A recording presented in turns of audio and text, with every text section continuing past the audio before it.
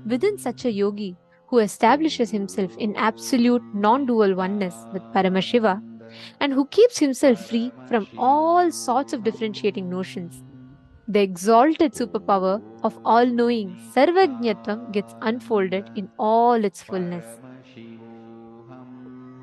Actually, there are tons of references of how this power expresses through oneself. Actually, there's a very beautiful happening in our Puranas where when Chaitanya Mahaprabhu, he was a very young kid and he was once debated, challenged by a very wise scholar. And many of these verses he didn't know, he didn't understand, and he was a small kid to understand these. But it is said that the moment it was challenged, like as a test of his devotion to Krishna, immediately Chaitanya Mahaprabhu downloads the whole meaning of the verse and he's able to give a precise explanation. See, understand, this power is very, very beautiful. The way how you can manifest it, the ability for you to grasp large amount of information in your inner space. Constantly we all think, oh, there's so much of information to process, there's so much of information to think about, there's so much to remember, I don't think I can do all this, I don't think I can remember so much. Constantly we all have so much of resistance to remember large information. How many of you experience that? How many of you have experienced that? Ma, Nithyananda Jnana Yogini is saying, I really need the quantum memory, ma. How many of you, okay, just tell me one thing. Let's say you're all sitting and I give you a huge set of documents for you to read. Okay? By the time you process information of, 10 pages, you feel your brain is just too much, there's too much going in, it's going all above your brain, you can't grasp it. Okay, I'm seeing no, yes, many are saying, I do, ma. I do, especially in the recent years, yes. Ma Vimala is saying, since the recent years, she's been experiencing this. Okay. Understand, the inability to store memory is nothing but the resistance for expansion in life. Anywhere where you have the resistance to expand in life. There's a very, very beautiful incident through which Swamiji taught all of us Gurukul kids this truth. So I'm going to share this with you all so you understand how exactly this whole power manifests, right? So Swamiji, whenever Swamiji was in Bidadi, Adi Kailash campus, every day Swamiji used to go on rounds. Okay, every single day Swamiji used to go department by department by department. Swamiji will walk into every department. He will check the temple.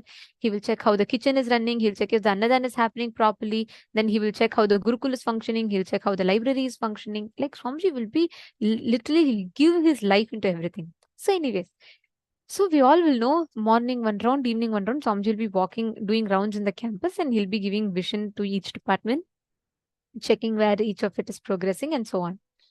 So one such day, all of us Gurukul kids were sitting on the second half of the library. There was like library in the front area and we were sitting in the back. And in one such campus round, Swamiji walked into that sabha, the Chit Sabha. And Swamiji saw all of us kids. And anytime Swamiji sees Gurukul kids, he will literally just leave everything, come sit and spend time with us. He just loves being around kids. So Swamiji saw us and Swamiji came and sat with us. Swamiji was just having a very casual, sweet conversation with all of us. And Swamiji was teaching us, I still remember, Swamiji was teaching us how to chant. Like Swamiji was saying, when you chant, how your voice should be and how your position should be. And Swamiji is explaining so on. And during that conversation, for something that Swamiji was talking about, Swamiji wanted to give the reference. Swamiji wanted to show the book, which was exactly mentioning it. So Swamiji was talking about it. And of course, around Swamiji, the librarian, Gurukul principal, and all the others were also there. The other sannyasis, everyone. So what happened was, when Swamiji was giving this vision, right? Swamiji is explaining this. Swamiji asked, okay, Swamiji looked at the librarian and Swamiji said, there is a book which talks about this. And Swamiji mentioned the book name, the color of the book and name of the book. And Swamiji said, can you pull this up? The librarian went. Then they said, yes, Swamiji. So first the librarian and 2-3 other people went, and they were looking for it. 10 minutes passed, 15 minutes passed, 20 minutes passed. There was no sign of that librarian coming back. Then Swamiji was like, Swamiji kept asking, "Hey, did he find the book? Did he find the book?" And people are like, no, Swamiji, not yet, not yet. Then after that, Swamiji, then another group of people went to search.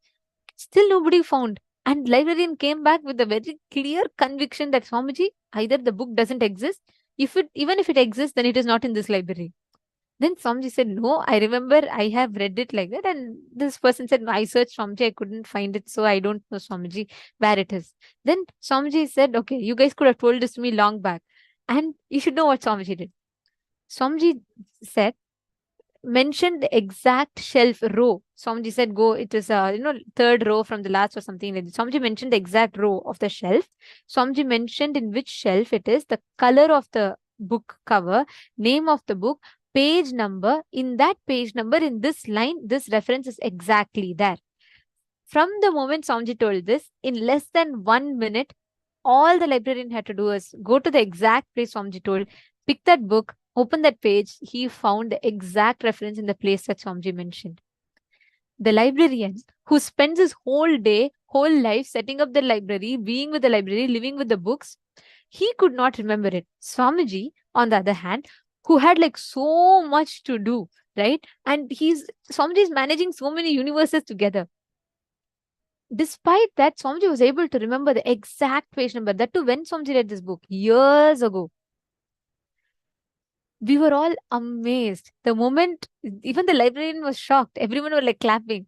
Then Swamiji said, Swamiji looked at all of us kids. I still remember it so well. Swamiji looked at it and said, hey, there is nothing, like, it is not something big. You all should know this is our natural way of existence. And Swamiji looked at us and said, Swamiji said, a human being can store 250 ships of information. You don't need to be a Siddha Purusha. You don't need to be an enlightened being. A normal human being, even if you think you have never done anything spiritual in your life, an ordinary human being has the innate ability, inherent quality to store 250 ships of memory. Today, scientists are finding it out. Scientists call this the storing in DNA. Swamiji revealed it. Swamiji said 250 ships of memory. And Swamiji said, I just had to go back to my inner space, access that information, find out, and I told. Swamiji told it as if it was like something so small, but it was so precise, exact page number, line in which it's referred. Understand, we all constantly have so much of inner chatter going on in us. We don't access our abilities, like all the different things that we can. So this is what we need to understand. This is the exact thing. If we just complete with that insight, if you drop all the inner chatter that is happening inside, you will be able to simply manifest this as an experience. Are you all catching it? Are you all understanding?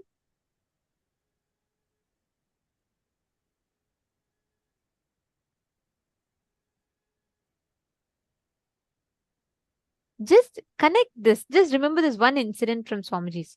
You will be able to see how clearly you will be able to manifest this power. There is another beautiful incident when Swamiji was young, from his young age. Let us listen to Swamiji himself telling about it now.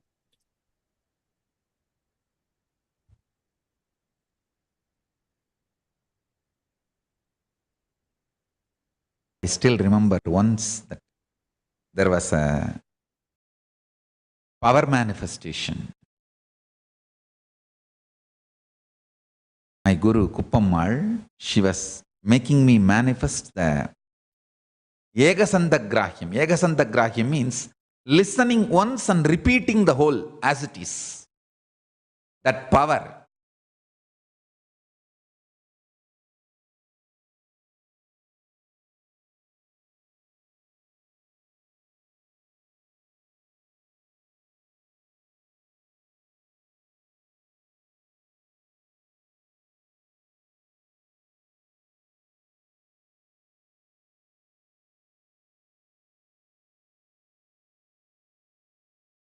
There was one senior Hindu leader. who was visiting Tiruvannamalai, and my Guru, Uppammal, has taken me to meet him. There she told me that I have to demonstrate this power. I said, your blessings, I'll do it. And that Swami was asked to choose. First he chose Shiva Puranam. They chanted the Shiva Puranam. I repeated the whole thing. Only once they will chant and I have to repeat completely. No one was expecting he will choose a very complicated first Tiruppugal. And it was chanted and I repeated just by listening once. முத்தைத்தரு வத்தித்திருநகை அத்திக்கிரை சத்திச்சரவண முத்திக்கொரு வித்துக்குருவர எனவோதும் முக்கட்பர மற்குச் சுருதியின் முற்பட்டது கற்பித்திருவரு 30 வர்க்கத்தமரர் மடிவேண 10 தலை தக்க கணைதொடு மொற்றைக்கிரி மத்தை பொருதொரு பட்டப்பகல் வட்டத்திகிரியில் இரவாத பத்தற்கிற தத்தை கடவிய பச்சை புயன் மெச்சத்தகு பொருள் பட்சத்துடன் ரட்சித்தருளுவதொரு நாளே பத்தற்கிற தத்தை கடவிய பச்சை புயன் மச்சத்தகு பொருள் ரட்சித்தர் அருளுவது ஒரு நாளே.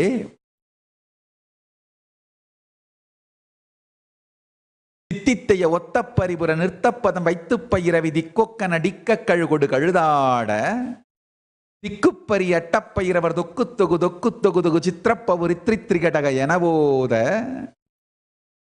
கொத்துப்பறை கொட்டக்களமிசை கொத்து குக்கு குகு குக்கு குகு குத்திப்புதை புக்குப்பிடி என முதுகூகை கொத்துப்பறை கொட்டக்களமிசை குக்கு குகு குக்கு குகு குத்திப்புதை புக்குப்பிடி என முதுகூகை கொற்புற்ற நட்பற்ற உணரை வெட்டிப்பலி இட்டு குலகிரி கொத்துப்பட ஒத்துப்புறவல பெருமாளே.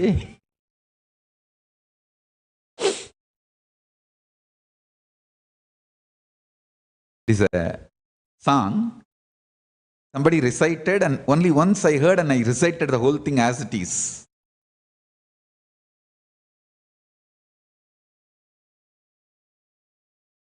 It's one of the beautiful song on Subramanya.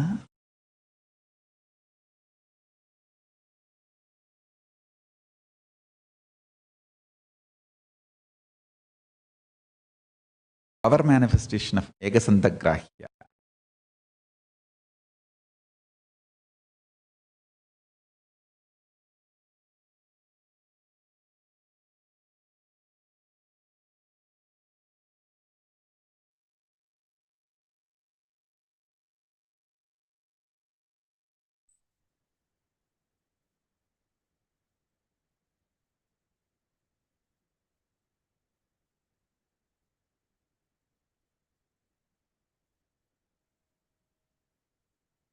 Yes, Nithyanandam, everyone.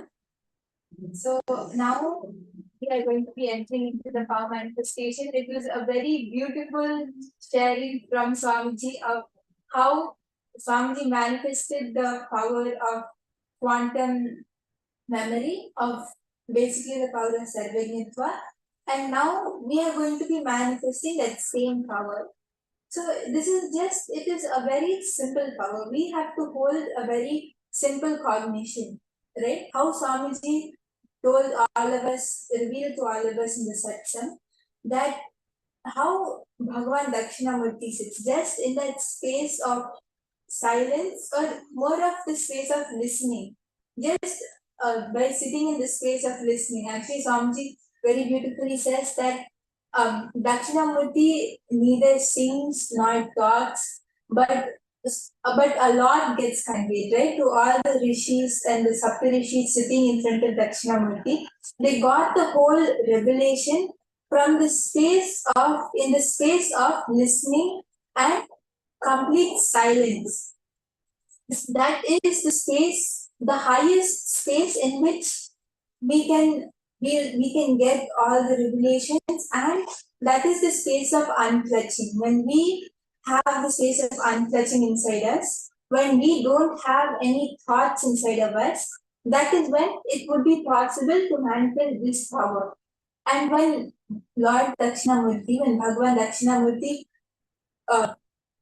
revealed all the truths to the rishis, at that time it was in this very space, and because of that, there were no thoughts in the whole atmosphere, in the whole Vatavarana over there. So now we are also going to be manifesting the same power, and in this round, we are going to be manifesting the power of being able to remember a large amount of information at one time. Yes, it's so exciting. I'm sure all of you would want to experience that space, right? Where we can simply access any information we want just by being in the space of unclenching, just by connecting to Swamiji. Again, I would remind each one of us, remember, Swamiji is manifesting through each one of us.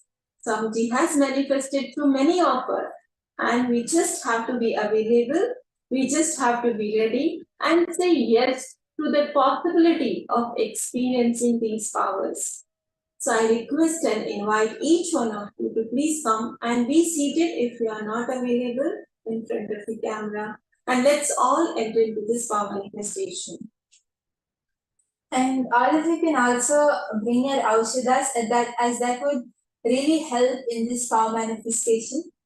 And actually this power is something when you just decide, when you just declare to sit and be in the space of no thoughts, means you have to unclutch from the thought of that I should manifest or I shouldn't manifest. Even from that thought, you should unclutch. Just if you just sit in the space of listening, and when you're looking at the information or when you're seeing the pictures, don't just look at them through your two eyes, or don't look at them with the thought that, okay, I have to remember or I have to be able to tell all of these images. Just put your awareness on your third eye and look at all the images through your third eye.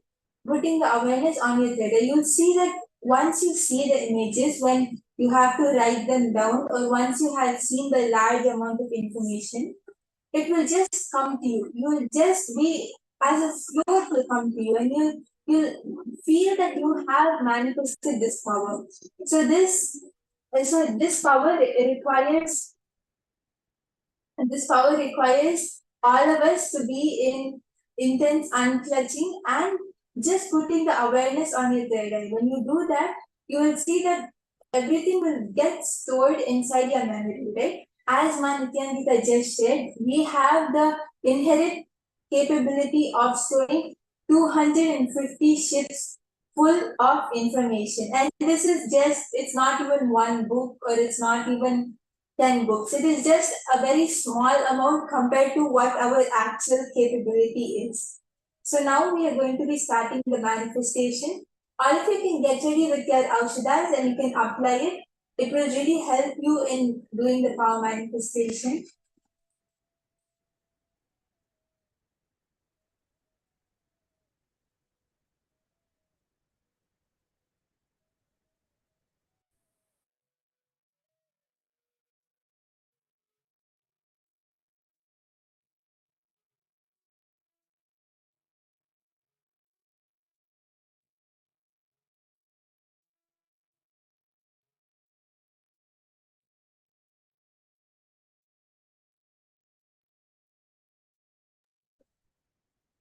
Yes. So now we are going to be starting the power manifestation. So in this round, we are going to be manifesting the power of being able to grasp a large amount of pictures. So we will be projecting different pictures, and one after the other, many different pictures will be projected. And all you have to do is just look at the pictures with your full awareness on your third eye. Just put your awareness on the third eye and you can look at these pictures.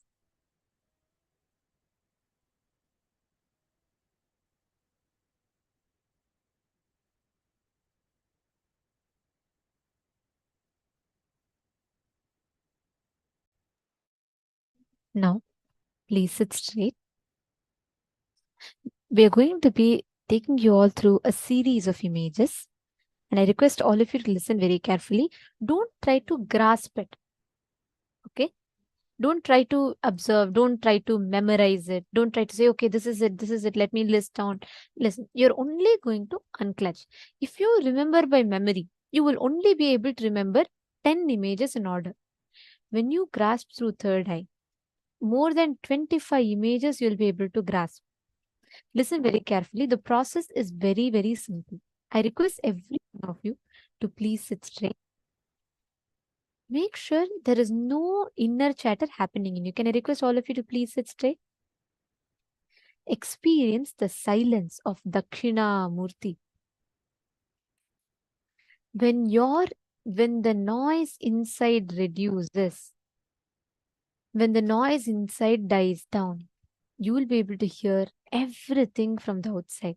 When I say hear, it is not just through the ears. Even what you see, you will be able to store it. Remember what Swamiji told, a human being can store 250 ships of memory in them. Please sit straight. Keep your eyes open. You don't need to close. You don't need to close your eyes. You all can keep your eyes open. We're going to be projecting a set of images. So we'll be scrolling through different images. Don't by heart it. Just see it. Okay? You're just going to watch it. Like if I show you a movie, you will just watch it, right? Just see it like that.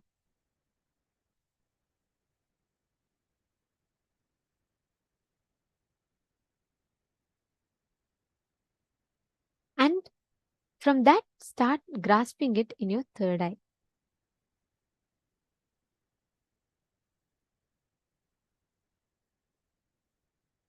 Let us start. Please chant the Mahavakya.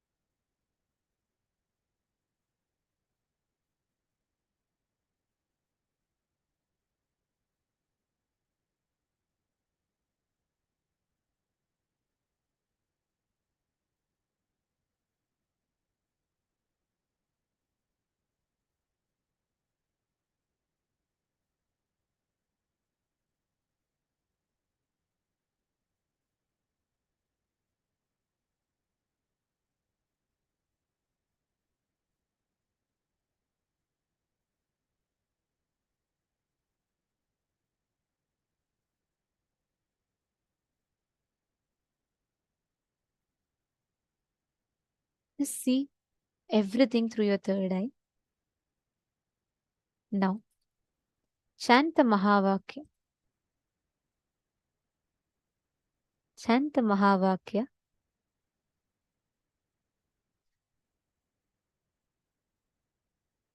And grasp through your third eye whatever you remember. Through the third eye, list it down. Nithyananda Paramashivoham. Om Nithyananda Paramashivoham. Om Nithyananda Paramashivoham. Om Nithyananda Paramashivoham.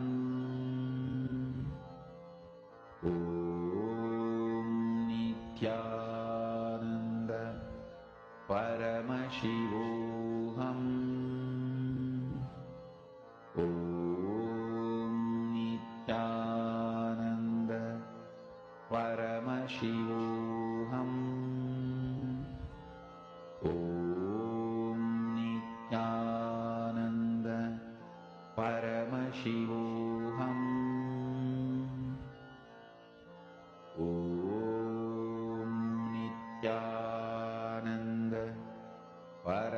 Paramashivoham.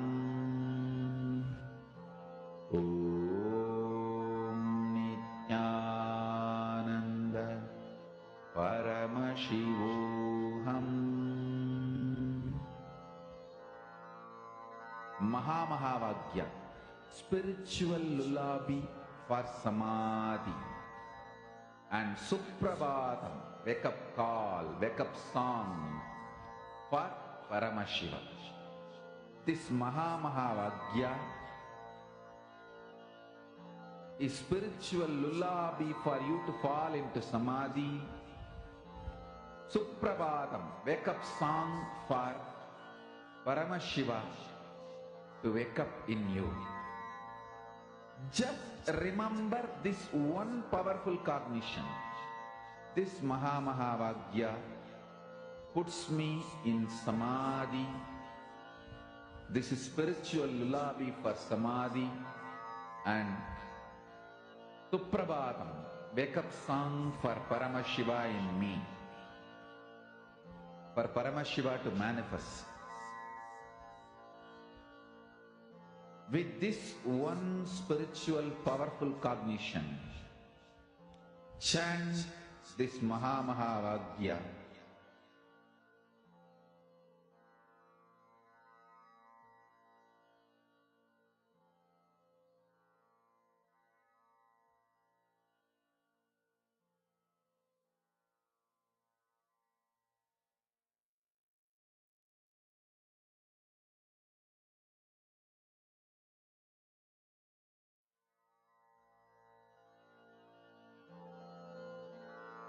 Mahamahavaagya, spiritual lullaby for samadhi. And Suprabhatam, wake up call, wake up song for Paramashiva. For Paramashiva to manifest.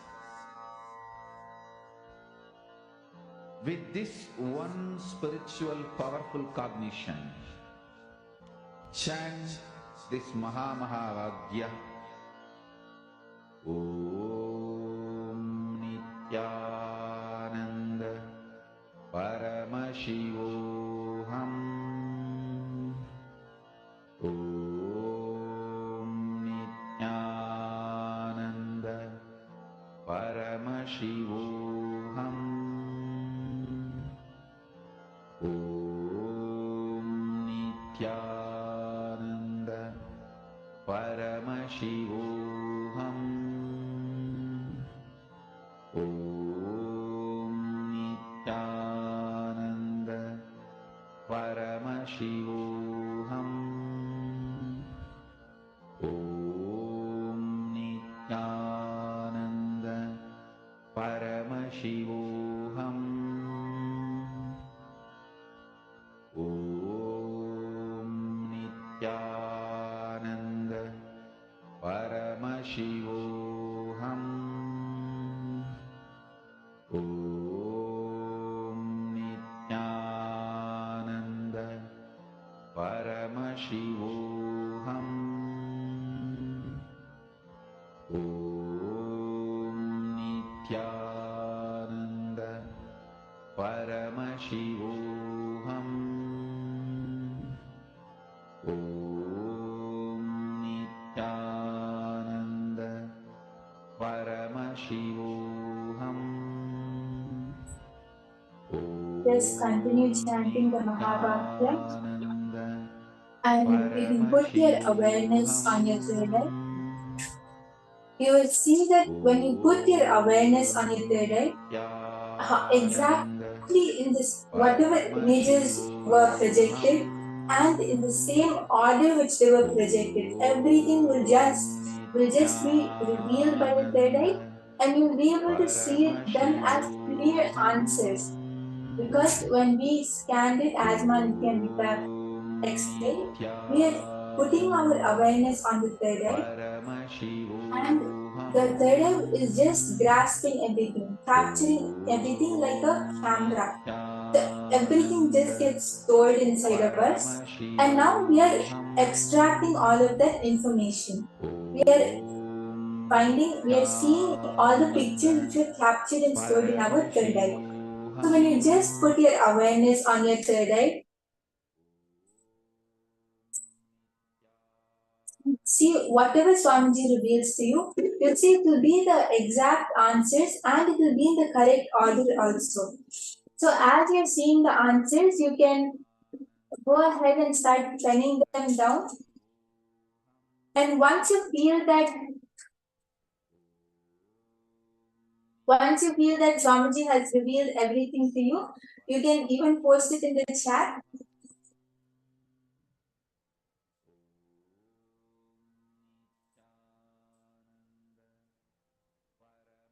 Okay, so all the participants, you can start penning down whatever Swamiji is showing you. As you're seeing the answers, you can start writing them down.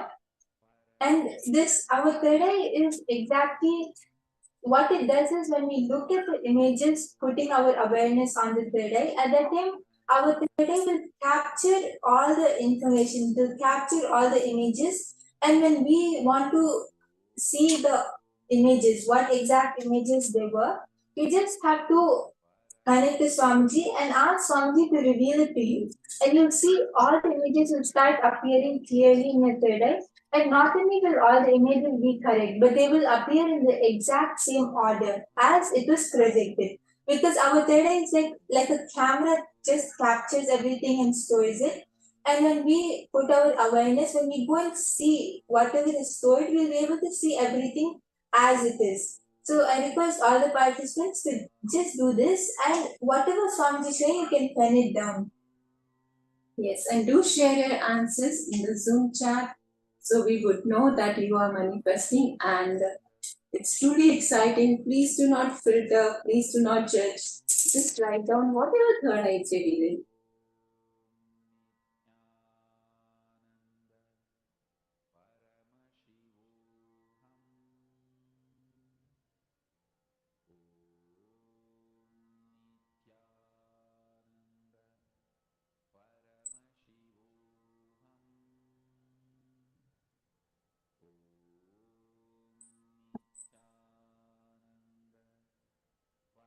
Yes, so I can see that many participants have already posted their answers. So whoever has posted till the answer was shown, that would be counted. And now I'm going to read out the answers for this round. So there was a cap, coin, ring, bird, wallet, hand or arm, scarf, helicopter, purse, snail, bed, ear, sock, scissor, lips, grasshopper, bicycle, eyes, and a tie. So whoever got these answers correct, if you got the cap, coin, ring, or if you saw any of these answers, then a great round of applause for all of you. And yes, so please understand, Swamiji says any manifestation is a manifestation. Even if you have manifested one out of all of these, you have manifested. So let us celebrate. Let us celebrate that space of a moment of oneness with Paramashiva. That in that moment, Swamiji expressed to me, right? Once we celebrate that space, you will see that you will start manifesting more and more, right? So I'm sure all of us have manifested this sound, and from here on, tune into this powerful cognition that I have manifested once and I can do it again. Swamiji is there and Swamiji is flowing to me and manifesting to me, right?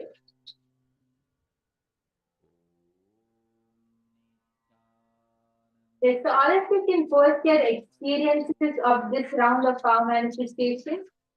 How was your experience? What did you feel during the power manifestation, right? The most important is our manifestation and our experience. So all of you can share, you can even tell how many you got correct, how many you were able to manifest, and what was your experience? How did you feel while manifesting?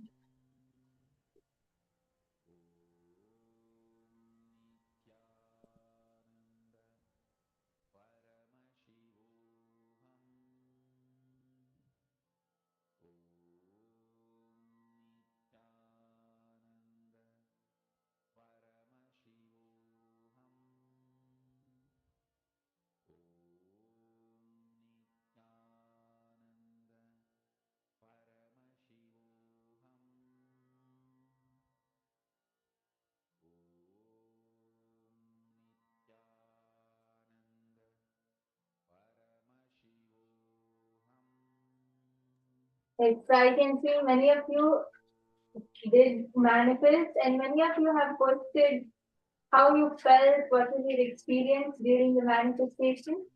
And it was really nice manifesting this, and I personally really enjoyed coming and taking this power manifestation session. And even if any of you feel that I was not able to manifest or I'm yet to manifest, then it is completely fine, because the manifestation has actually started. It has started happening inside you, and we are going to be manifesting more and more rounds of this power throughout the day. Just continue to hold this cognition and continue to have the intensity. You'll see that the manifestation will reflect outside. And now we are going to be moving on to the next session, where we will be learning from Swamiji about what is Guru Tattva.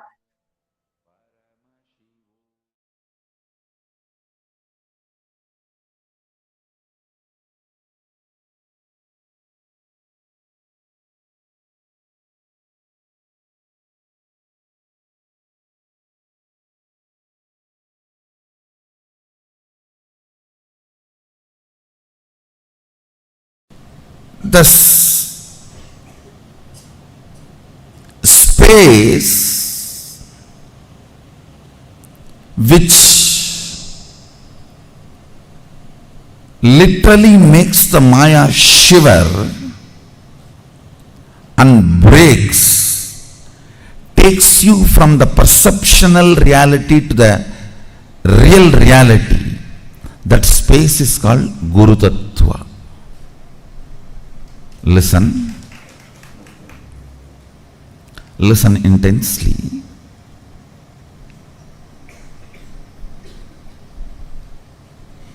Reality as it is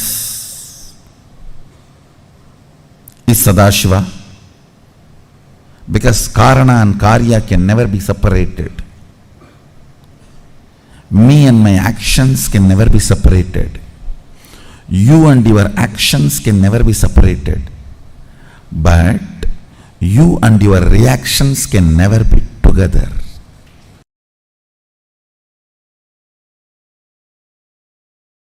See, in Hindu tradition,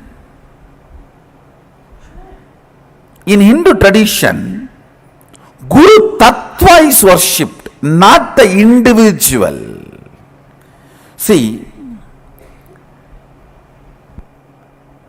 anybody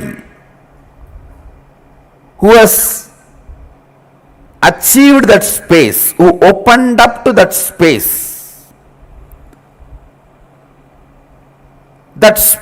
of Guru Tattva is worshipped. You should know, very beautiful sloka from Agama. Once Devi and Mahadeva, Sadashiva and Adi Shakti, they both were sitting in Kailasa. Suddenly Sadashiva bows down with folded hands with a tremendous respect. Devi asks, "You are the Brahmanda, you are the Bhuvananda, you are the Nayaka, Lord of the universe. To whom are you bowing down?" Sadashiva says, "I am bowing down to Guru Tattva, on which I am constantly meditating. I reside. Guru Tattva is much more than God in Hinduism." Then he delivers the whole Guru Gita. The whole Guru Gita is delivered to him, delivered to Devi by Sadashiva with this start. This is the way he starts. Devi asks the question, "To whom are you bowing down? You are the Lord of the universe." Then he explains about the Guru Tattva and Guru Gita. There he very clearly explains. I think it is around 500 slokas. I'll give you just 3 points. 1, the individual person is not worshipped. I am only the shell for that Guru Tattva.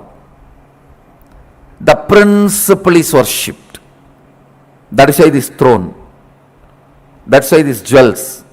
All these are for this principle, for the responsibility I am doing.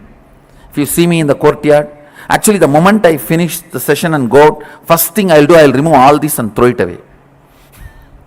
It's not that I want all this and wearing. These are all the respect, reverence given to this Tattva, given to this principle, Guru Tattva. And Sadashiva says one more thing. Devi asks, if I see Guru and God both at a time, to whom should I bow down first? He says Guru, because even if the God leaves, Guru will bring the God back to you. And when you are bowing down to Guru, even if the God leaves, Guru will bring the God back to you. But even God cannot bring Guru back to you. Understand? Even God cannot bring Guru back to you. Guru Tattva is worshipped.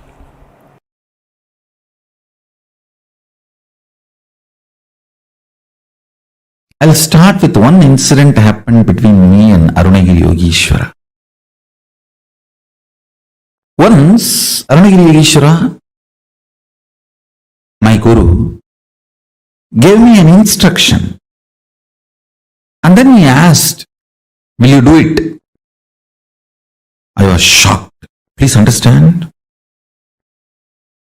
I used to use all my resistance, fighting, using all the bad words, everything with other gurus.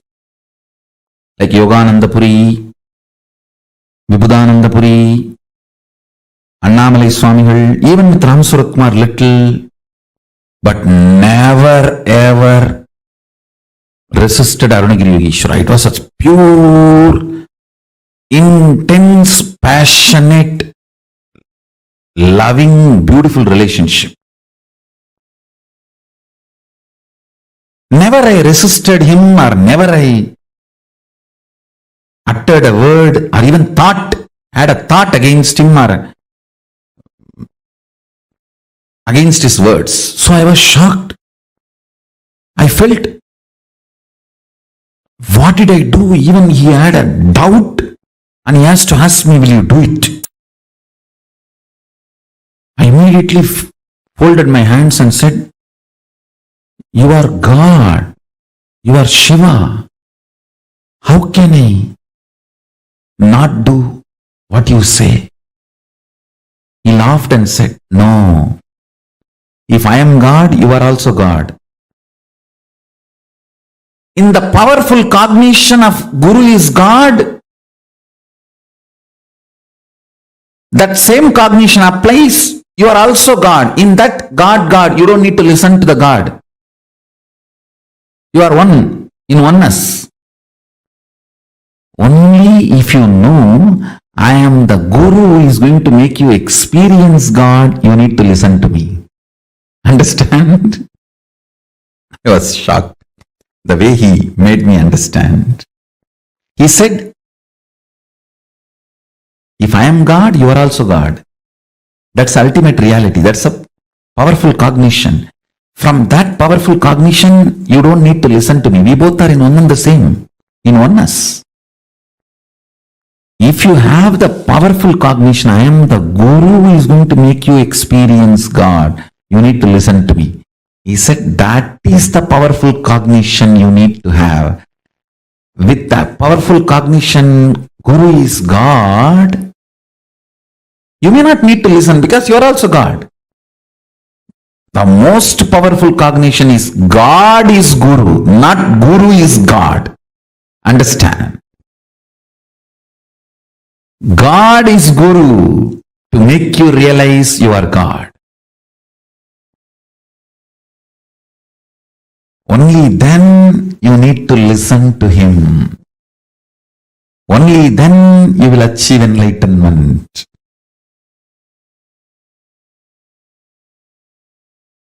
Surely it was a completely different altogether. Huh? Yes. Yes.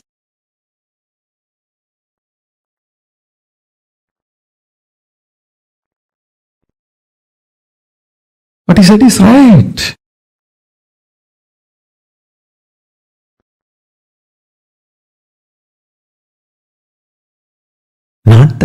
is Guru? Guru is God. The cognition I was having is Guru is God.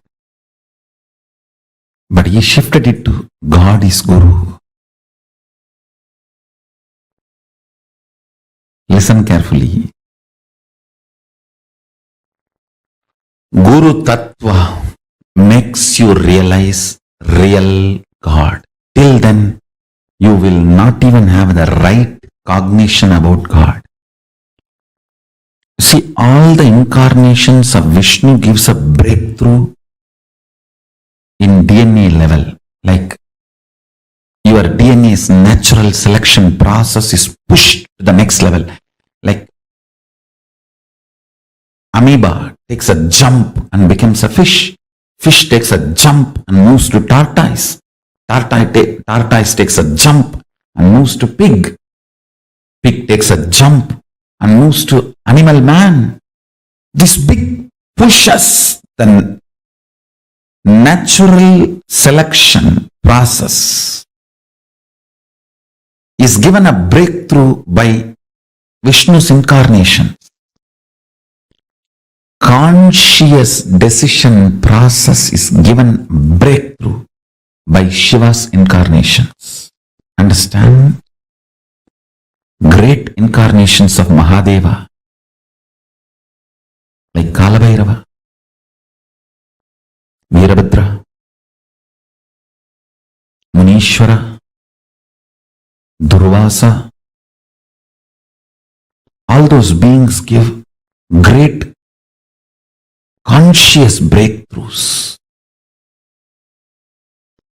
Now we are in a position, the best evolved DNA and best evolved consciousness.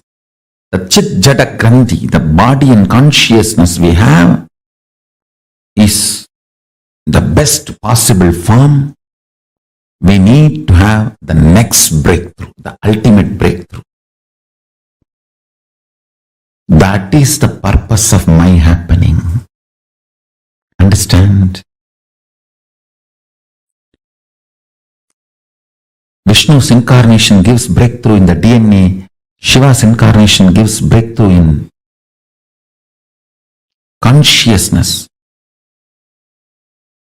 Guru gives breakthrough in both.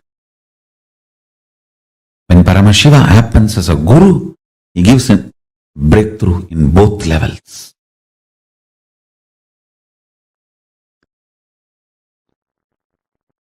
Guru Tattva is respected and revered in Sanatana Hindu Dharma far more than any idea of God. The highest idea of God is given the seat of third eye, but Sahasrara, the crown center, is given to Guru Tattva. In Sanatana Hindu Dharma, the highest God you can experience is given third eye, means Anya Chakra. But the Guru Tattva is given Sahasrara.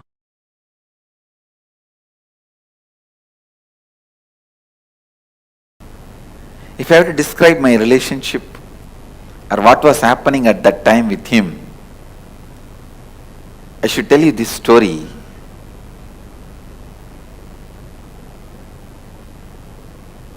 There is a beautiful example in Upanishad. Upanishad is the source book of Hinduism, just like Bible for Christianity, Quran for Islam. Vedas are the source book of Vedic Hindu tradition, and Upanishads are the main chapters of the Vedas based on which our life is running. Upanishads are more like instructions and truths about life. So in one Upanishad there is a beautiful story. In a tree, huge tree, there was a small bird which used to jump from branch to branch. Sometime it will eat sweet fruit in the tree and jump. Some other branches will have a bitter fruit. when it eats the bitter fruit, understand it's a very beautiful simile or a example with an amazing truth.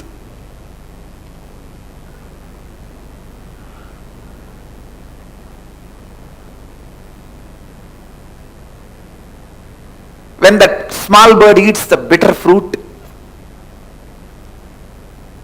it will feel pain. On that same tree, on the top of the tree, there was a big bird sitting, golden color, shining. That big bird neither eats bitter fruit nor eats the sweet fruit. It just sits in the peace and silence, complete completion. It's radiating its glory. This small bird, which is running between these lower level branches, sometime when it eats the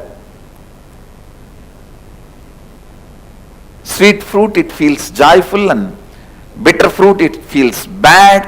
When it feels bad, it look up and see the big bird and think, see that bird, so beautiful, is so graceful, he doesn't have any pain, any suffering. Why not me also become like that? So it will think, yes, let me go near that bird and become like that bird. It will start jumping towards that bird. But when it is going towards that bird, suddenly on the way, it will eat some fruit which is very sweet. The moment it eats the sweet fruit, it will forget that big bird and it will start eating more fruit till it lands on the bitter fruit again. The moment it eats the bitter fruit again, it will look up and say, I should become like that bird. And then again it will start going towards that big bird. This small bird is spending all his life like this, jumping here, there, here, there, here, there, suddenly looking up when it eats the bitter fruit. But when it eats the sweet fruit, forgetting the big bird, forgetting everything, just eating the sweet fruits. Finally one day, by jumping like this small bird has somehow reached very near the big bird. And one fruit which that small bird ate was so bitter, it decided not to look this side and that side, it just locked its mouth and straight went near that big bird. When it went near that big bird, the more it went near, it felt he himself is the reflection of that big bird. And more and more and more when he went, he just merged and became one with that big bird.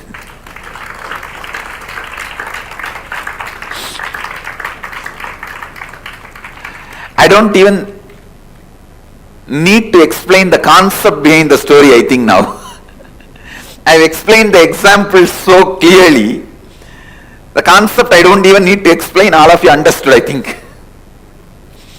But I'll try to give a few more words for you to understand the concept. Big bird is the cosmic enlightened being. Paramatma, small bird is you, the individual soul. The bitter fruit is the incompletions and pains and sufferings. Sweet fruit is the once in a while small joys, completions you experience. When you experience little sweet things in the life, kind of a fulfillment, you forget about Paramatma. But when you get into the bitter fruit, you immediately remember and look up. And here, there, jumping. Somehow, when you really eat a bitterest fruit, and you decide after that you will never open the mouth again, means you will never allow any more incompletions, and straight look up and move near him, you will understand you are his extension. Next you will understand you are just his shadow. Third you will understand you are just his presence. Fourth you will understand you are he. Exactly. This is the exact relationship I had with him. I can say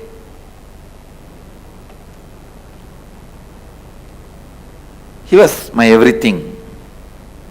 Everything. One day in course of conversation, I was telling him the story, some incident about one of the great saintly enlightened disciple of Ramana Maharshi. That disciple used to write the teachings of Ramana Maharshi, and every day he will bring it and show it again to Ramana Maharshi. And if there is some mistake, spelling mistake or grammar mistake, Bhagavan will edit in his own hand, with his own handwriting.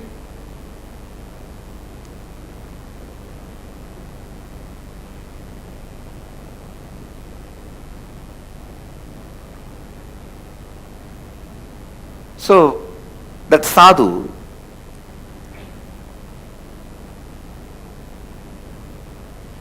by the time actually I know his name, I asked his name, he said Arunagiri Yogeshwara.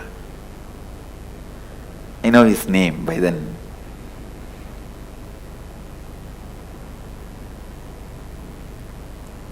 So I asked Arunagiri Yogeshwara, I was telling about this story, then Arunagiri Yogeshwara smiled and said, maybe that is the way that Swami was trying to get the handwriting of Ramana Maharshi in his notebook.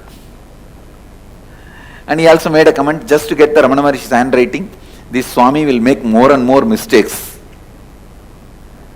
The moment I heard, immediately I thought I got a very brilliant idea. I thought I will also start writing and bring the notebook to you. You will pen down, you will write, I will keep your handwriting with me. And I very clearly remember, he has signed even once, Arunagiri Yogeshwara.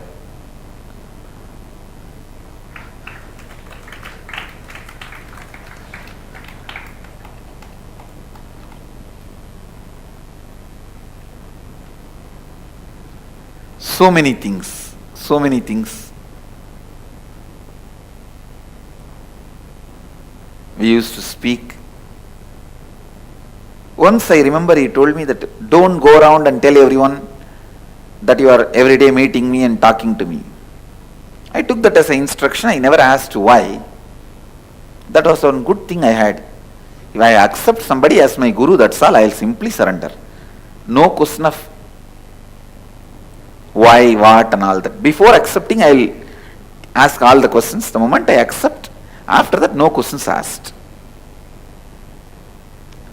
That was my lifestyle.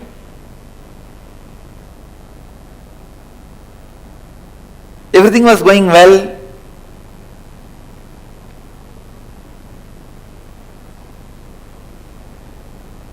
I remember him talking to me about various subjects. Patanjali Yoga Sutra, Vijnana Bhairava Tantra, Upanishads.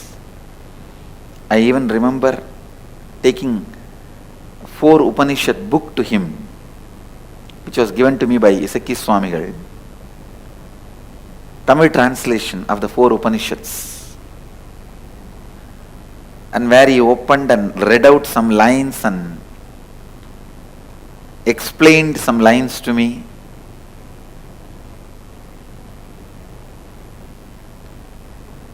And I had the fortune of directly singing the Devarams of Jnana Sambandar to me.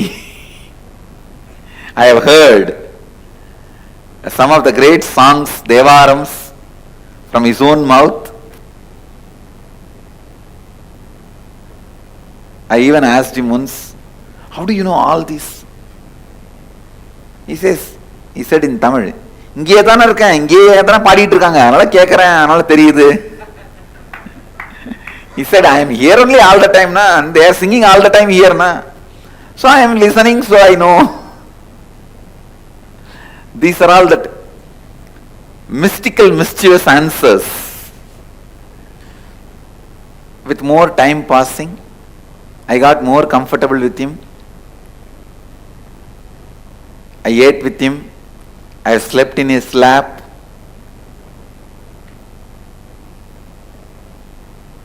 Sometime he will sit, I will lean on him and stretch my leg.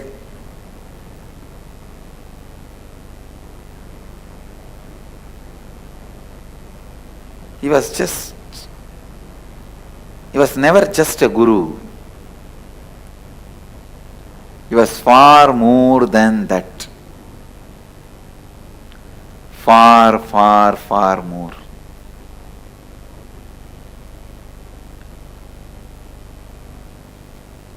He was much more than any fantasy you guys can have about Guru. He was just too much beyond any fantasy you can have about Guru and how you should be living with Guru.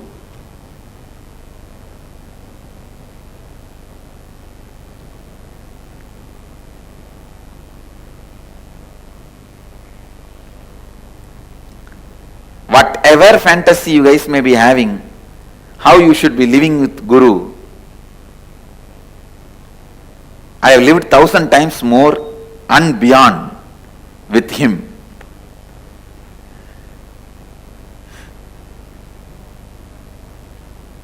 He is the fulfillment of all existing and possible fantasies. That's the word I will utter. Existing and possible fantasies of a guru-disciple relationship.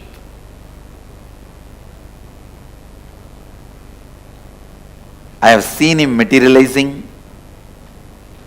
I have seen him flying. I have seen him perform all types of miracles. I have seen him teaching me all these siddhis. While he teaches, he will perform and show. I have seen him bringing the moon directly in front of me.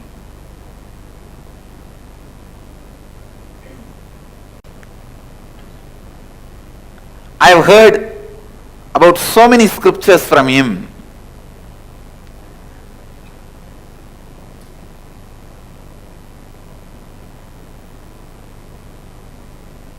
Never he will take more than few minutes to explain any scriptures to me. Immediately he will show through some miracle or just like experience he will transmit. Any samyama he has to teach, he will just teach through experience.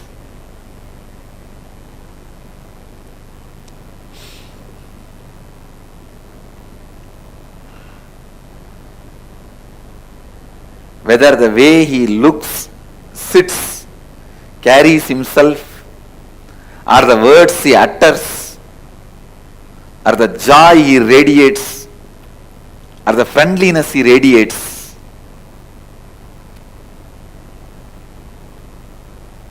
or the way he taught, everything is beyond fulfilling any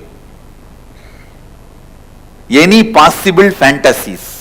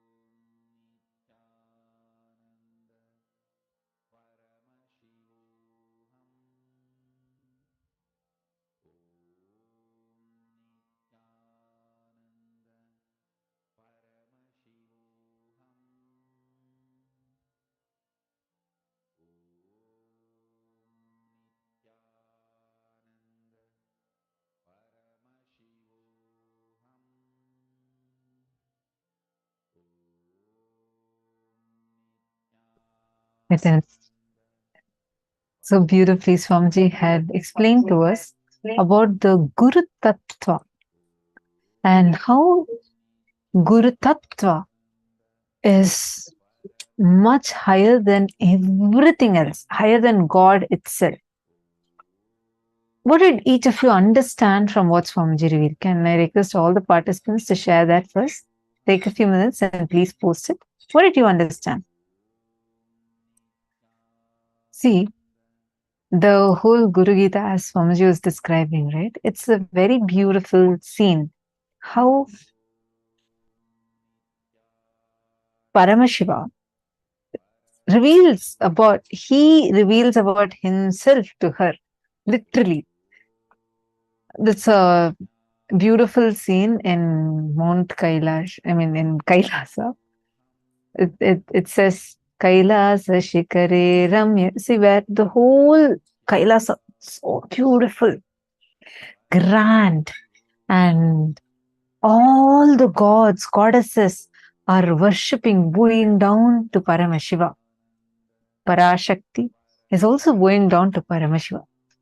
All of a sudden, Paramashiva turns and suddenly he bows down to someone. Devi is puzzled.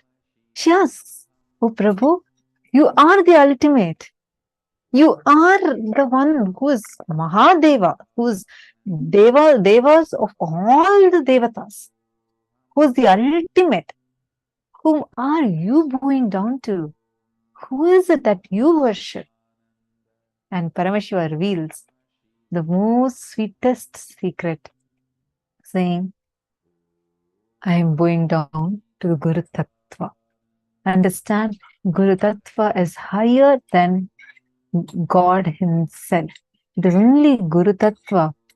See, God has come down as Guru to make you realize you are God. It's such a beautiful scene where you can just literally melt in devotion with this Guru Gita.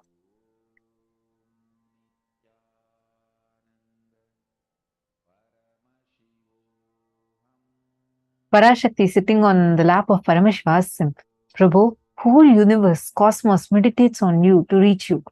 But you're all the time with your eyes closed and meditating. On whom are you meditating? To whom are you meditating?" It is the best doubt. Paramashiva smiles and says, "On Guru Tattva." This is the shloka from Guru Gita. Devi asks, "Om Namo Deva Devesha Parat Parajagat Guru. Swam Namaskurvante Bhaktya Sura Suranara Sada. Vidhi Vishnu Mahendra Dhyair Vandhya Kalu Sada Bhavan. Namaskarosi Kasmai Tum Namaskara Shraya Kila." Parashakti says, "O Lord, O Deva Devesha, Lord of Lords, O Parat Para, one beyond the highest, O Jagat Guru, Master of the universe, gods, demons and men always worship you with devotion. Brahma, Vishnu, Indra and others certainly worship and prostrate to you always. Being the refuge of such prostrations, I wish to know who will be the recipient of your namaskara." And so beautifully, Paramashiva reveals the whole Guru Gita to Parashakti. Paramashiva beautifully explains his manifest component is meditating on his unmanifest component. His Vyakta, manifest, is meditating, being in oneness with his unmanifest, Avyakta.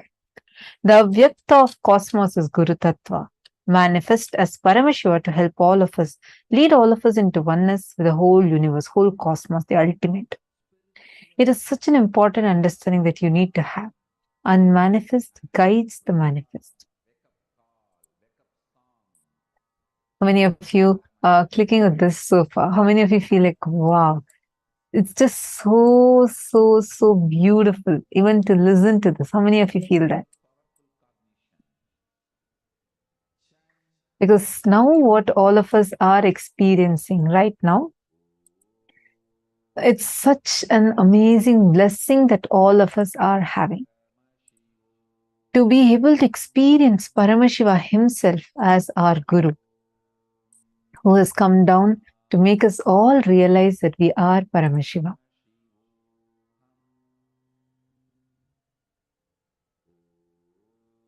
So now we're going to do a very quick round of our manifestation before we enter into the next session. Do any of you have any questions? If you have questions, feel free to post it in the Zoom chat and ask.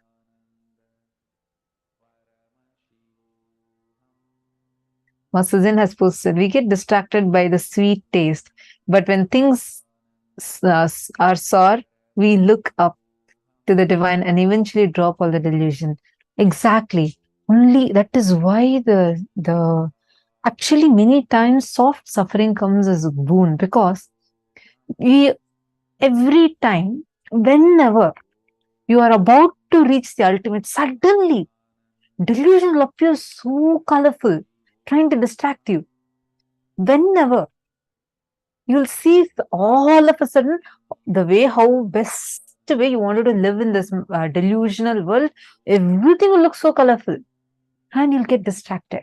Those who desire enough, no more distraction, let me only focus on the ultimate, let me reach the ultimate by connecting with my Guru, only they are the most courageous beings. So now we are going to do a quick round of power manifestation, and we are going to be showing all of you a round of images, and this time it's going to be a series of 42 images. So get ready. Your time starts. We are going to actually project it, and you're going to be seeing the images. Just grasp through your third eye, see through your third eye. And we'll give you a few minutes after this, and you're going to write as many images as possible in the right order. Let us start now. Please sit straight. Sit with your head, neck, and spine in a straight line. Close your eyes. Chant Mahavakya. Now we are going to be projecting the series of images. Look through all your three eyes and just grasp. Don't try to remember, just look at it.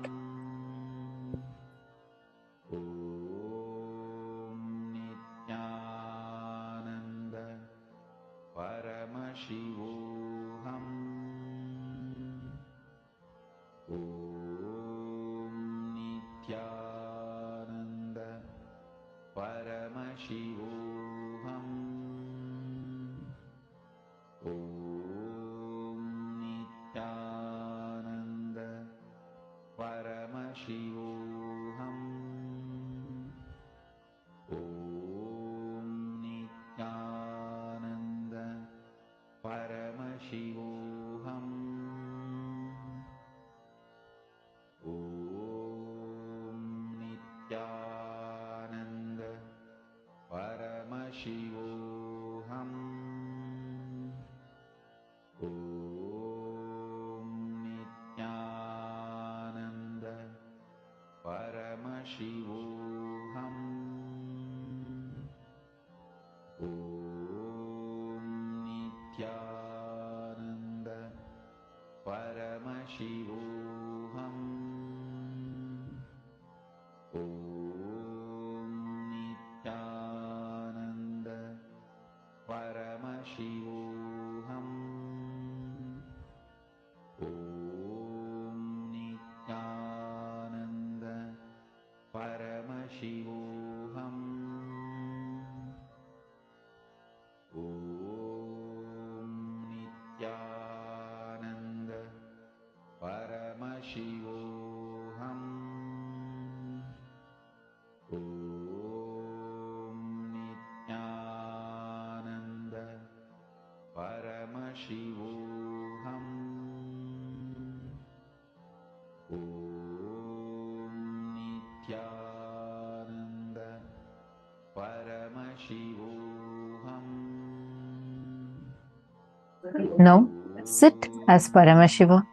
Sit with your head, neck, and spine in a straight line.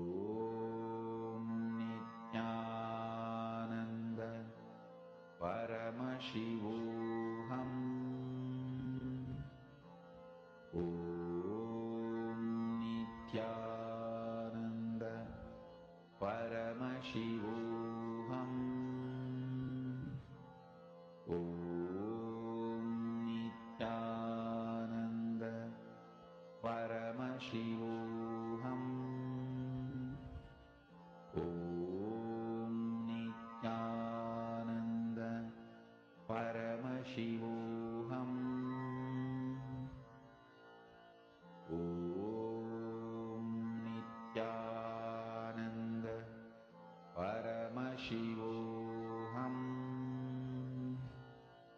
Om Nithyananda Paramashivoham. Om Nithyananda Paramashivoham. Om Nithyananda Paramashivoham. Om Nithyananda Paramashivoham. Om Nithyananda Paramashivoham.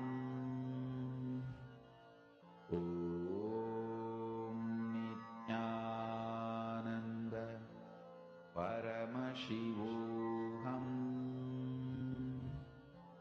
Om Nithyananda Paramashivoham. Om Nithyananda Paramashivoham. Om Nithyananda Paramashivoham.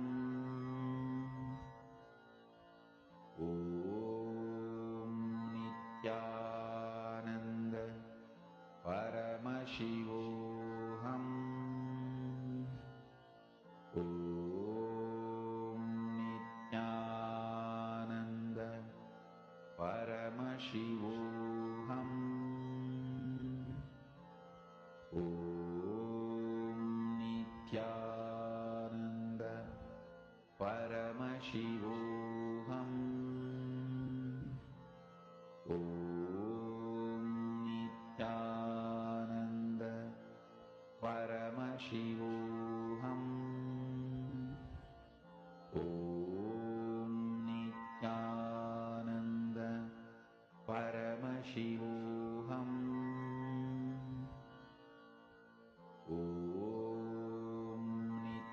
Okay, great. So now I hope all of you have written down. May I request all the participants to please post your answers. Shall we now see what the exact answer was? Okay, so this is the answer in the same order. You all can verify.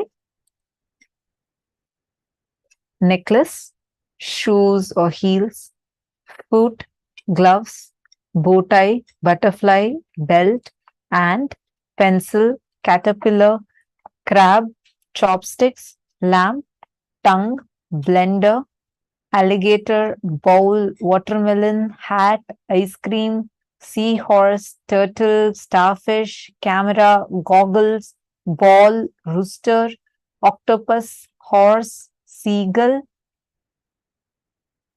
hot air balloon, dolphin, seal, skateboard, fireplace, tank, lion, calculator, helicopter, and pen. Take a moment and I request you all to verify and see how much were you able to grasp.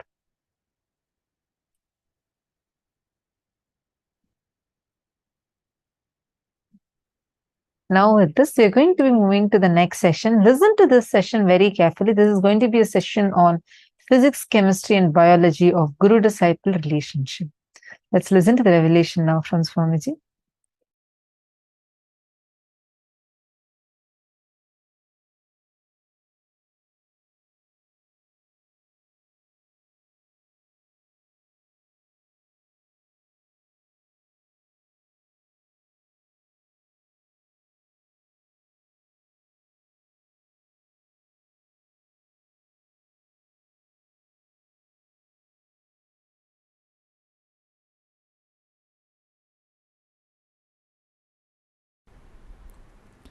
Whole Hinduism is Guru Sishya Parampara. I'll explain physics of master-disciple connection. Understand. If you want to become a doctor, practicing doctor, you have to be in hospital, no other way. If you want to become a practicing lawyer, not that the lawyer who tries to get the jamin from ocean, if you want to, if you are really interested in practicing lawyer, you have to go to court every day. Where you sleep does not matter. During your waking hours, you have to be in court. If you want to be a doctor, where you sleep does not matter. But while you are awake, you have to be in hospital. Understand? Each purpose needs specific vatavarana, ambience where R&D is mastered.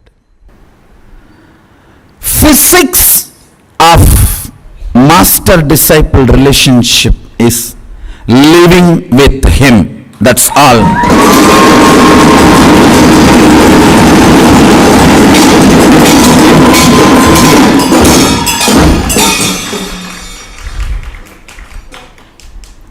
All other answers are compromised answers. It is straight.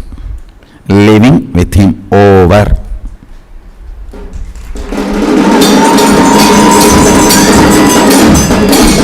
Understand that living with him, that word, makes world different. Means, what are you going to eat? Amazing, best organic food. From there it starts. How living with him prepares you. Listen, food is the first idea, concept with which exploitation on you starts. It is through food society enslaves you. Now literally all the major cities are food deserts, means nothing to eat is available. Understand, they all have food like products, not food. Food like products, not food.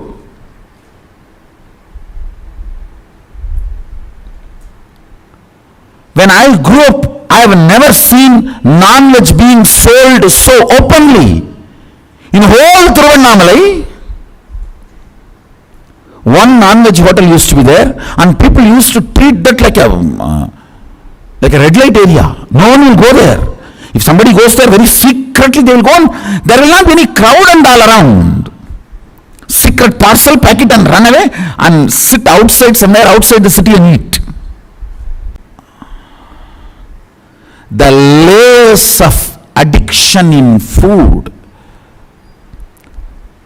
things which completely destroys you, tamasic, like marijuana, heroin, ganja, all the other addictive items. See, ghost means which eats its own body parts.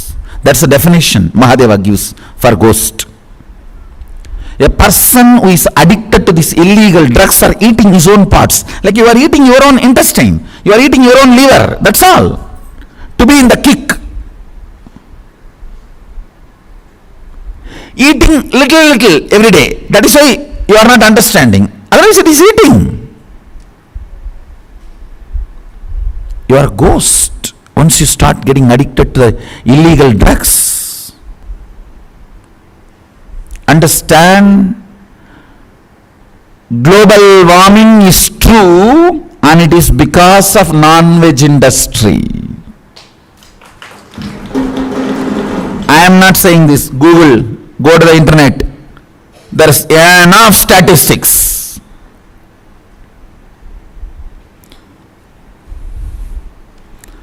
Go brahmanebhya subhamastu nityam. Loka samasta sukhino bhavantu. Ko means animals and Brahmana who does not eat animals and protect them, both need to be happy and blissful. Only then future is going to be there for us.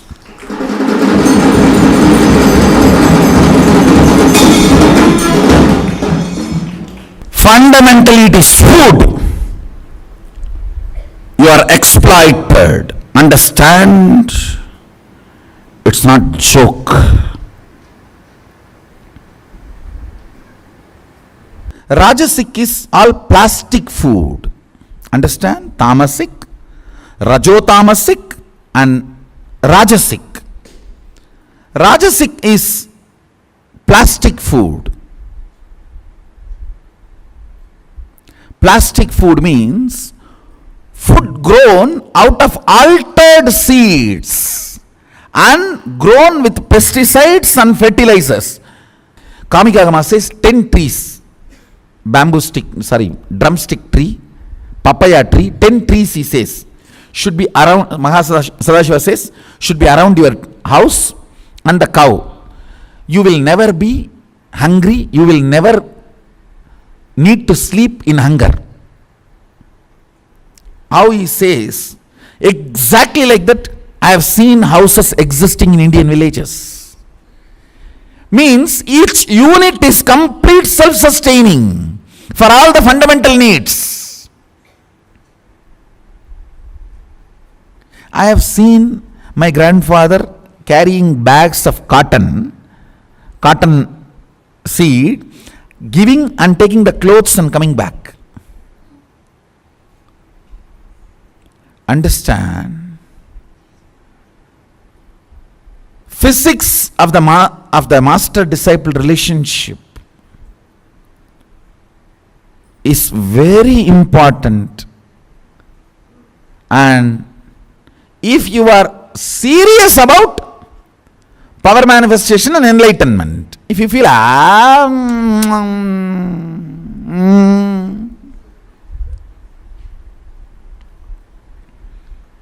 then no problem. Then you don't need Mysore Road.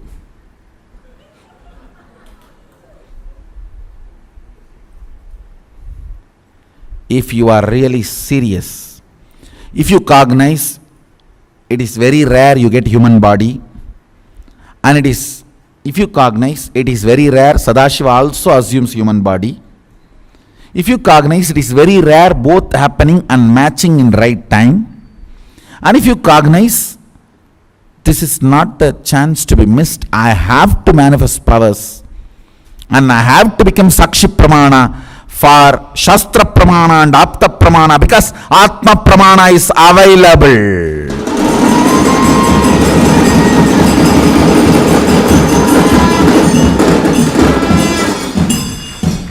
Understand, if there was no Shastra, there was only Shastra Pramana and Apta Pramana, Atma Pramana is not available, and you not being here is not crime.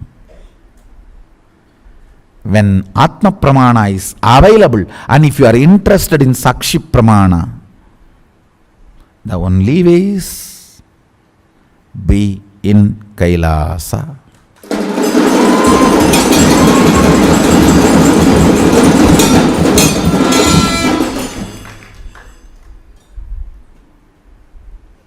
No, I am your close devotee. I worship you every day. I do Guru Puja. Okay, you do Guru Puja, great, no doubt. But I am not able to send organic food from here to there for you. I am not able to package this pure air and send it to your home. What can I do?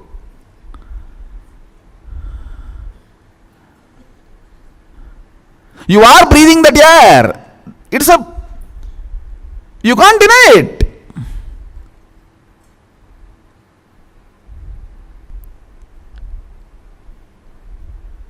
In human life, 80% of your priority should be given for right food, because it is all about right food.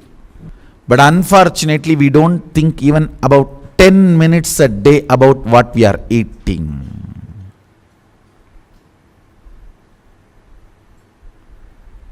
Society is cheating you. Through food, you are made sick.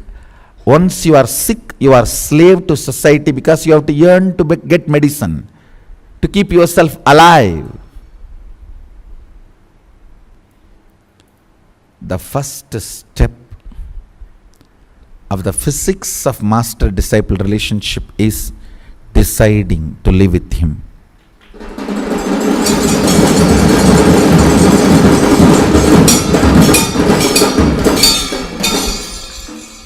Eat his food, live in his breathing space.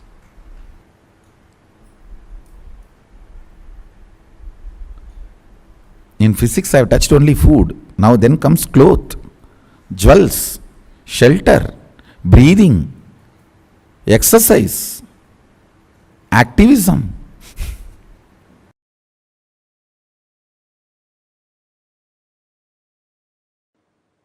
The third point, physics of the Guru-disciple relationship.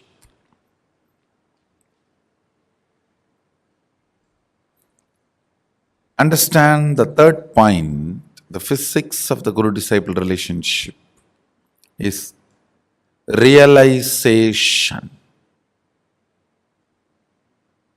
Let me precisely explain what is realization. You declare the truth. First, you need to consciously do listening, internalizing, come to the conscious conclusion. For example, I'll give you one example. Shivoham, Sadashivoham, or Mahasadashivoham, whatever. First of all, you need to consciously spend time in listening and internalizing to come to the conclusion.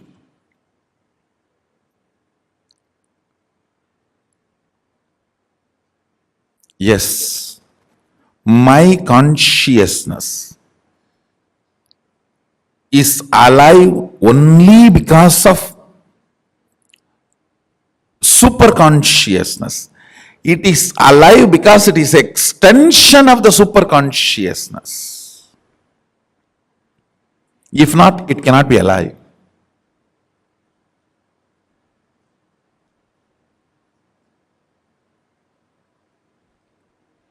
Because it is in the shade of Mahasadashiva, it is alive. Otherwise, it cannot be alive.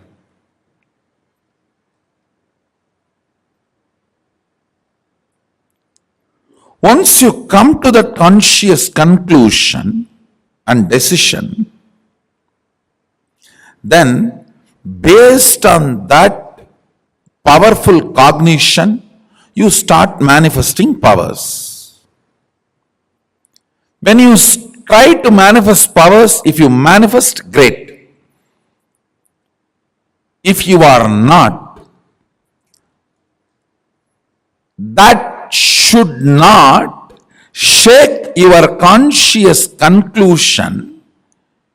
You should only stand with the conscious conclusion, and all the ups and downs you are going through while holding on to that conclusion and proceeding with your life with one attitude of tyaga.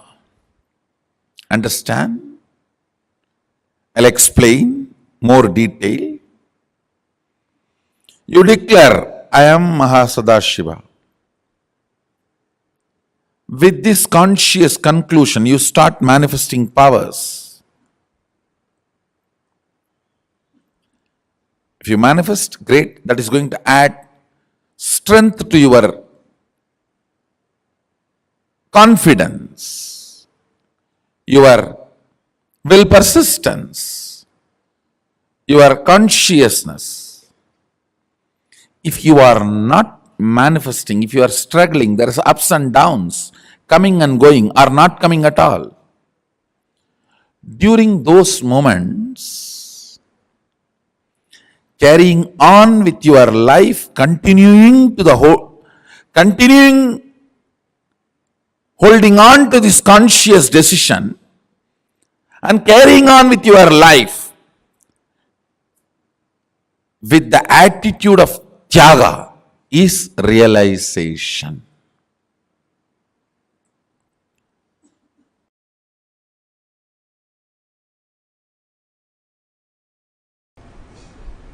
Same way, powerful cognitions nurture and evolve guru-disciple relationships. Understand? Here the proposal is not will you marry me. Here the proposal is will you become me.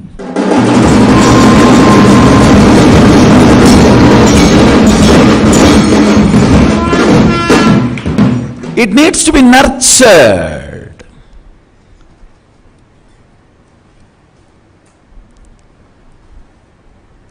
Whatever may be the reason,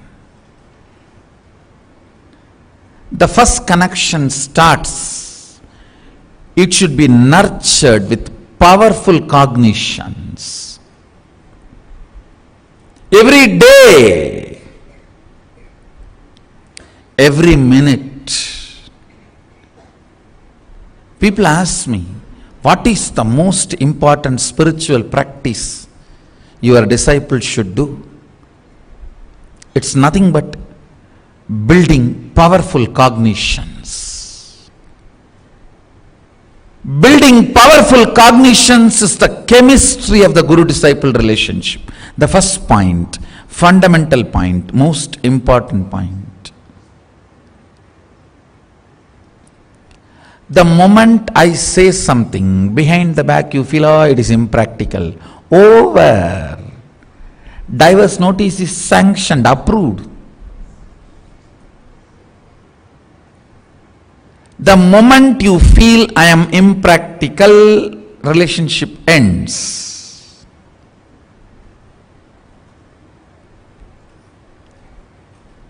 Constantly building the powerful cognitions nurtures the relationship. Understand?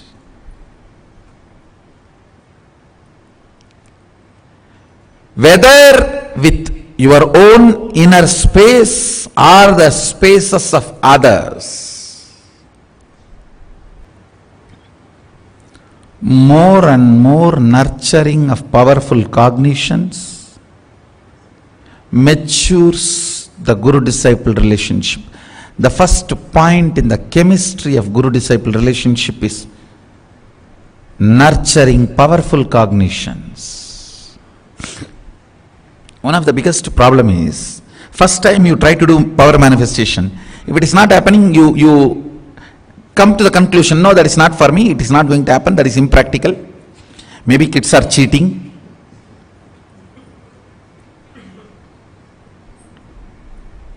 Understand, if I am saying something, in your personal life, if you are feeling it is impractical, then there is no communication. Forget about communion. After communication comes communion, after communion comes oneness. I am telling you,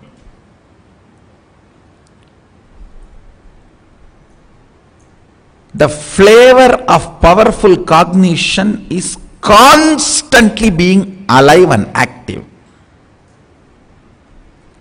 Whoever is constantly active, not bothered about whether somebody is noting, watching, they are being recognized, praised, organizationally given promotion,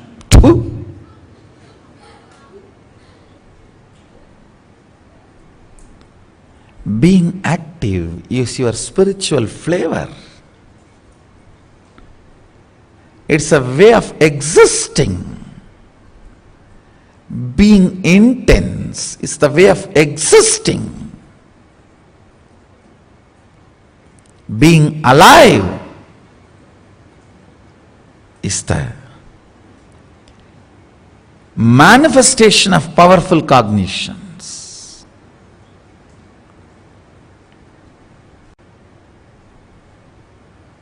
As long as you feel master, his words, his instructions are impractical.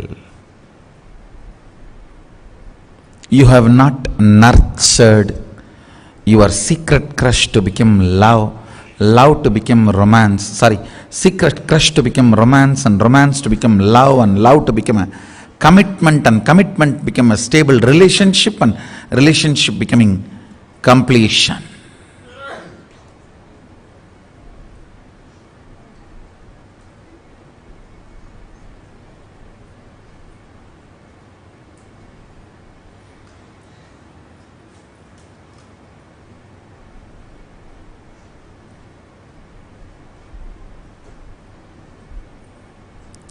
Understand, if you don't build powerful cognitions, you are dangerous to you and the people around you.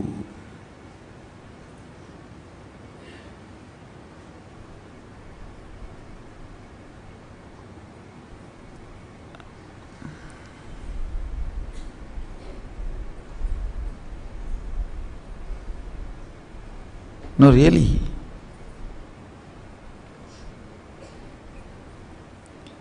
Person who has not built the powerful cognitions will be violent.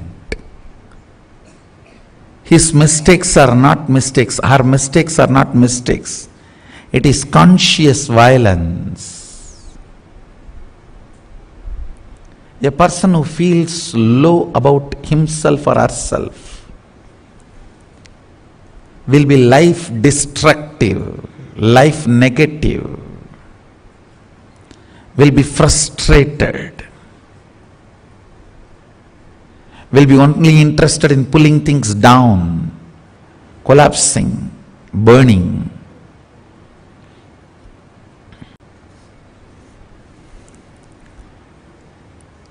The Guru-disciple relationship will start as first appreciation. The moment you look, something clicks. Then appreciation evolves into feeling connection. Then it evolves into listening. Then it evolves into internalizing.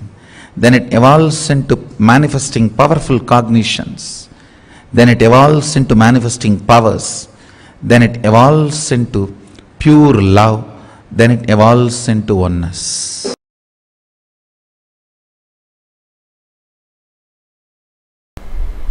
An important understanding about chemistry of Guru-disciple relationship.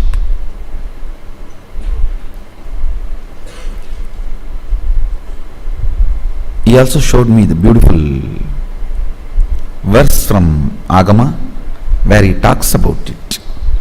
I'll explain the principle, then I'll give you the reference. You go and spend a little time studying the original verse and I'll give you the understanding. Understand? Handful of clay can never be separated from all the clay exists in the cosmos. Bones you are having can never be separated from the bone material of the cosmos.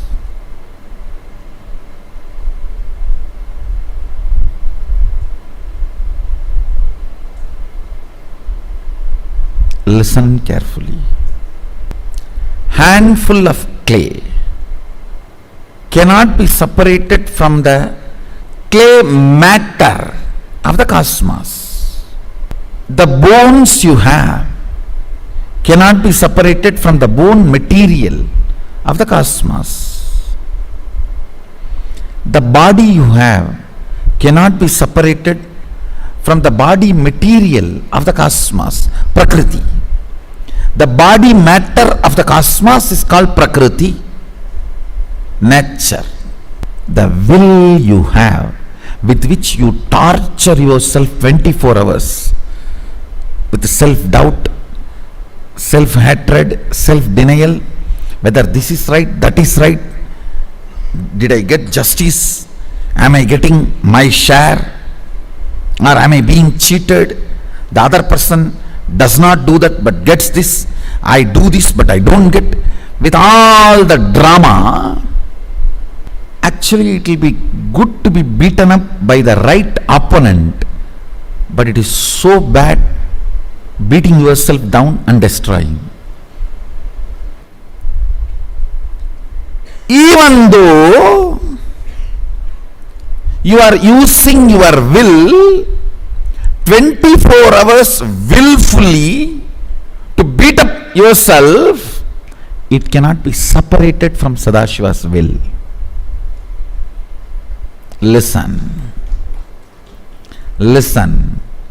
Even if you throw tantrum, you can't be kicked out of the house. Even if you throw tantrum, you can't be kicked out of the house. Akbar can kick somebody out of his kingdom, but Sadashiva cannot kick anybody out of his kingdom. Listen, the identity you feel about you, breathe in, breathe out, that as Mahasadašiva's individual will. Understand? Remember, his will is only vibrating as your will. It is not meditation technique. It is powerful cognition. I'll give you a simple understanding. Slow down coming to conclusions. If morning coffee is missing, I know my Rahu has changed, my Ketu has gone out, and my Buddha is standing upside down, and my Guru is turned back on me, and my Shade started. That is why coffee is not right. Stop coming to self-beating conclusions constantly. Reduce the speed of being stupid. No, really. Most of you don't need much big problems. Coffee is not good, is enough. You will call, I think my Surya has gone out, my Chandra is standing upside down, my Rahu is standing bush. My Ketu is coming near me, my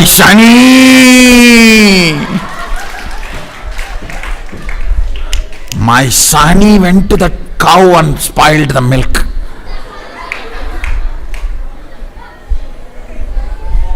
My Shukra entered my wife's mind and stopped the sugar level. The self-beating pattern, antidote for that is my will with which I am creating hell for me cannot be separated from Sadashiva's will. So let me breathe his will into my will, and such grand will in front of his will, this will cannot play big game. Breathe in and breathe out the individuality of Parashiva.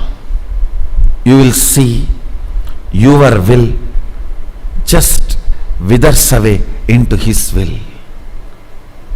It is not technique. No, it is powerful cognition.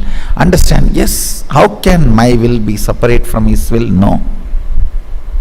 It cannot be. He is a Yagabhoga Swarupi. He is the only man alive in the cosmos. Everyone else is Prakriti, matter. He is the only Purusha. He is the only Swayam Prakasa. Nothing else can be Swayam Prakasa. Nothing else can be independently illumined. No. Then if something is alive in me, that is he. If something is alive in you, that is he. If still the chemistry of converting blood into blood, air into prana, breathing into life happening in you, then that life is he. Remember, He is living through you. His will is the source of your will. It is not something to be meditated upon. Oh, my will, his will, mama sankalpam, shiva sankalpam. No. It is ferociously to be manifested. Yes. Only his will is my will. Then I cannot beat myself with my will. No. If his will is my will, that will is just my staff, ruling staff, Sengol.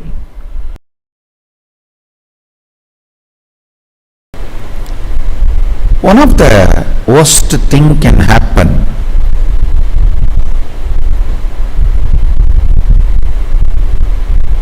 in the Guru-disciple relationship,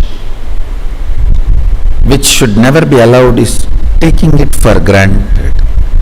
Day in and day out, every day, sitting and listening, being around. Sharada Devi says beautifully, when you go near the Guru, if you start thinking he is human being just like you, you have gone far away from him. I have seen many people, by coming near to me, they have gone far away from me, taking me for granted, day in and day out, sitting and listening, but not inspired action. See, if you listen and don't immediately move into action, you will develop something stupid, highly stupid, called this TV syndrome. In television, you see everything, you just sit and see, that's all.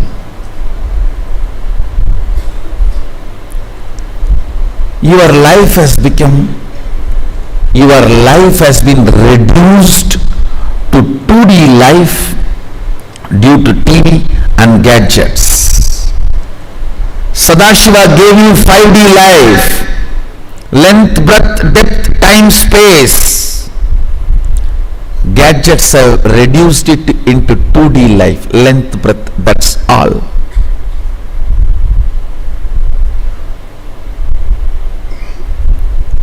All your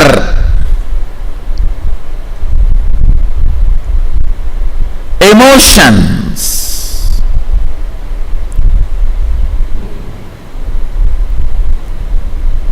awakened,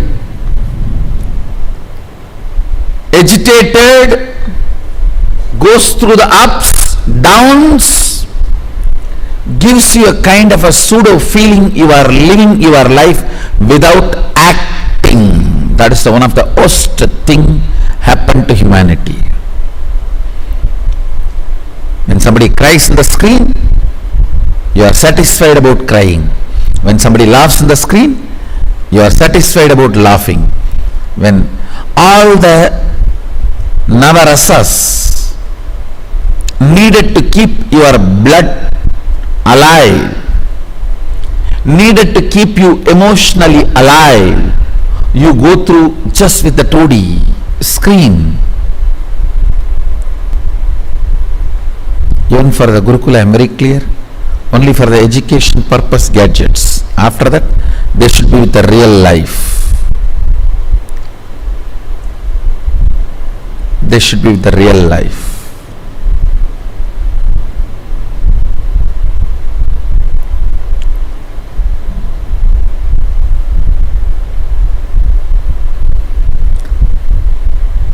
Constantly habituated to pass through the life without getting involved develops a pattern, and that pattern is responsible for taking Guru for granted.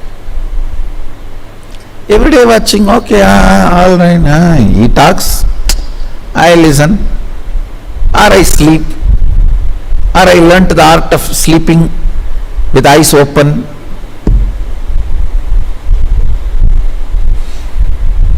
Nothing need to be done. That's all.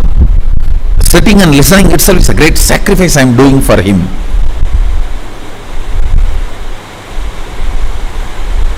That is when corrosion and erosion starts. Destruction starts in the guru-disciple relationship.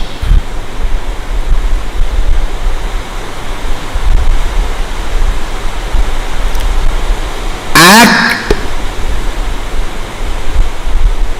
immediately when the inspiration is injected in your system. Manifest powers, manifest powerful cognitions, manifest powerful lifestyle. Powerful lifestyle is charya, powerful cognitions is vidya, powers are kriya. Manifest powerful cognitions, powerful lifestyle and powers. Destroying your life to 2D and expecting the results in 5D is called stupidity. If Guru cannot move you, no one can move you.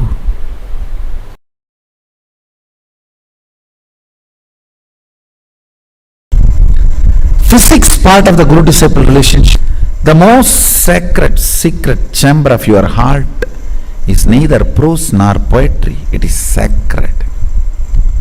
It is sacred because it manifests life. Even once, if it is touched, your whole life becomes different. It manifests life.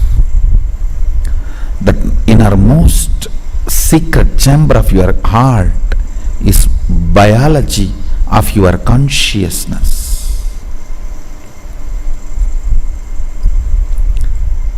It is like a source from which you identify your I.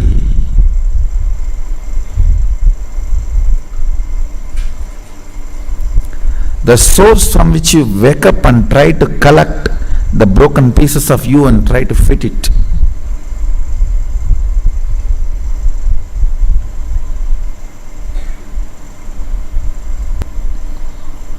Same way, every night you become pieces.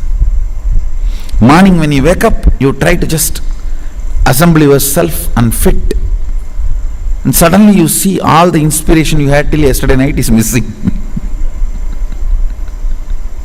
Some of the most powerful cognitions you developed after thinking for 7 hours is suddenly missing. Oh God!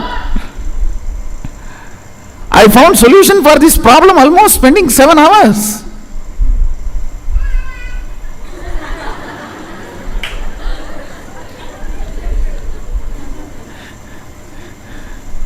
Reading books, listening to satsang.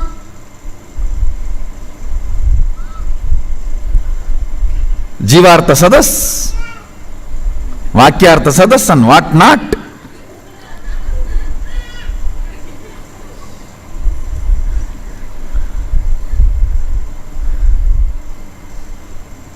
And today morning suddenly it is missing. Understand? All your core components, mana, chitta, buddhi, ahankara, karmendriya and jnanendriya,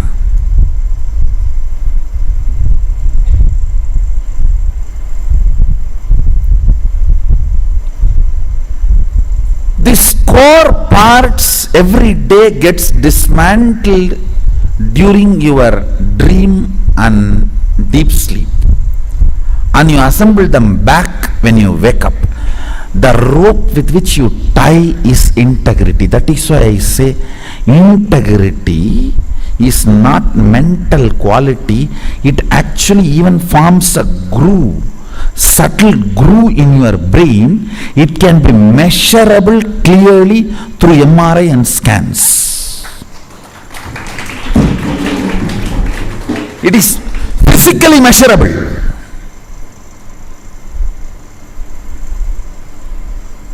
Habit of integrity, practice of integrity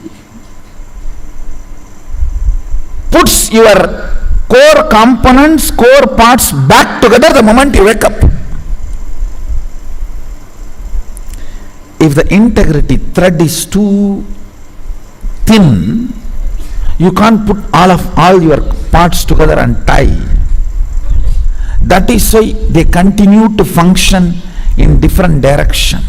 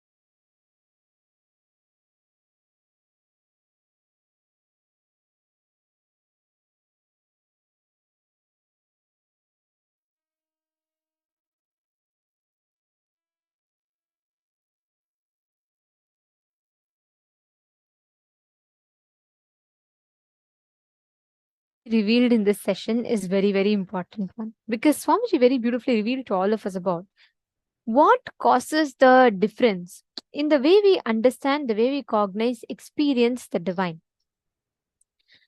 See, from morning onwards, we've been learning about Guru, right? Who does a Guru represent? What principle does a Guru represent?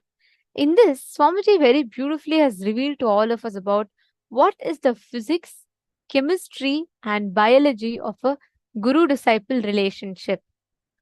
This is a very, very beautiful and a very important session where Swamiji has revealed to all of us about what exactly is the physics, chemistry, and biology of a Guru-disciple relationship. Can I request each of you to now post what did you understand as a physics, chemistry, and biology of a Guru-disciple relationship?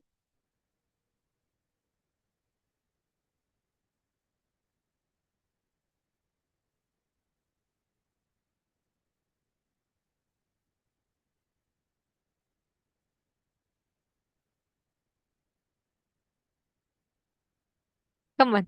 Can I request everyone to post?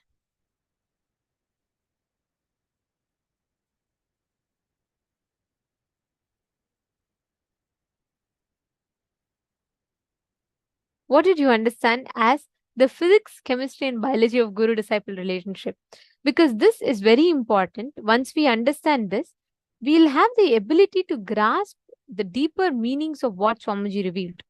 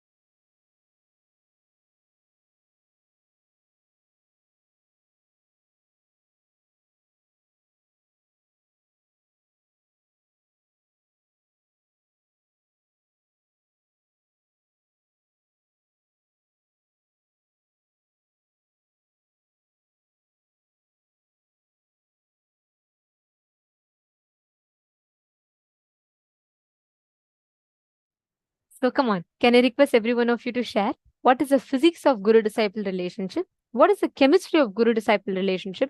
And what is the biology of Guru-disciple relationship?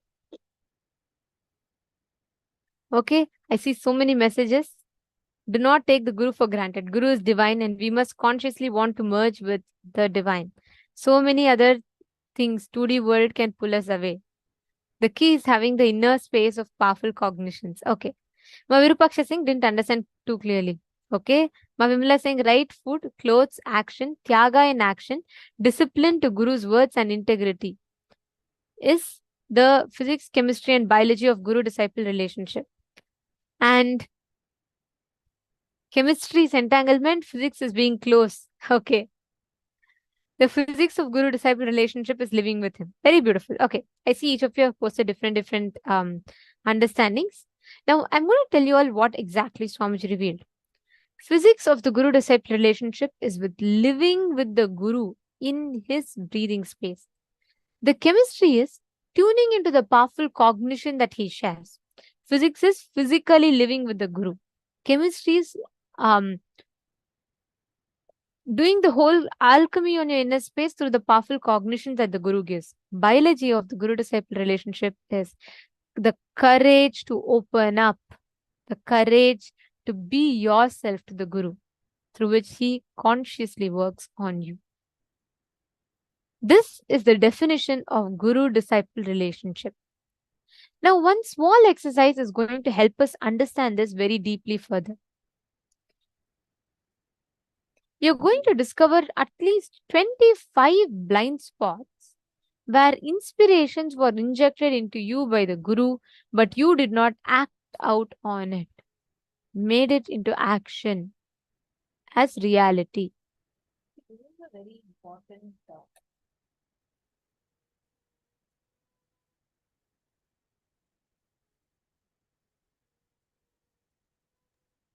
This is actually a very important powerful cognition for all of us to understand, where the moment Guru gives you a Guruvak, Guru is giving you an inspiration, Guru is injecting an inspiration in you. If you do not take an action for it, if you do not say, okay, right now this is like you received a beautiful, amazing vision from Swamiji, let's say. But somehow you didn't take up any action based on that. And you were inspired and then you dropped it after that. This will sit inside you almost like a cancer cell. It's too important that you are acting up on the inspiration injected by the Guru inside of you. How many of you are understanding this? Take a few minutes. See, I'll give you an example of what it means. Like this particular blind spot Swamiji is mentioning about, right? Simple example. Swamiji is giving you a blessing, saying that, okay, come on now, go and do yoga every single day. Or Swamiji is saying, enrich people, be a part of this particular project, do something. But you're inspired, or you feel like, yes, Swamiji has told me that itself you're grateful. Some reason, either postponing or resistance, something. You do not act out, you don't execute. How many of you are able to identify such patterns in your life? Like, for example, Swami should have told, bless you, saying that, okay, you will become Sarvajnatva. You know it is possible, but you have not acted out on it. Or Swami should have blessed you to become like so many people. Swami is blessing nowadays for yoga, right? Just doing yoga.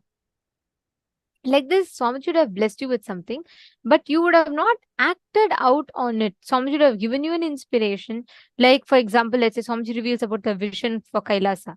You feel so inspired that inspiration is there in you, and Swamiji also has told you to do it, but you do not take a step for it. Write it down.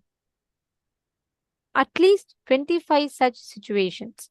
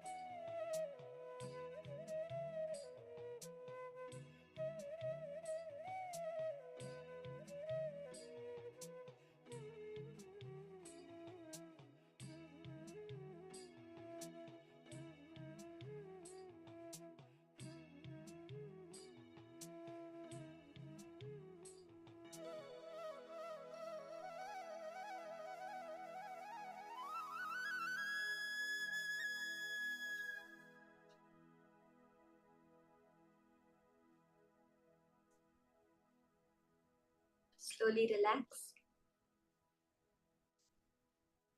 With that declaration, to infuse activism in every point in our life, just because Swamiji has said it, just because my Guru has initiated me into that.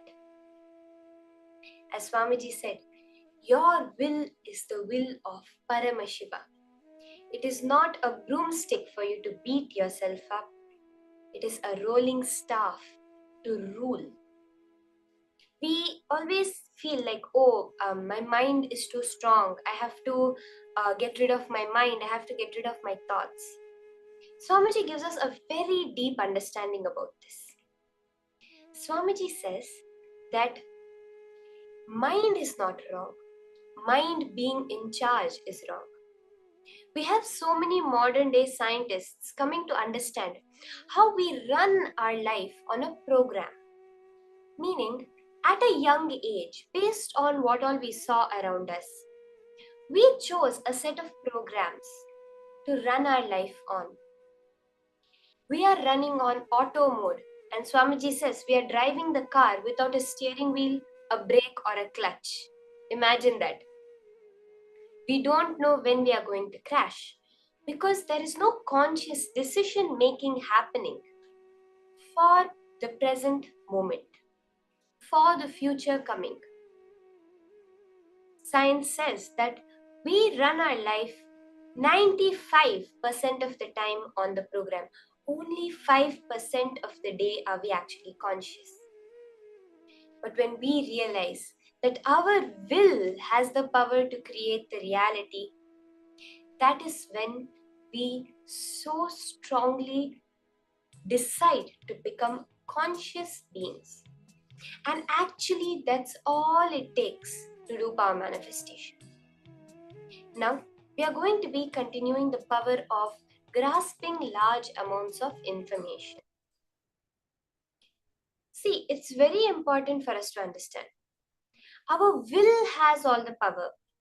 That which you feel within you as you, that I that we feel, that will has the power to create your reality the way you want it. We have seen some scientific experiments. Some scientific experiments have been done that very beautifully, clearly show the human mind perceives an image in front of them 5 to 7 seconds before it is actually flashed. They actually did an experiment where they put humans under a test where they put the brain recording machine, which would flash every time the image in front of them changed.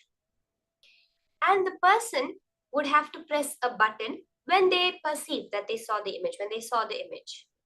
Everything was very carefully timed down to the millisecond, and the results were shocking. The timing of the person's brain reacting as if they have seen an image came first. Second, the image was portrayed on screen. And third, they perceive the image and press the button. What this means is we are creating our reality. Seconds before we see it, we are putting it out there and then perceiving it back.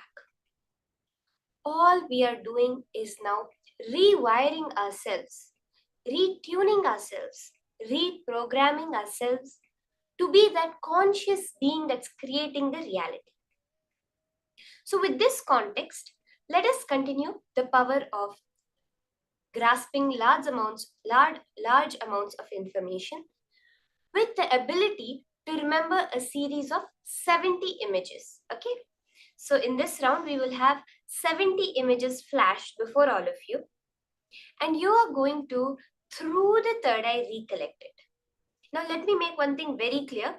You're not going to try to remember it the way we normally do. Like, okay, this is next. Okay, this is next. Remember. That's not how we're going to do it. We are going to look at it through the third eye. What does this mean? Complete awareness without engaging in the thoughts. So just let all your three eyes be open, focused on the image in front of you that's going to be flashing. But Be completely in the space of awareness. Don't try to remember it. Don't try not to remember it. Just be present. Okay? Let us start. We are going to have now the images flashed before all of you.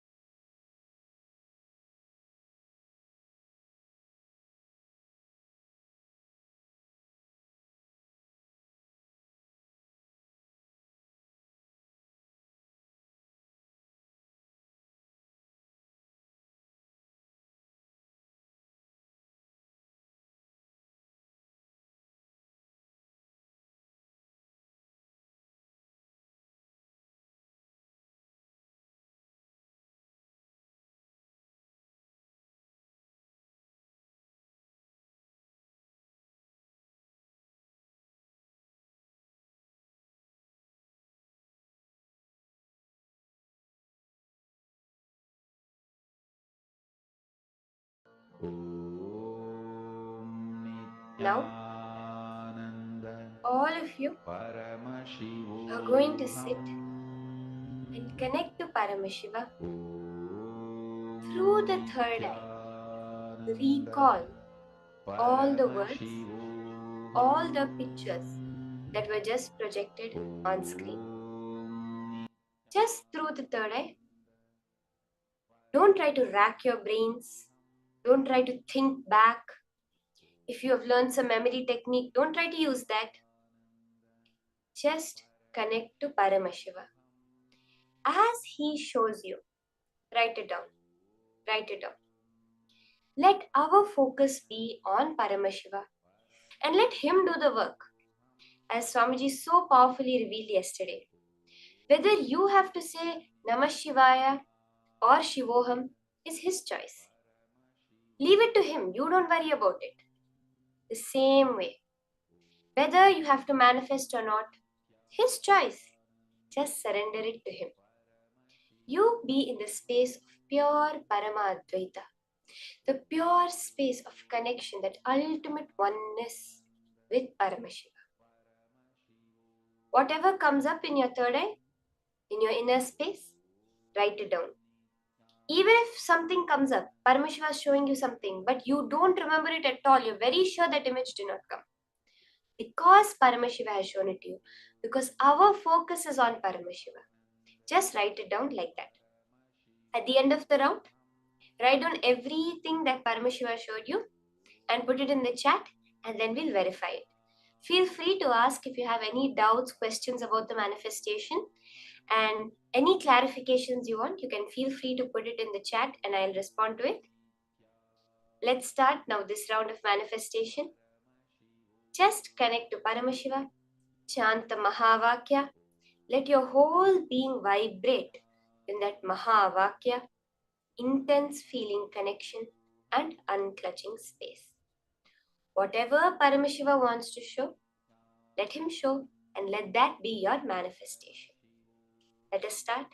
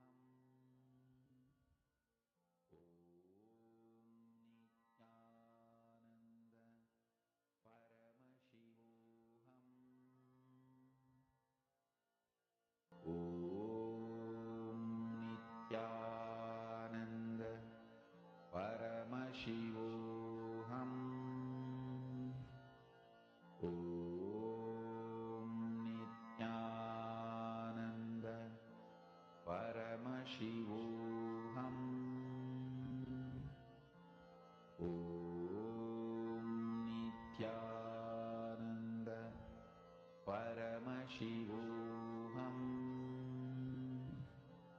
Om Nithyananda Paramashivoham.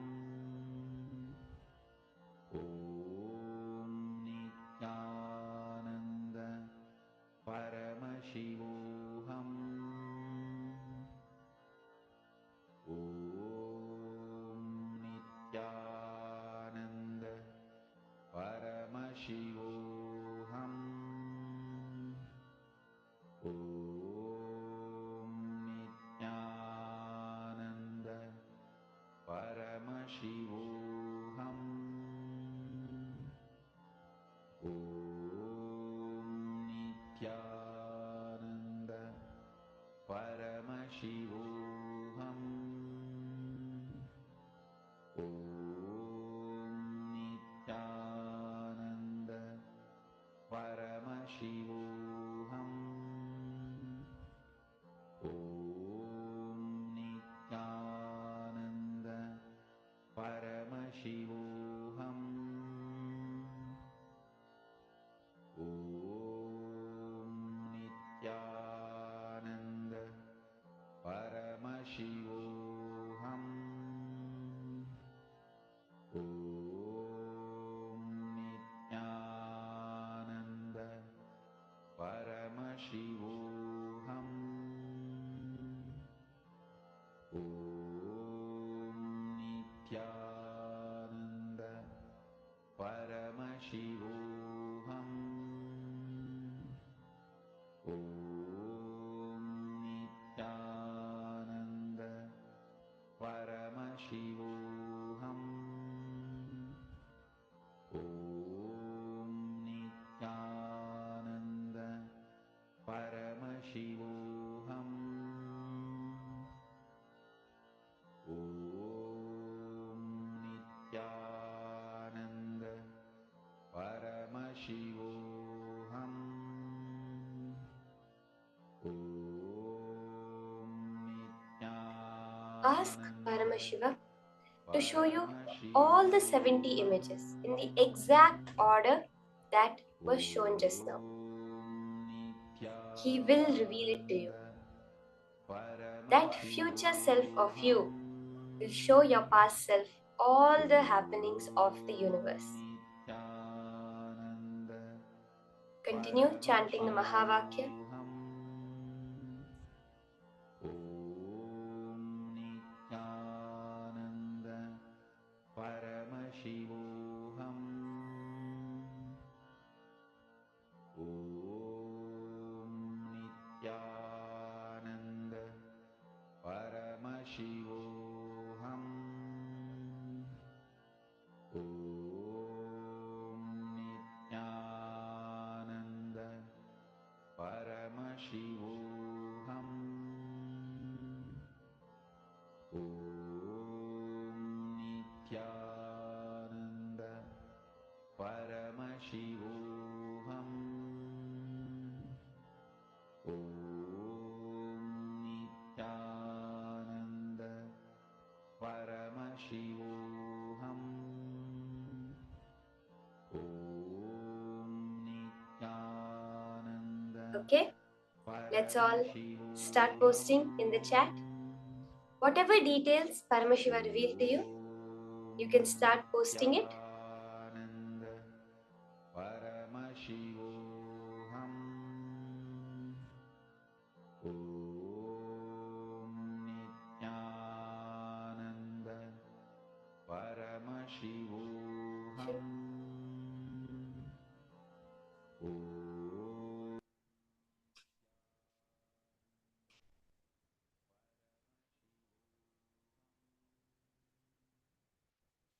Okay, I see Magama Priya, you have posted your answer. Can I request all the participants?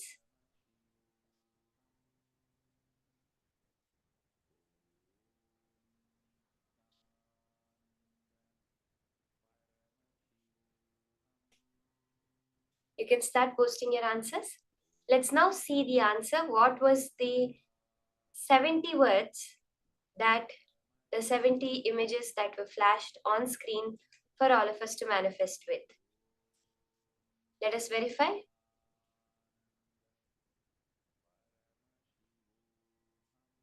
Okay, so I'll now read out the words. See, I want to request all of you, now for the answer round, go through your list and correct how many you got, and more importantly, how many you got in the exact order. Okay? So I'll be reading it out. You can listen to me and go through your list and verify. Globe, microscope, slippers, pencil, sheep, lamp, laptop, shoes, ship, rhino, plant, plane, ambulance, phone, bicycle, vase, bus, paperclip, pram, forklift, satellite, computer, telescope, bookshelf, chair, hanger, alarm clock, curtains, fan, fish, mirror, door, fork, rocket, window, whisk, rolling pin, plate, spoon, toaster, pan, mug, oven, oven mitt, ladle, knife, tap, grater, sun, orange, comet, elephant, earth, astronaut, banana, mango, lemon, cherry, watermelon, bear, peas, ambulance, tiger, train, pumpkin, carrot, car, monkey, plane, and giraffe. So these are all the words that the pictures that were projected for you to do this round. I see Ma Valini, you're asking a question, Ma, very important question. You're saying you saw only a few, Ma. You're only able to remember a few. It starts off like that. So, see, we have become so conditioned. As I said, the programs running by how our mind has always been running. We are so used to being very narrow vision that at that moment, what I need, let me just remember that. So don't feel like, oh, I'm only able to remember a few things, nothing's appearing for me. When all that is coming up, just understand that is also Paramashiva's manifestation. Yes, for us to walk, we took 1 full year at least. For us to jump, we took 5 years. Let us spend that time to develop this new power of opening ourselves to grasping reality as it is. So, Ma, I will tell you, whatever it is you saw, post it, verify it. Each and every manifestation leads to more manifestation. If even you got one word correct, Ma, celebrate, it's a manifestation. Even if you got 2 words in the right order, celebrate, it's a manifestation. This is for everybody because you have glimpsed Paramashiva. And that's all that matters.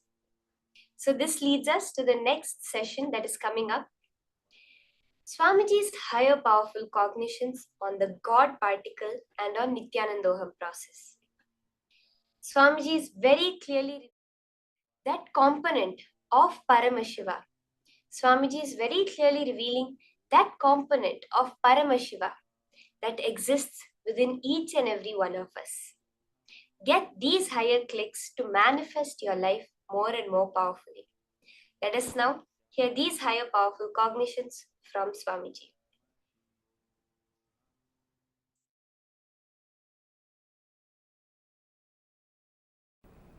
Listen, working on your muscle memory awakens your possibilities, not powers. Please understand. There is a difference between circus and magic.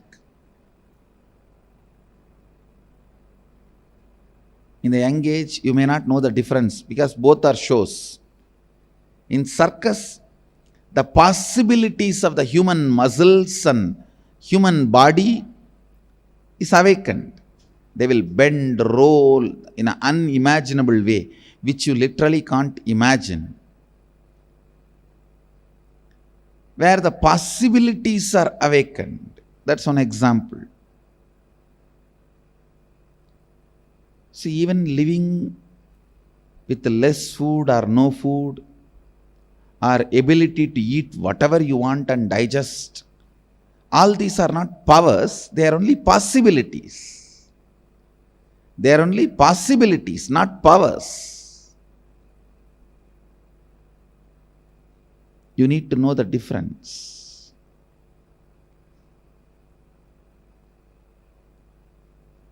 Physical possibilities, physiological possibilities. If you are able to sleep as long as you want, are able to be without sleep as long as you want, are able to sleep whenever you want and be without sleep whenever you don't want, all these are possibilities. All the memories recorded in your muscles, like your day-to-day activity, from brushing the teeth, taking bath. I have seen yogis who never brushed the teeth or took bath for years. You won't find not even one small smell around them. I literally lived around them. No 1, 2, 3. I have seen yogis. But even all this is only possibility, not power.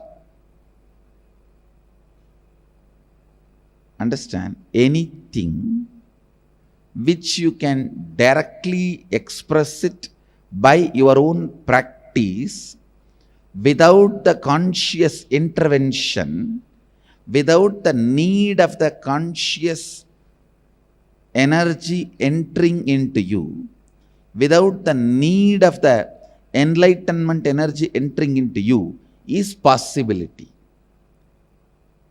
Whatever you do in the level of possibility, many circus people will be doing it. Guinness record holders will be doing it. That does not mean they become enlightened or they become spiritually aware of themselves or they have developed the spiritual cognition. No. They may not have, but it is not must. Understand?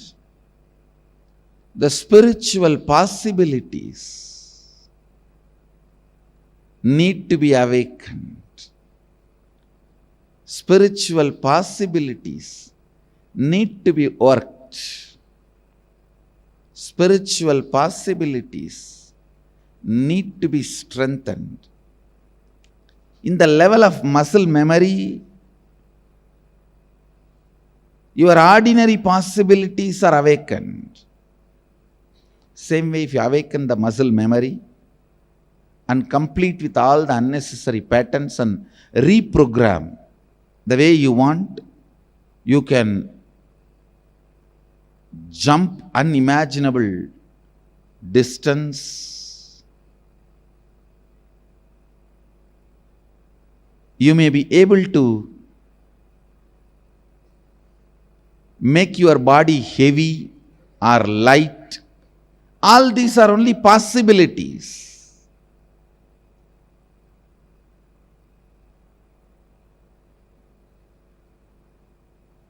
You can be without tiredness and boredom about life. All these are possibilities. But that does not require a spiritual energy.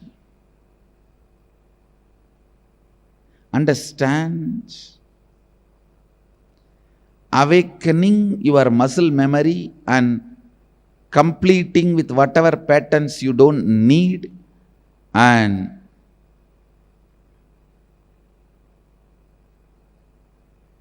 reprogramming the way you want awakens the multiple possibilities, because all your day-to-day activities get recorded in your muscle memory. All the knowledge ideas, concepts required for you to run your day-to-day life gets recorded in your muscles. And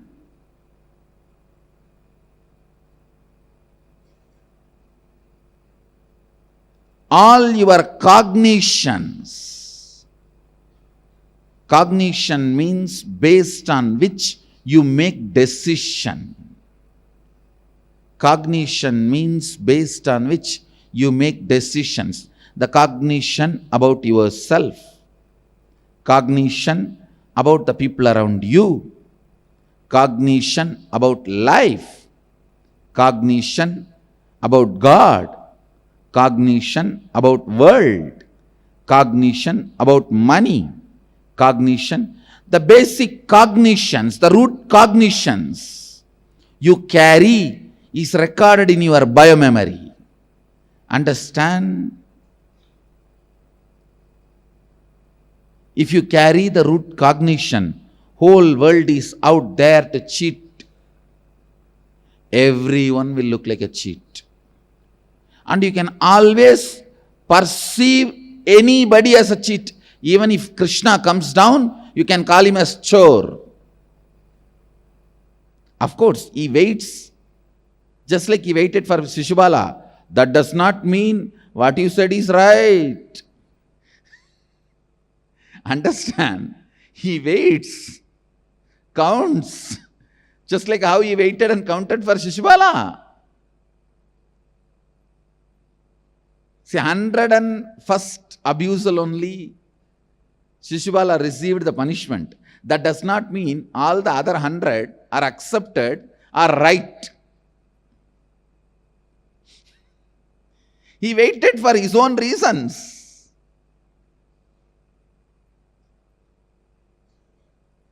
That does not mean Shishubala is successful. Shishubala is right.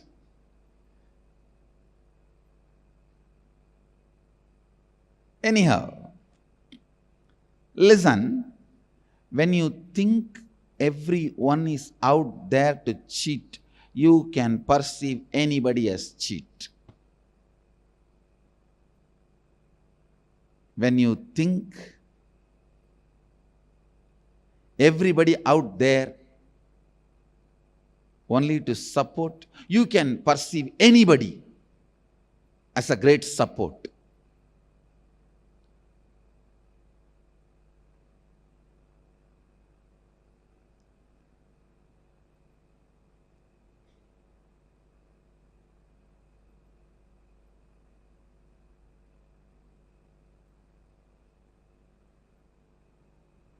I tell you, the cognitions you carry,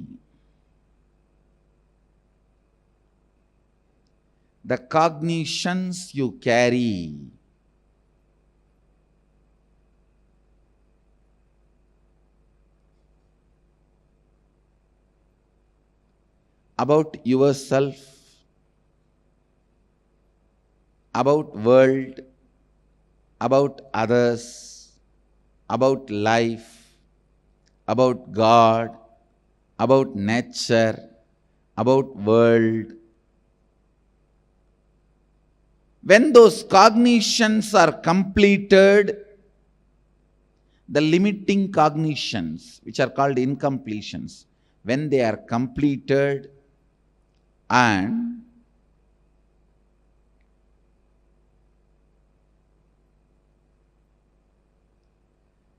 the powerful cognitions are awakened, that expresses powers. Understand?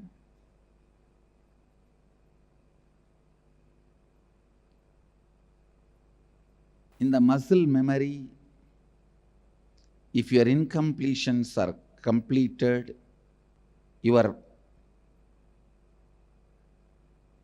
possibilities are awakened. In the biomemory, if your cognitions are completed, your powers are awakened. Understand, when your small inner image. The inner image which was built accidentally is completed.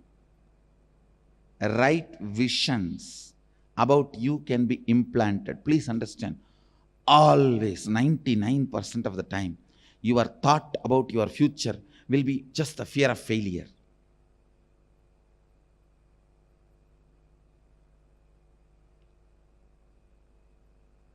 Your plan, your vision about the future should be celebrating what you want as reality. That is only going to infuse energy, intensity for you to run.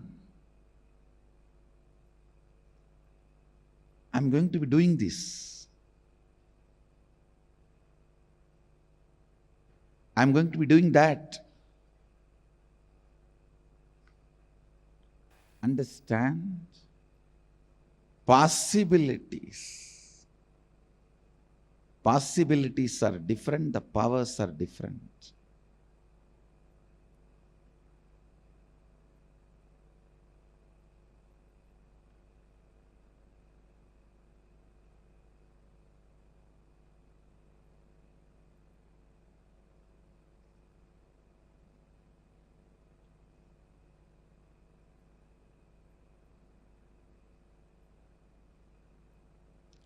Your low self inner image will always make you think about your future only as failure. When you complete with your lower self inner image, you will start having a vision. Means you just know, I am living to make what I want into reality. Understand that. That only is going to inspire you, make you do what you want. That only is going to push you to make what you want as reality. The moment you complete with your lower self, lower inner image, suddenly you will see not just so many possibilities alone, but powers will start expressing, because in the biomemory level, any completion is done, consciousness is directly opened up. For example, in the muscle memory level, if you stop eating, that does not mean your consciousness will be awakened. Of course, in the Nirahara Samyama, I use awakening your consciousness for your Nirahara. That is different. Don't compare Nirahara Samyama. Any man ordinarily, there are many people in the platforms, because of poverty, they master the art, the body automatically masters. Only once a day they eat, but they survive. And whatever they get in the roadside, they eat, but they digest. That does not mean they are spiritually awakened. The possibility in muscle memory is awakened. And I have seen people sleeping in the platforms, railway platforms, and the city area platforms. It's not that they are spiritually awakened, but their possibility of muscle memory is awakened. Listen, when your biomemory is completed, naturally, directly, it works on consciousness. Multiple powers are expressed. Actually, you just need to complete with the cognition given to you in the young age accidentally that you can't read through third eye. Just you need to complete with that cognition. You will simply open your third eye and start reading. You will simply start doing it. So many powers will start expressing. The moment your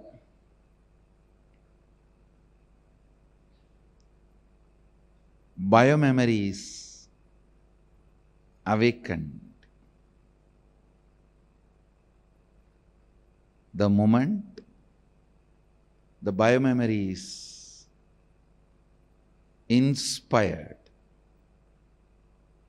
the moment the biomemory's vision is inspired. But even awakening your biomemory awakens only your possibilities. But awakening your bioenergy awakens the God particle in you.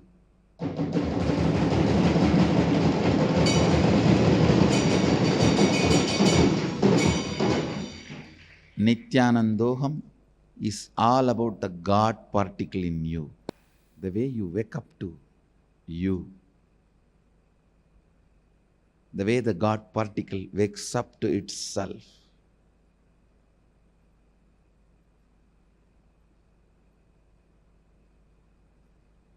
The way Sadashiva just remembers himself and his own existence.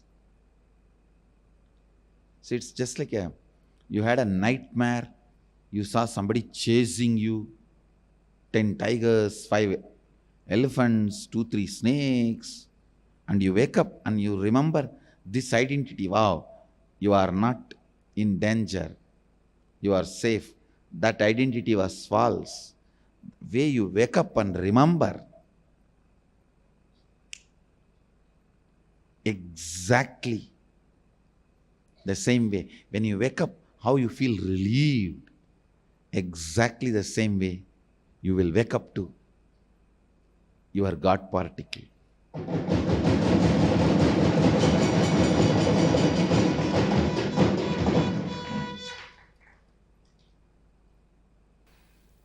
Understand, when you wake up to the God particle, you won't tolerate even your own shortcomings. You won't tolerate even your own inefficiency. You won't tolerate even your own incompletions. That is life.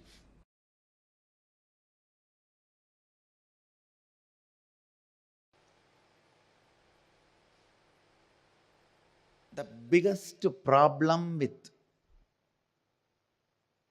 incomplete mind is whenever it develops wings, it tries to destroy the root, go against the root. That is why sometimes you even believe if you go against the root, that is what is developing wings. Just say no to your parents, you have grown up. Many of the kids just to establish, hey, now I am a big boy, let me say no to father, whatever he says. By the time you understand whatever your father says is right, you have a son who says whatever you say is wrong.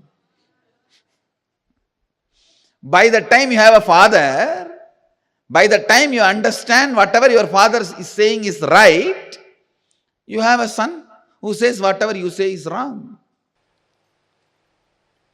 From my own experience, if I have to give the essence of whatever I learnt from Arunagiri Yogeshwara, whatever I learnt from Arunagiri Yogeshwara, the essence is this: the more your mind raises,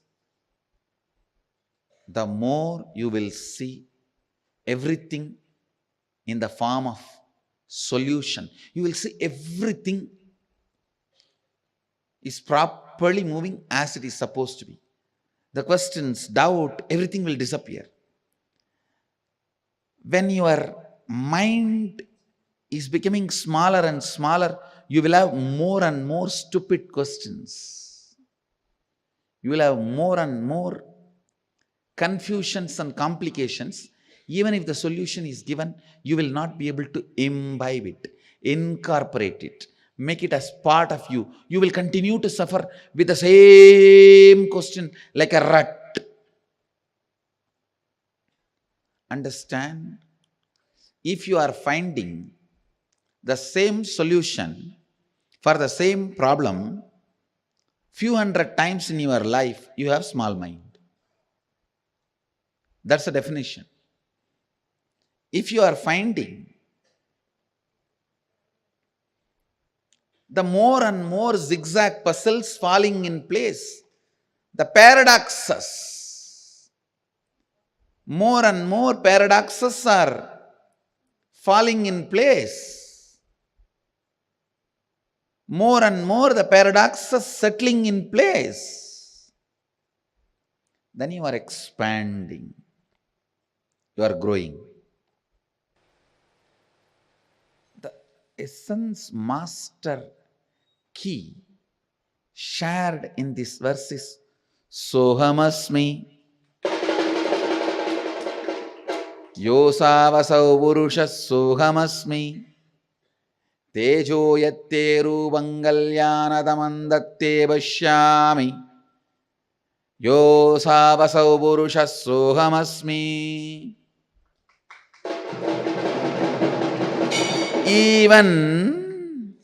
Even when I am relating with you, I am you.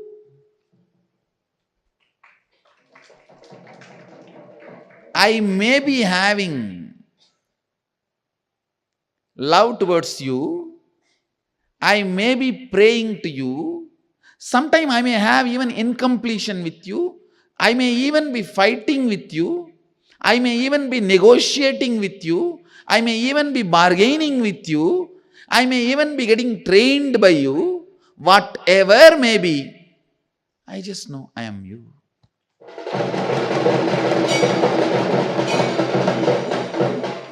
Sohamasmi.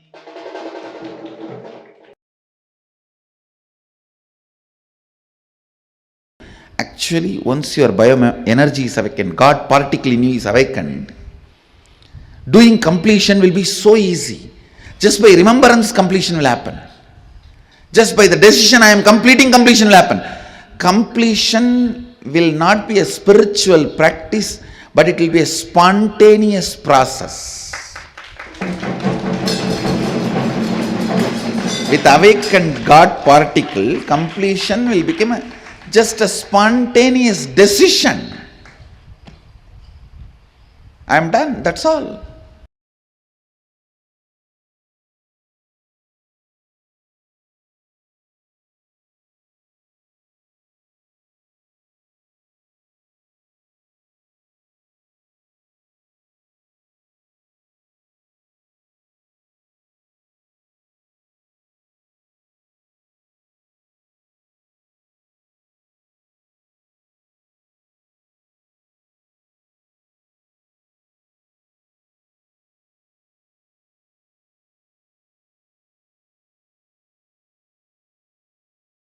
Kundalini means the inner potential energy you are having, the reflection of God in you, the God particle in you. You have two components. The man particle means your pattern, your fear, your anger, your desire, your laziness, your tiredness, all that. The other part is the God particle in you, your consciousness. The soul, God particle, Kundalini, all these are different words for the same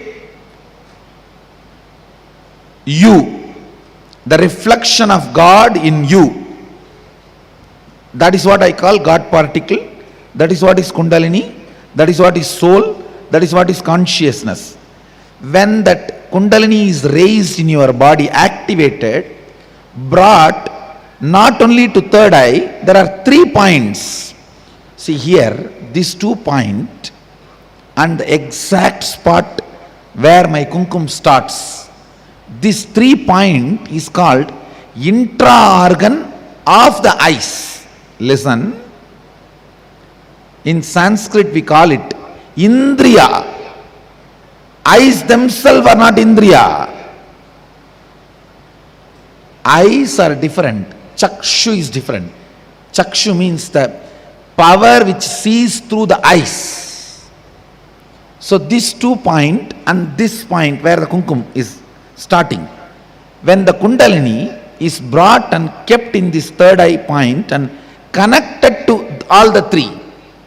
So when this circuit is opened up, 7 different powers start expressing in you. 1, ability to see through any distance.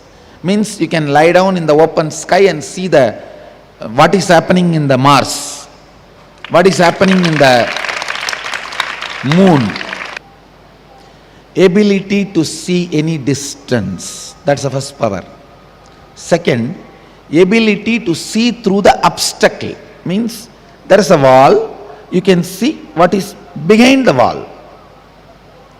Third, ability to see the intra-organ. Means you can see your own liver, you can see your own kidney, you can see your own intestine, you can see your own heart pumping.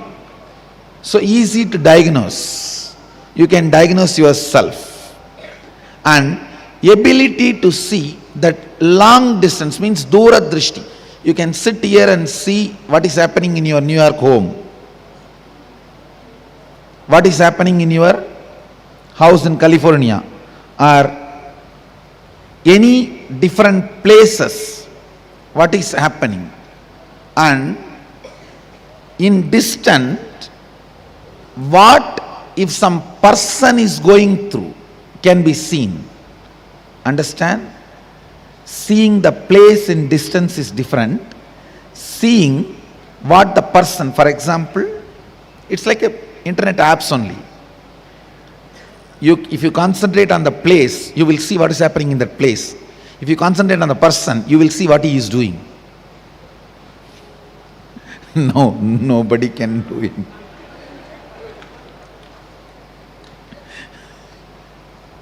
I think I am creating a lot of solutions and a lot of problems for a lot of people.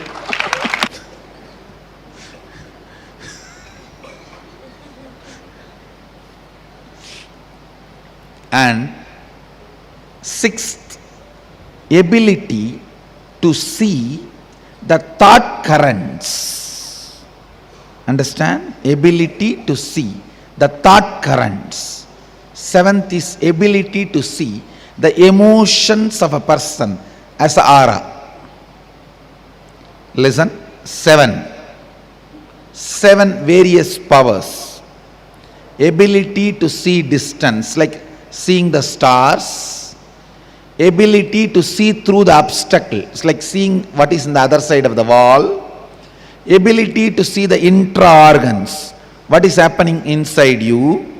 Ability to see a different place by concentrating on that place. Ability to see a different person by concentrating on that person.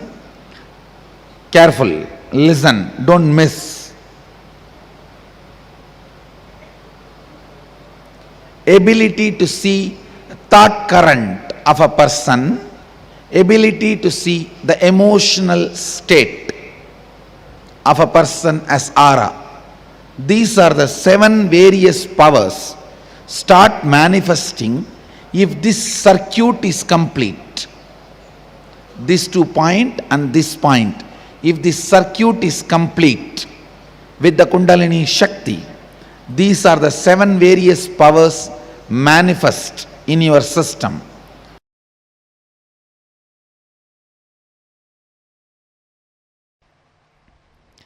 Seeking is the way God in you wakes up.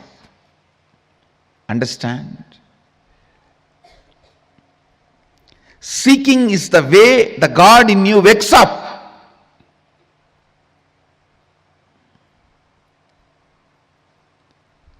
In the early morning, sometimes you will feel, you yourself will remember that you are dreaming. That is the way you wake up. How many of you have experienced the state what I am describing? Same way, listen. Seeking is the way you wake up to your reality. Don't fall asleep. Turn and sleep when the seeking has awakened in you, understand? After remembering you are dreaming, if you just pull your blanket and turn and sleep, how stupid you are. Same way, after just having seeking, after smelling seeking in your life,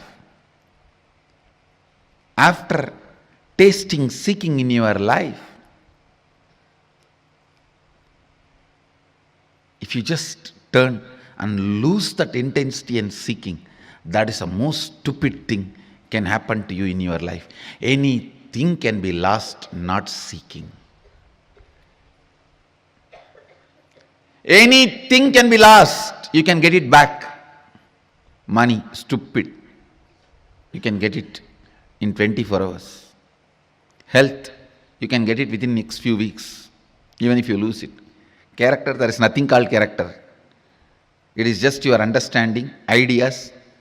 If you alter it, you will get it immediately back. Anything can be lost, you can get it back. Not seeking, because seeking is not something to do with mind. It is something to do with your very consciousness. Seeking is the love letter from your beloved who is living in your heart forever.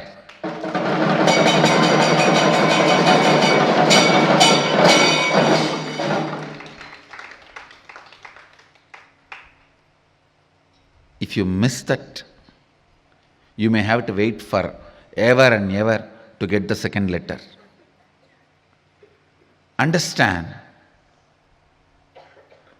it's a message from your beloved who is residing in your heart forever. Anything can be lost, not seeking. Body can be lost, you can have immediately another one, because tons are there in the planet Earth. Billions of bodies are there. Mind can be lost, immediately you can make another one. Understand, anything can be lost, you can get it, not seeking. Constantly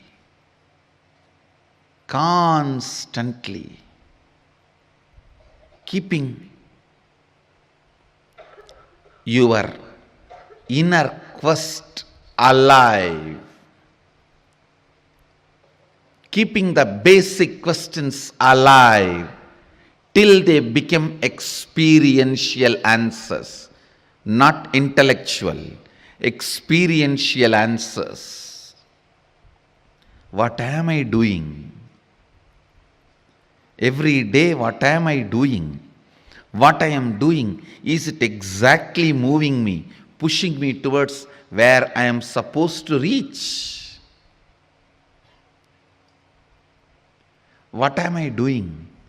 Where am I going? What am I doing? Where am I heading? Constantly you have to remember, what am I doing? Is this helping me to head? Where am I supposed to reach? Only with the seeking, if you function, you will be fueled from right source. Understand? Your fear should not fuel you. Your greed should not fuel you. You should not work out of your fear and greed. That does not mean you will not work. There are many stupid fellows. I should not work out of fear and greed, so I don't work. Understand? Drop the fear and greed, not the work. No, there are people. I should not work out of fear and greed, so I don't want to work. Hey, drop the fear and greed, not the work. You should not work out of fear and greed. Seeking should be the energy source. Seeking should be the energy source. Seeking should be the energy source. Actually, if you make the seeking as the energy source from morning till night for your thinking and planning, even in the night you won't fall asleep. You will only fall in the space of Turiya and wake up. You will only fall in the space of Turiya and wake up. Understand the essence of whole Isavasya Upanishad. The lesson you need to learn from the Isavasya Upanishad is intense seeking. Intense seeking.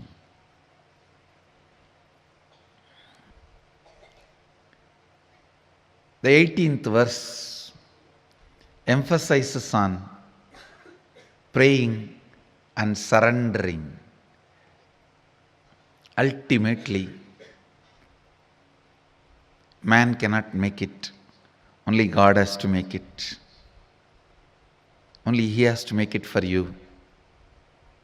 So that is why, O God, consciousness, may you remove all our incompletions that are obstacles on our good path of completion beyond coming and going, birth and death.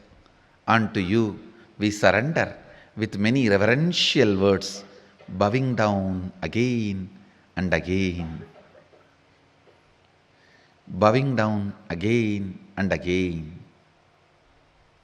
Agnenaya Subataraye Asman Vishwani Deva Vayunani Vidvan Yoyotyasmajjuhuranamena Bhuyishtam Dama Bhuyishtam Denama Uktim Videma.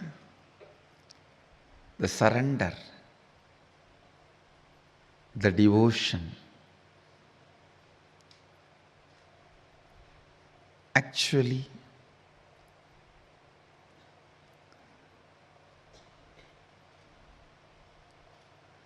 when your bioenergy is kindled, awakened, the devotion and surrender will be the first thing happening in your biomemory.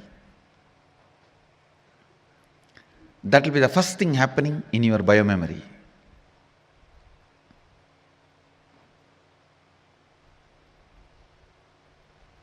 Your whole body and mind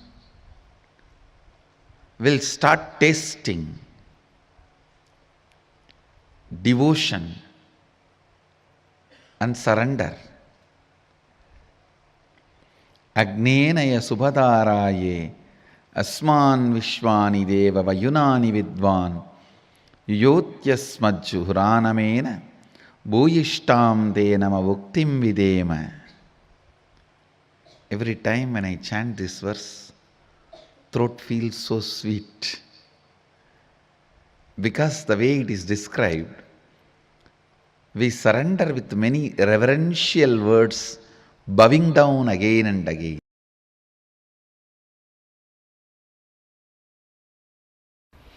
Only when the seeking enters, the life itself starts in you. Till then, whatever you may have may be style, but not life. Understand? Maybe style, but not life. Don't call that as lifestyle.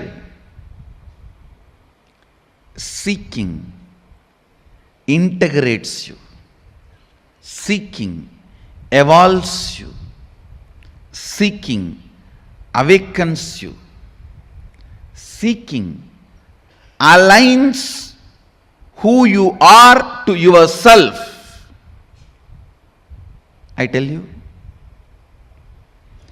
till the seeking starts, even you will not experience what you call as you.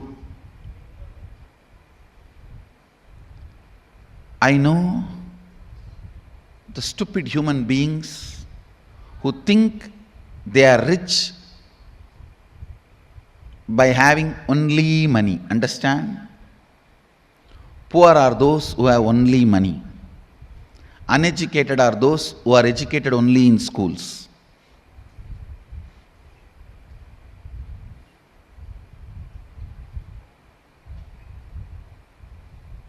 Seeking sets the right standard, right expectation about life. All these words have no meaning till seeking enters into you. Till you start questioning your very existence. Till you start analyzing genesis of your identity. Till you start looking. Please understand, I am not saying till you find answers. No. Because seeking can never find answer. It can only find experience. A seeking, please understand, seeker never finds answers. He finds only experience. Seeking actually awakens the seeker to his original state. Seeker never finds answer. He only finds his nature. Sadashivatva.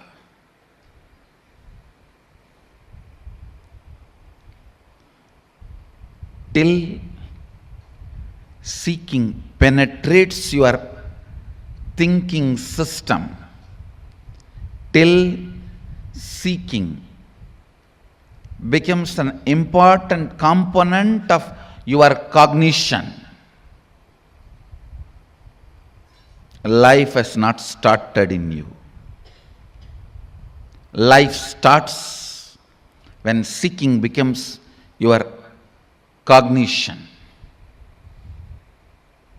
When the seeking becomes your cognition, everything becomes sweet. Thinking, feeling, working, living, loving, caring, even fighting. Now everything becomes juicy. Because you have a purpose, you have a reason, you are needed.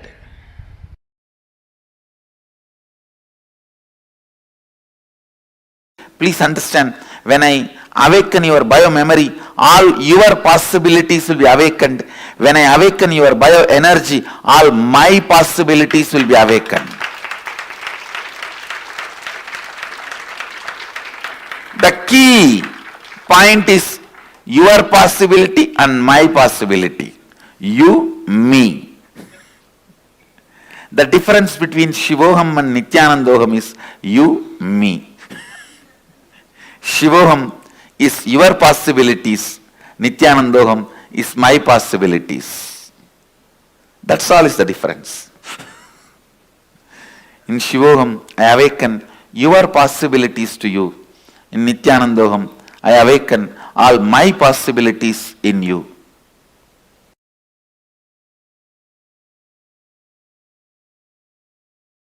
See, to awaken your biomemory, I used sound and light, means verbalization and visualization. Now to awaken your bioenergy, I am going to use silence and unclutching. Silence is absence of sound. Unclutching is absence of light. Silence is absence of verbalization. Unclutching is absence of visualization.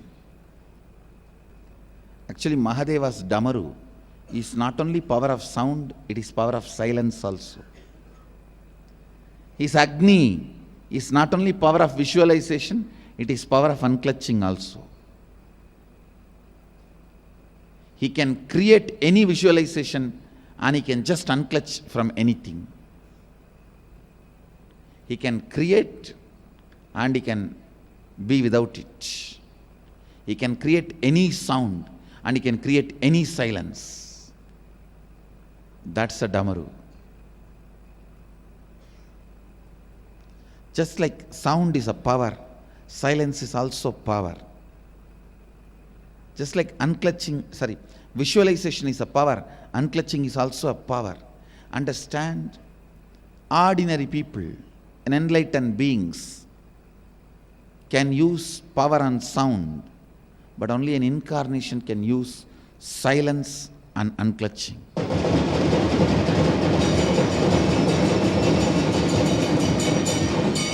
Because it is too subtle. Please understand. You should have a mind which does not pollute when it picks up the silence. See, when you pick up the silence, silence should not be polluted. You should have that kind of a mind. Only then you can use silence.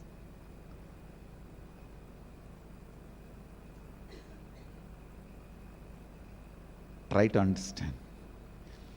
Your mind should be such, it should not even pollute the silence when it picks it up and throws or uses. Means your mind should be in utter silence. In that silence, it should be able to do, move, and make what it wants happen.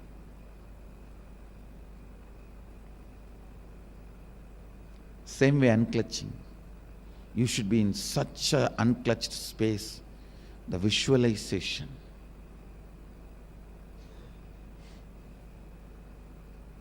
The visualization. Any visualization, just you can unclutch. And your mind should be so pure, it doesn't even pollute unclutching when it is picking up the unclutching. Even if you visualize unclutching, it is polluted. Even if you think about silence, silence is polluted. The moment you use the word silence, it is no more silence. The moment you use the word unclutching, it is no more unclutching. Person who is able to be silent without using the word silent only can use silence. Person who is unclutched without using the word unclutched only can use unclutching.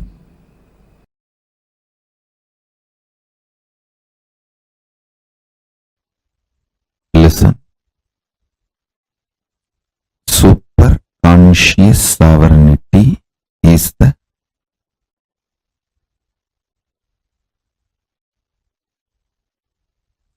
principle, superconscious DNA of Paramashiva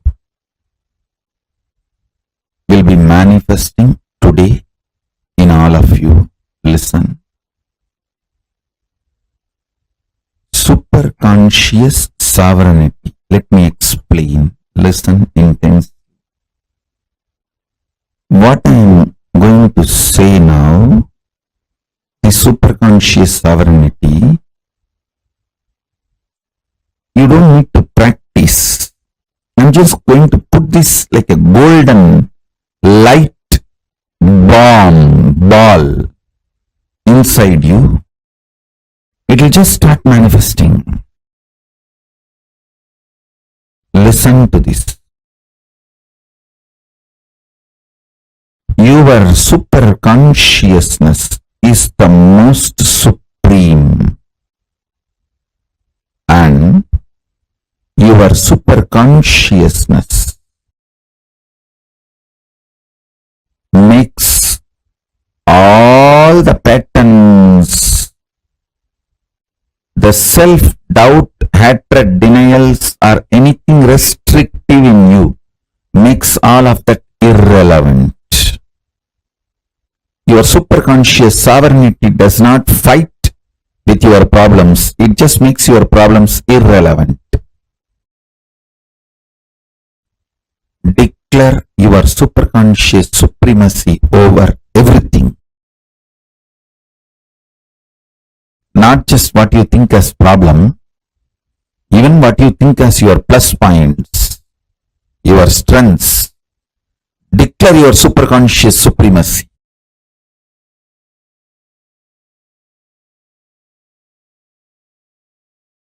As Paramavatara of Paramashiva, I'll make it happen for all of you. You just declare. Understand?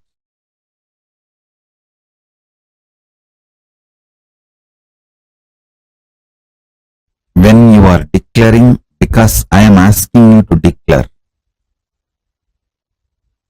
you are just doing Paramashiva's will. You will simply manifest it. This is Visesha Diksha. This is the real Visesha Diksha. I ask you to declare your superconscious sovereignty, your superconscious supremacy over everything.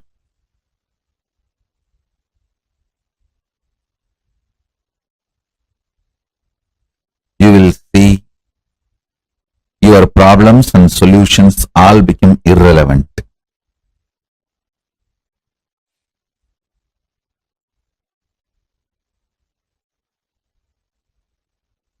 Understand? Tons of things which you did not even know, but sitting inside you like a parasite will just leave you. They will all be just burnt.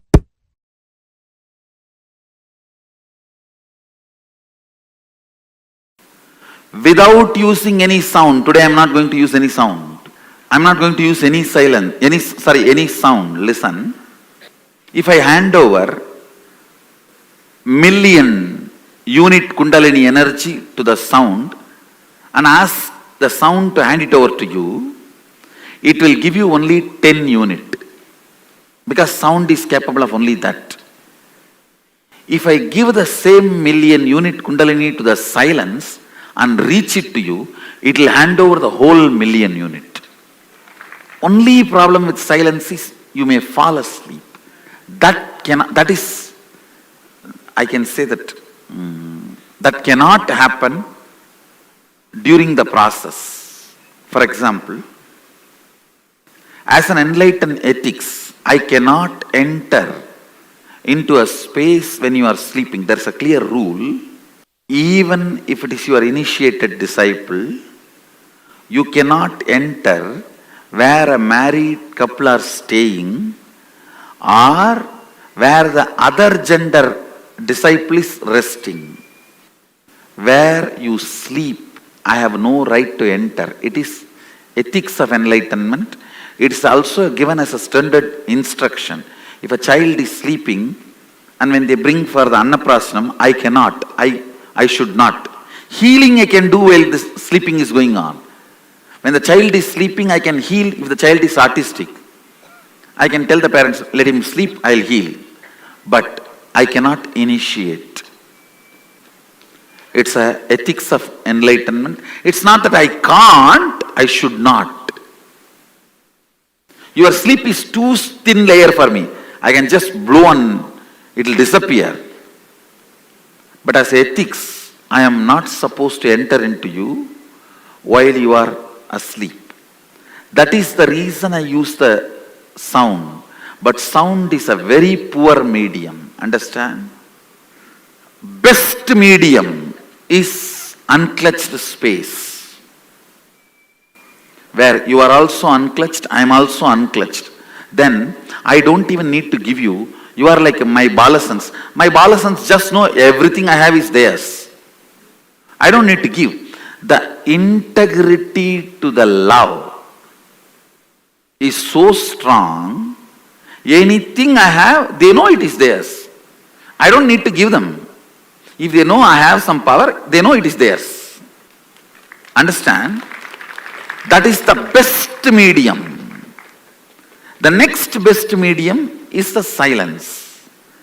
The only risk in this medium is you can't sleep.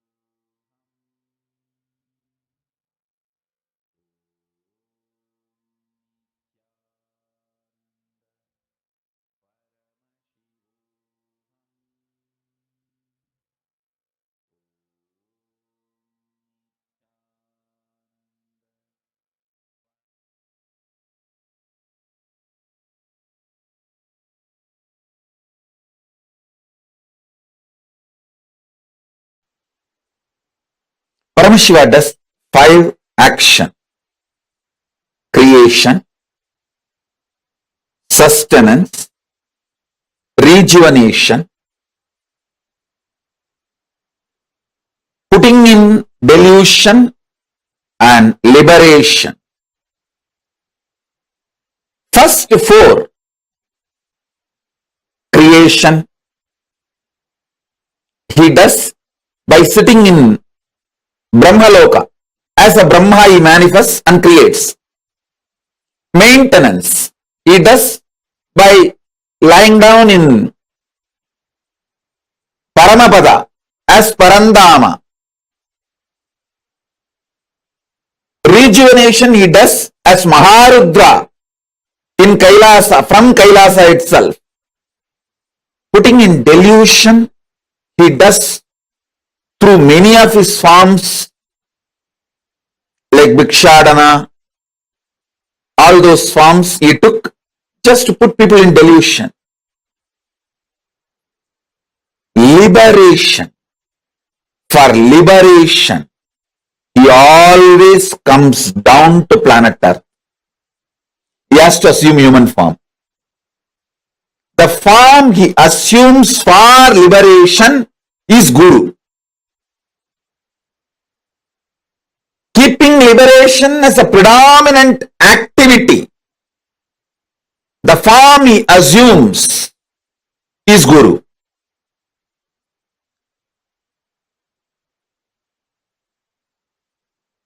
So listen, I am going to elaborately initiate. Attend intensely.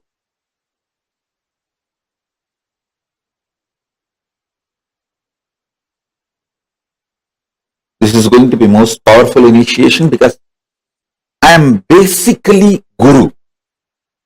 I may do all other activities, like I will do the administration of Mahakailasa. I will do accounts. I know even cooking, even though I don't do, but I know cooking. Sometimes I used to do when I go to devotee's house, and when that devotee is really very devoted and I am very comfortable with them, I'll go and sit in the kitchen and do some dosa, khichdi, puliyodare, all these kind of things, and simple food. And I'll be playing. You will see the early days photographs between 2000 to 2010. If you see, you will see a lot of photographs in the Nithyanandopedia, where I go to devotee's kitchen and sit there, and even in Bidri, I'll be making some dosa. I think maybe between 2000 to 2010, mostly you will see. I may know many things, I may do many things, but basically I am Guru. I am Guru.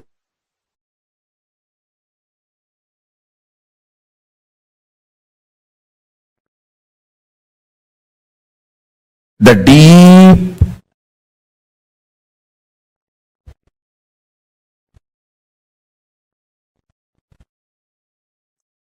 Ananda Spurana of Paramashiva means his ecstatic inhaling and exhaling,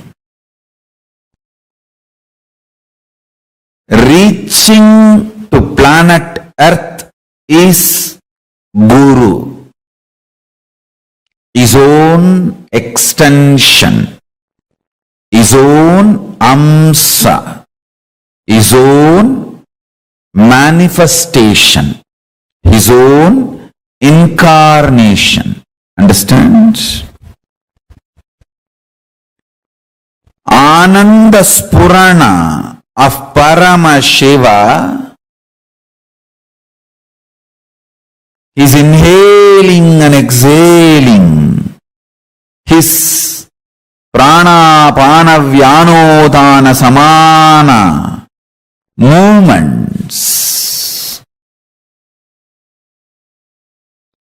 his breathing space reaching out to the whole humanity is Guru, is his incarnation happening on planet Earth. His very space manifesting here on the planet Earth is Sri Kailasa. The way he wants to grace the planet Earth, humanity, each one of your life, he demonstrates his compassion by happening as Guru, manifesting himself as incarnation and entering your life. Understand? Recognizing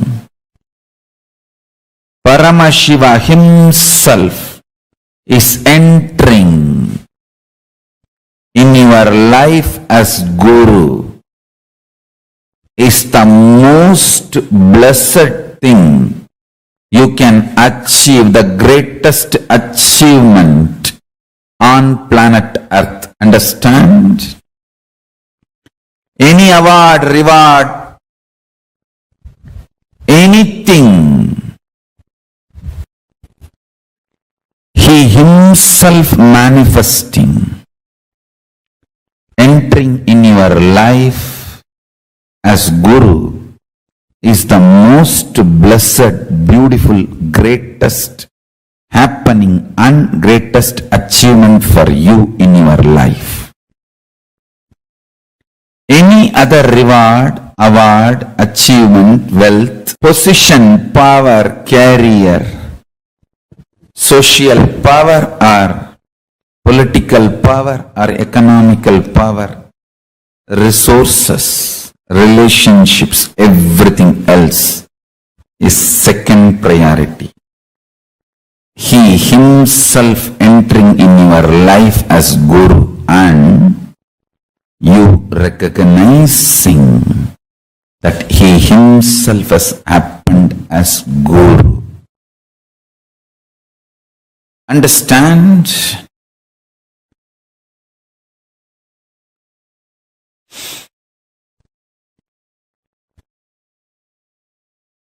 Power, enlightenment, knowledge,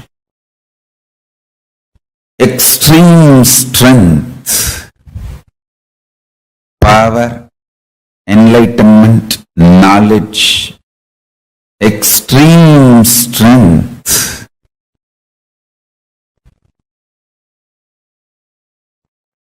All these great happenings, all these ultimate happenings, all these beautiful happenings, knowledge, enlightenment, power, all these auspicious, great, beautiful things happening is the side effect of his breathing space manifesting in planet Earth. Understand? He himself breathing is Ananda Spurana.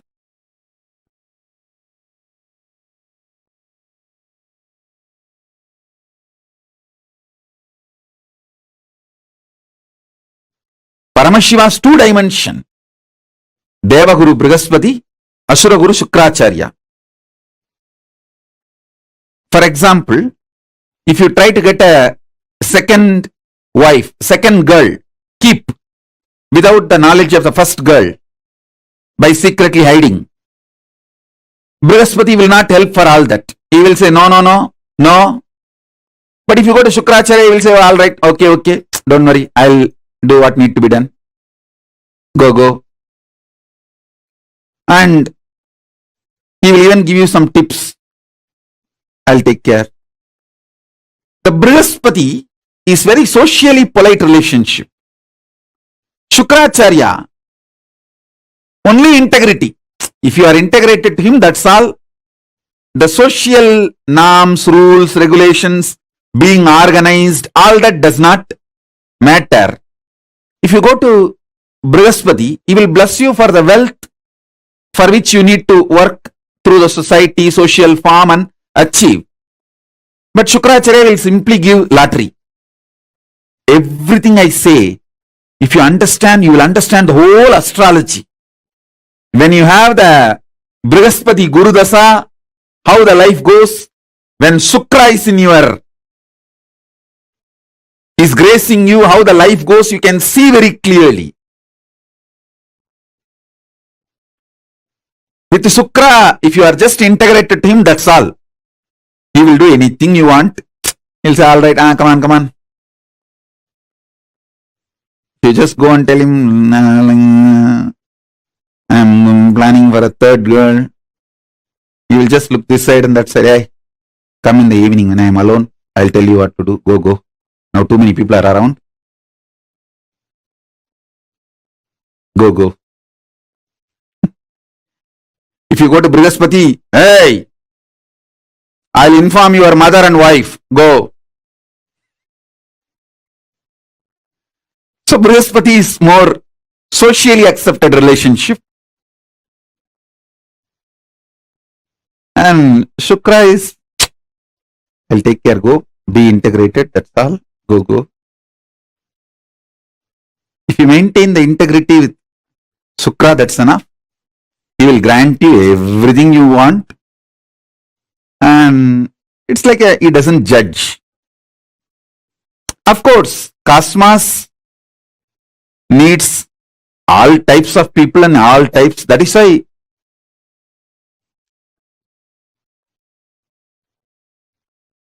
Paramashiva himself manifests as Brahaspati and Shukra both. Both are Paramashiva's own manifestation. It's not that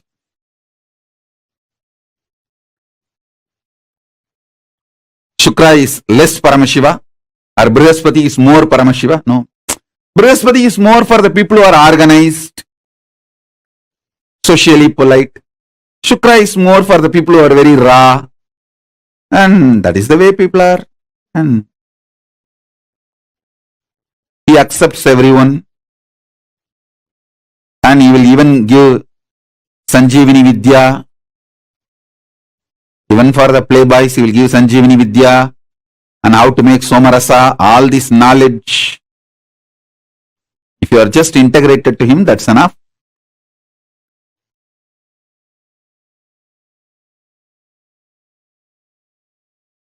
Deva Guru, Asura Guru. Both are centered on Parama Guru, Paramashiva, Dakshinamurthy. I'll infuse, listen. The Deva Guru is absolute power of trust. Asura Guru is the absolute power of love. The trust Brahaspati, love Shukra, both are from Dakshinamurthy. I'll infuse Dakshinamurthy in you with Brahaspati and Shukra. Brahaspati is trusting you. You will become Paramashiva. Shukra is, it's okay, even if you do something once in a while, it's okay, I am here.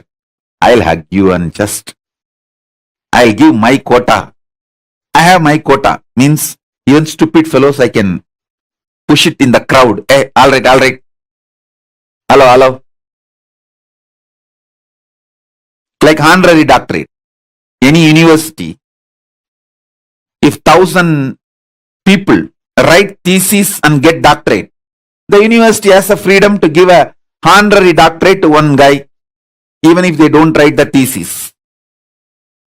Like that, I have my quota. Granting in my quota, okay, okay, that is Shukra. That's why he is Asura Guru. Even for demons, He allows, okay, all right, pass it.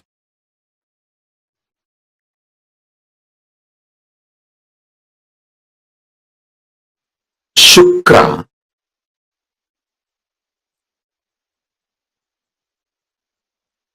when he was young, he does intense tapas to Paramashiva to become one with Paramashiva.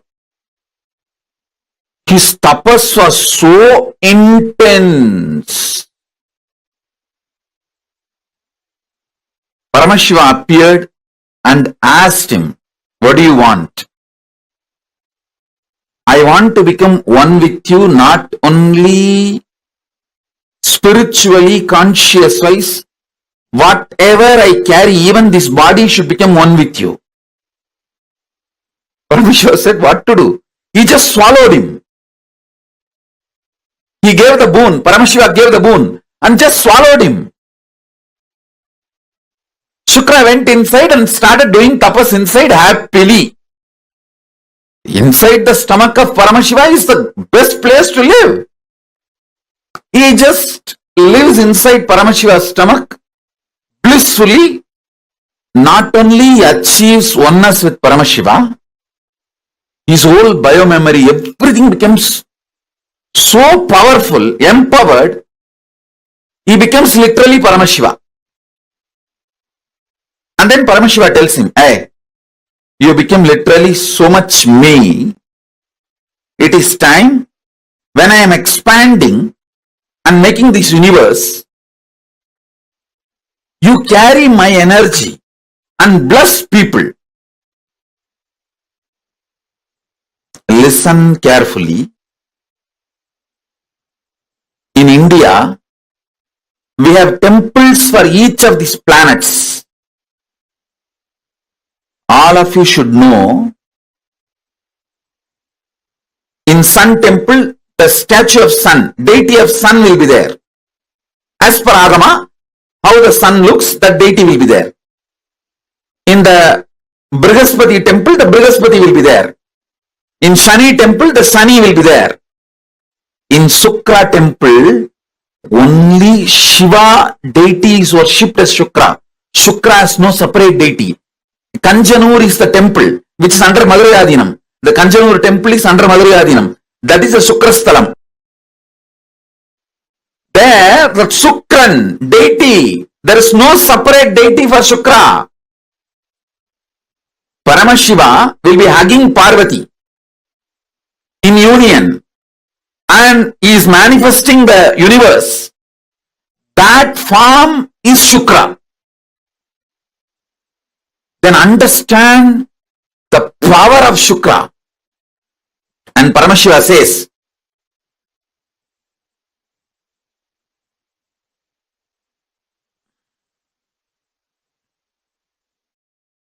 listen carefully.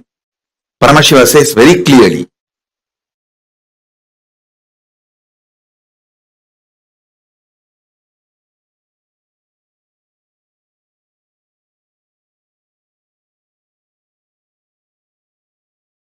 listen, these words are too important. He says, when I decide to expand,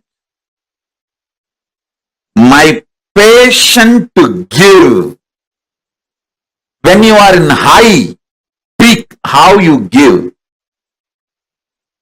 Paramashiva, if he is in high, that's the time he manifests this universe. So, he doesn't see logic, he just gives. This is the Shukra. You can see very clearly, it is Shiva and Parvati. Shiva and Parvati, Shiva actually keeps his hand on the hip of the Parvati. This form is called Nithyanandoham. This is the Shukra deity.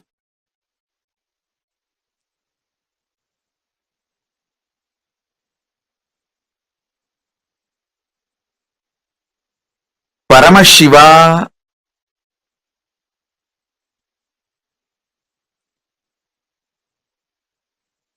when he just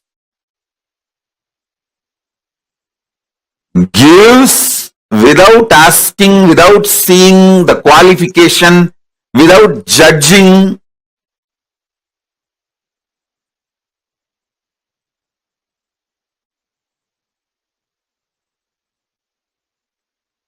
that energy of Paramashiva is Shukra. Shukla means in Sanskrit semen. Paramashiva's semen energy, it's not just a liquid, it's a life energy. Paramashiva's life energy is Shukra. He tells Shukra from inside his body, come on, you come out and represent me, my passionate giving. You represent my passionate giving. See, Paramashiva's ferociousness is represented by the Kalabhairava. Paramashiva's knowledge is represented by Dakshinamurthy. Paramashiva's ecstatic cosmic dance is represented by Nataraja. So Paramashiva's various energies are represented by various forms. His Shukla, the semen energy, which creates this universe, is represented by Shukra. So through the Paramashiva's Shukra comes out and plays the same role as Paramashiva. Listen. In the beginning, when Shukra came out, he was not Guru of demons. He just started giving everything to everyone without judging. Brahaspati, on the other hand, Brahaspati is the another Guru in the Navagraha. Navagraha, there are only two Gurus, Brahaspati and Shukra. Brahaspati is very strict, very integrated, very perfect. He was giving only for gods, very organized people, integrated people. So all the people he refused, whom he will not initiate, he will not give boons, he will not give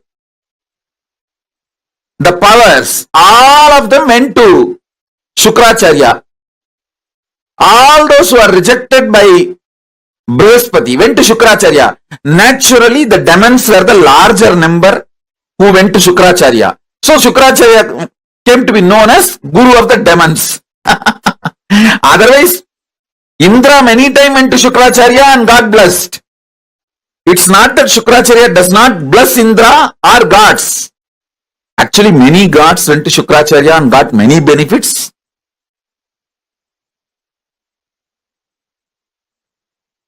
Even Skanda said to be received some boons and weapons from Shukracharya.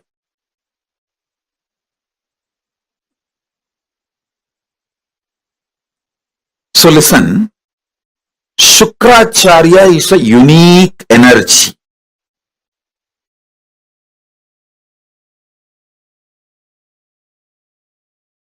Guru's Brahaspati, Deva Guru dimension, gives you all the right things you ask.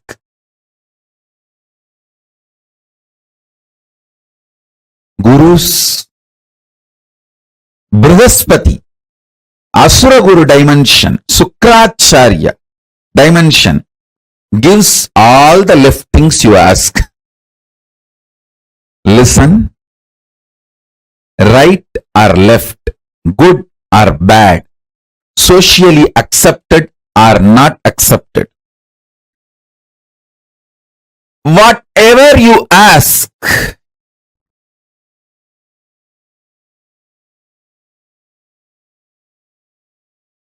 Shukra blesses.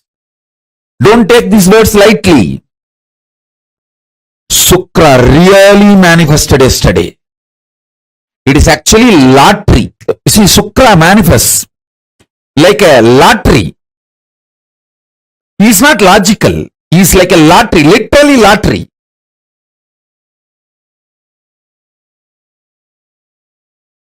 Many times people ask me, oh Swamiji, I am so sincere. I follow everything you say, but I don't get blessed for money. This fellow is a drug addict and he does all the wrong things, bad things, but he is showered with wealth by you. Eh, he gets a Shukra's grace. What can be done? Shukra is like a lottery. He doesn't bother about good, bad, right, wrong. You are integrated, you are showered over. Everything you asked yesterday is done. Because Shukra does not judge. Shukra does not see good, bad. Shukra does not see right, wrong. Shukra does not morally judge you. Shukra actually never judges you. Shukra is non-judgmental giver.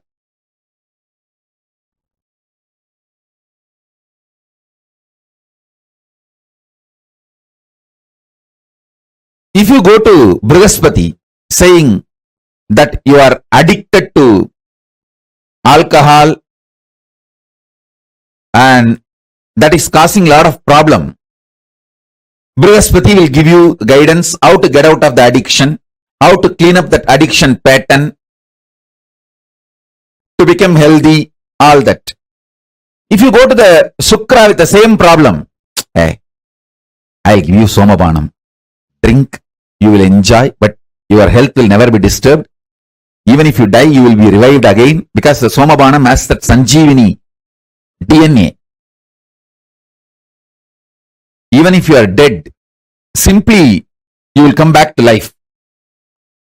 The Sanjeevani DNA does not let your body without life more than 3 seconds. You will be back. So the way Shukra deals things are totally different. Even if you die due to overdosage, in 3 seconds you will be back to life. Shukra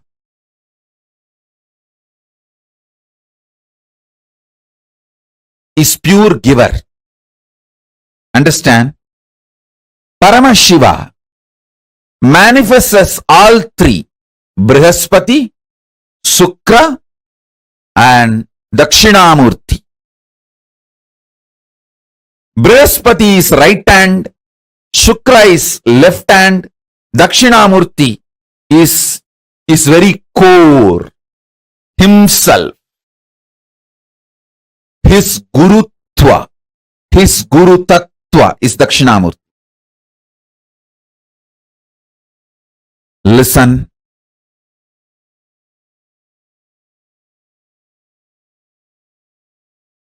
Don't take Shukra lightly. Shukra is too powerful. Good, bad, right, wrong. He doesn't look at anything. He doesn't judge.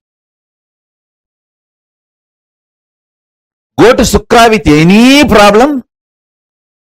He will have a unique solutions.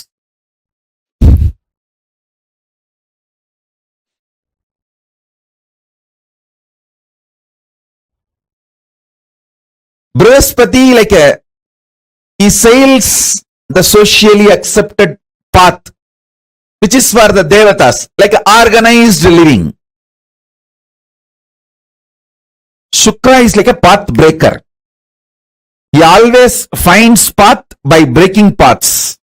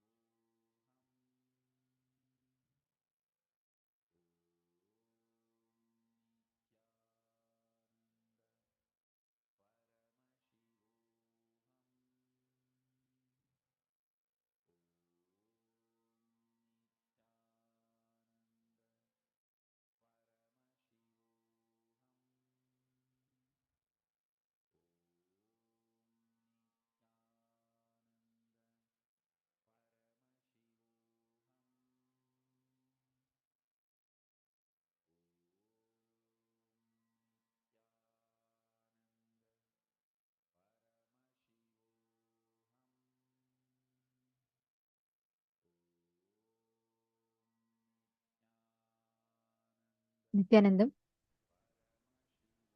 Sincerely apologize to all the participants. For quite some time, all the participants had lost the video and audio feed. We apologize for the technical glitch and our sincere apologies to all of you. There's a small technical glitch because of which all of you had lost the video and audio. Be complete, and we'd like to apologize to everyone. Thank you for your patience.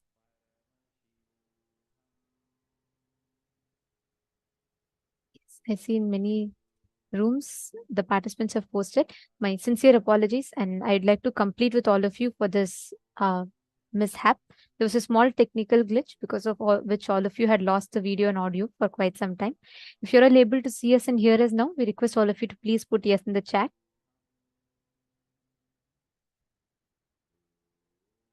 If you're all able to see us and hear us, please put yes in the chat.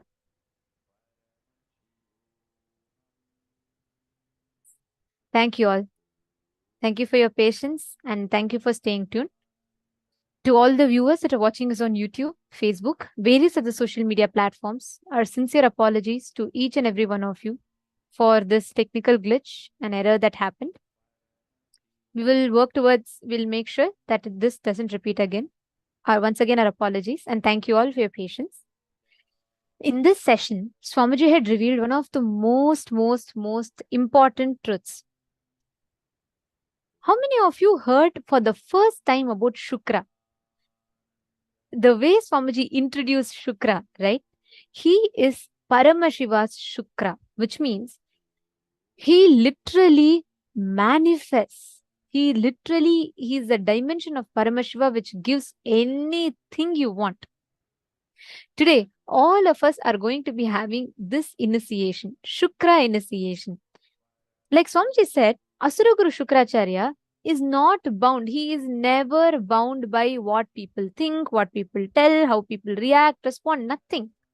He is just pure existence as he is. He just embodies himself. Anybody who's in integrity to the Guru, he will give them whatever they ask for. Anybody who has that sincere feeling connection to the Guru, Shukra Acharya will simply shower them with anything and everything that they ask for. Today, all of us are going to be experiencing this same dimension, this same experience, existence, manifesting as Bhagavan Shukra Acharya through our beloved Swamiji, the Nija Avatar of Paramashiva. In this session, Swamiji had revealed to all of us about what are the different dimensions of Shukra, how Shukra exists, what are the different dimensions of him, how does he manifest, how does he shower his grace and love, what is the principle that Shukracharya embodies. This all of us listened to and all of us learned about. Now, in the preparation for today's process, listen very carefully. Today we are going to be having multiple initiations, multiple processes. One of the main initiations today is Shukra initiation, where Swamiji opens up all the three dimensions: Brahaspati, Shukracharya, and Adi Guru Dakshinamurthy. Dakshinamurthy form of Paramashiva is Shukra and Brahaspati put together. Shukra form of Paramashiva is where he showers all the auspiciousness. Anything asked for, he grants. That is Shukra. Brahaspati dimension of Paramashiva is where the dharmic desires in life he grants and fulfills. Now, all of us are going to be receiving these initiations today. And in the next session, now, let us understand about one of the most important initiations today that all of us will be receiving.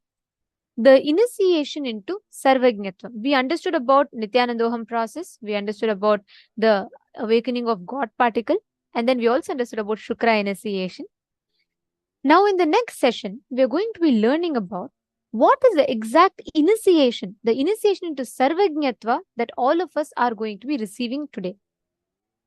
I request every one of you to please sit straight And do not miss this session. It's a very important one.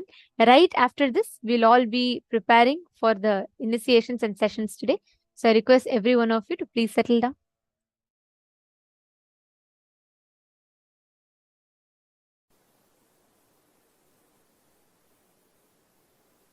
I wanted to explain the science of Sarvajnatva.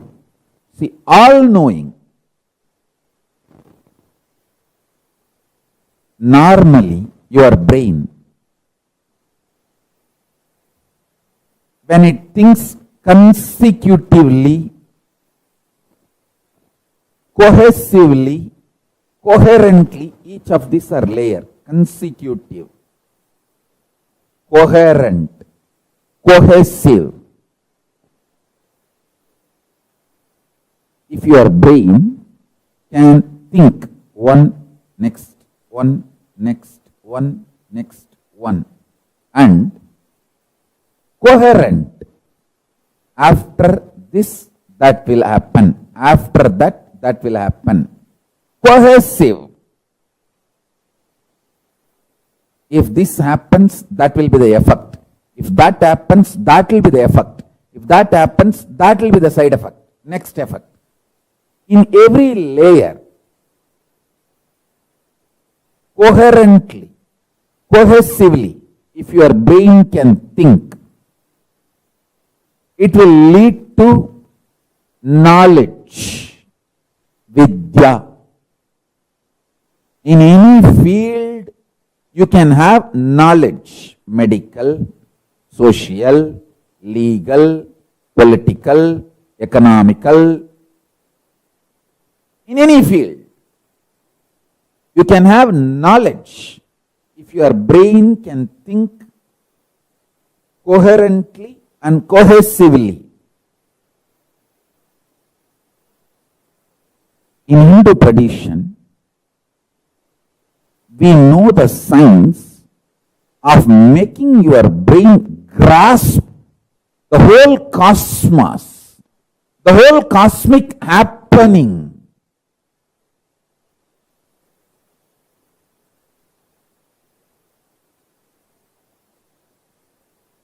When he was developing the software for Sarvajnatva, Sarvajnatva means the power to know everything. Successfully, I have also made many of my Gurukul Balasans to manifest this power for a particular period. When I was training them, initiating them, they started manifesting this power. It was very successful. Listen. All I needed to do was create an ecosystem inside them and outside them where the brain does not feel tired or bored by its own innate experience of the I-ness, existence. It needs to be inspired, excited. Atma Ananta, Swarupa Ananta. What they think as themselves, their Swarupa, that itself is exciting, that itself is inspiring, that itself is wow. That Swarupa Ananta within them and around them, they should have confidence to celebrate themselves, and the people around them should celebrate them, the Balasans. That is the way I created the ecosystem. See, when you are given anesthesia, even local anesthesia, it takes so much time. Almost impossible to get rid of its after effects even for years on your consciousness. Listen carefully. Physically there won't be any, you will be alright. But your brain's capacity to radiate powers, to manifest powers, is permanently damaged.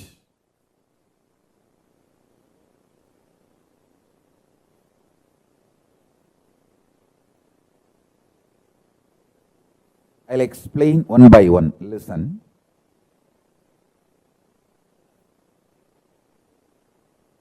If you start enjoying the narration you carry about you, Swarupa Ananda, and everyone around you enjoys the narration about you, which they carry in them. In that space,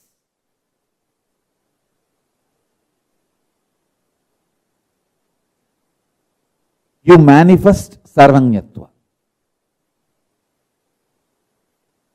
Kailasa is the ecosystem to help you to enjoy the narration you carry about you, and everyone celebrates the narration they carry about you in them. You celebrate them, they celebrate you. In this kind of ecosystem, powers manifest just like that.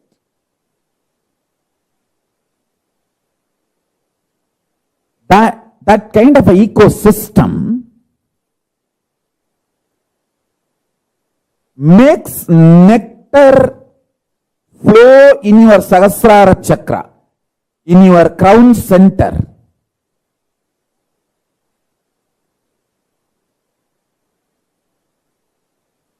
Even when your Guru initiates you with his consciousness, the first thing happens is your Sahasrara chakra explodes in superconsciousness, the Paramashiva space. The nectar, Amrita, pours in your system. You enjoy the beautiful narrative of you carry inside you. That you are Paramashivatva. And you enjoy the Paramashivatva of the whole universe, everyone around you. And everyone around you enjoys you. This complete virtuous circle. Like in the ocean, a bliss rises as a wave and hits at the ocean and creates another bliss wave. Bliss waves, bliss waves, bliss waves. This is the ecosystem of power manifestation. In this ecosystem, in this space, I was beautifully able to transmit the power of Sarvajnatva.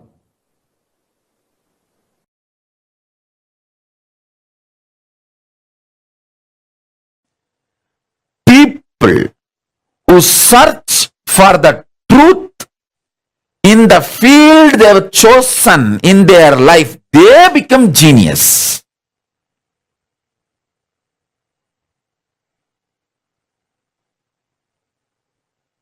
In my life, I have met many genius people.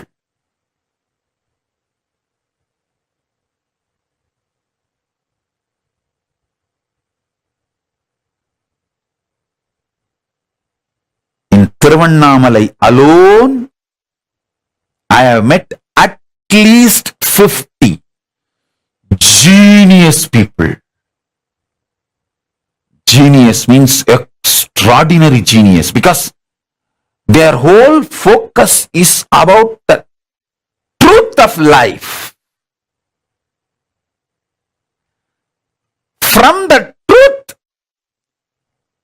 whatever they want to manifest, they can manifest, and they manifested that what they need and lived it. I tell you,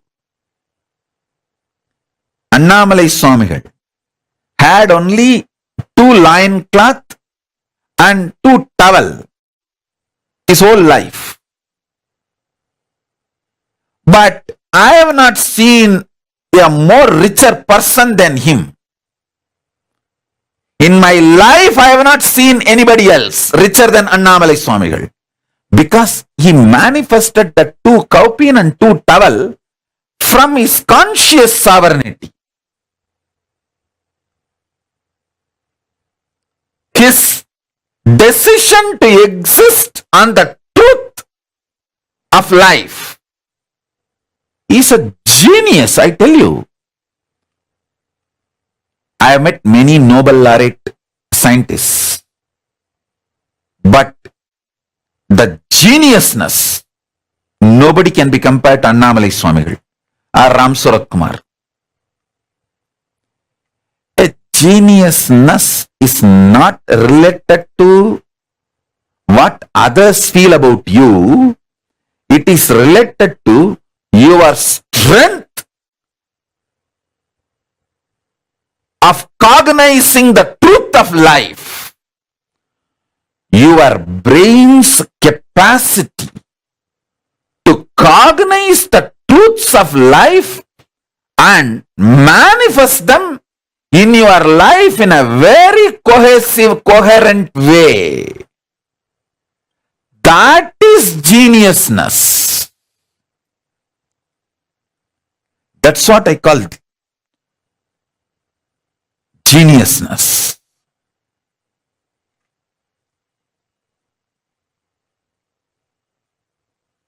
Neither Annamalai Swami will want third kaupin, nor he would have accepted even if people forced it on him.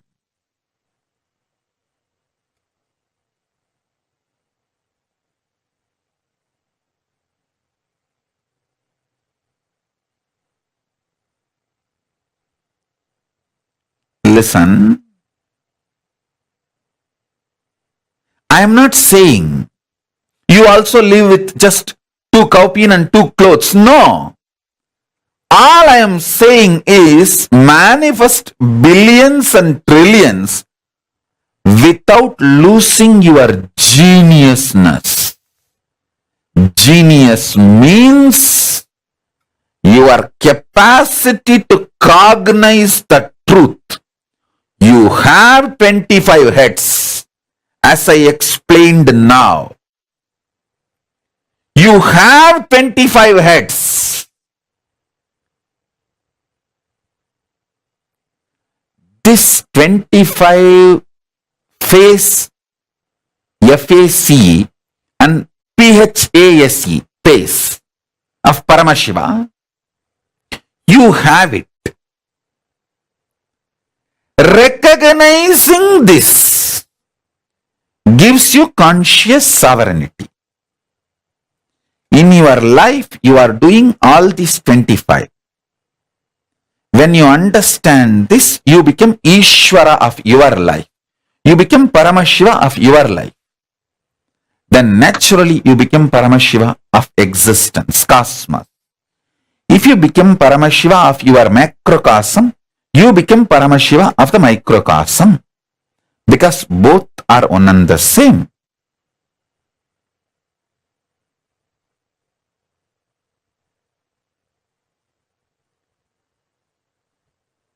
Ability to cognize this is geniusness. Geniusness is not just stealing some theories here and there.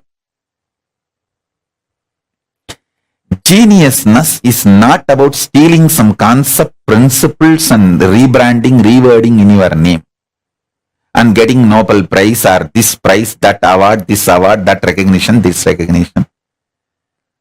Geniusness is ability to cognize.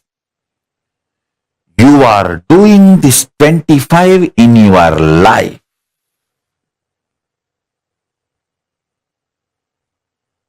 And reclaiming your conscious sovereignty.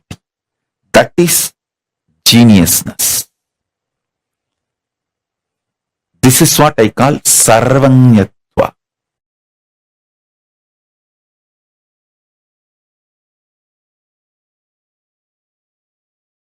So when I use the word Brahmin, I mean that families, that communities which were carrying the knowledge for next generations. Even 6-7 generations before you stopped practicing Vedas and Vedic tradition also, it's okay because it is in your DNA. Even for 6-7 generations you are not listening, practicing, chanting Vedas also, your DNA has a capacity to give birth to a baby. That baby, when I awaken its Kundalini and initiate that baby within 14 years, before the physical maturity, that baby can repeat the whole Vedas. The Sarvajnatva can be awakened in that baby. This is the only hope we have for the future of the humanity. I request all Brahmin couples, give birth at least 10 kids.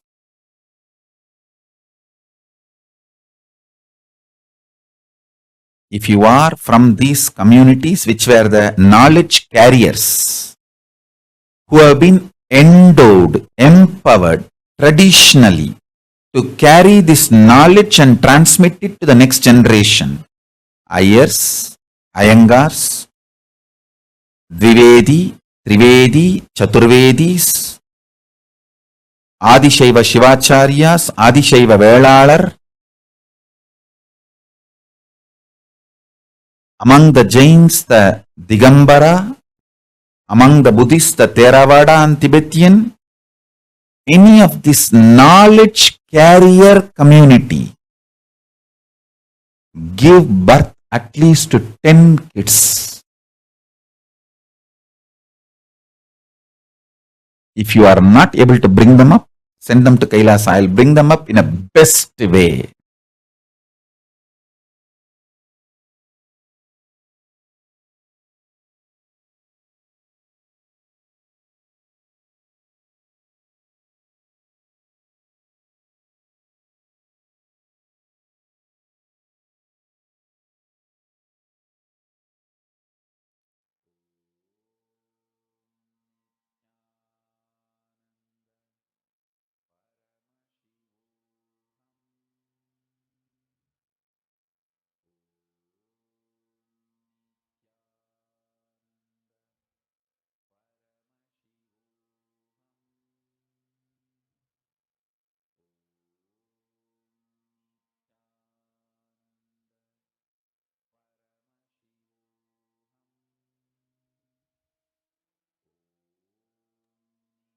Nithyanandam.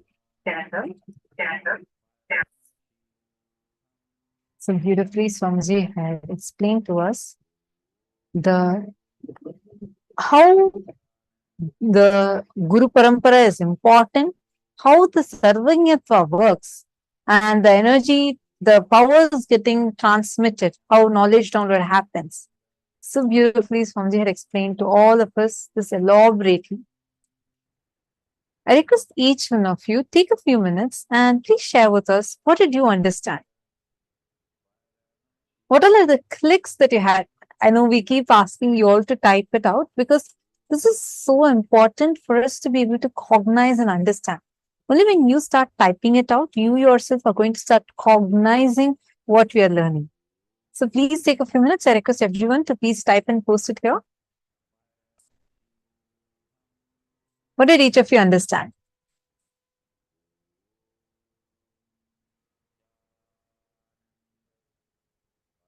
How many of you understood about the way how the Sarvajnatva power actually functions?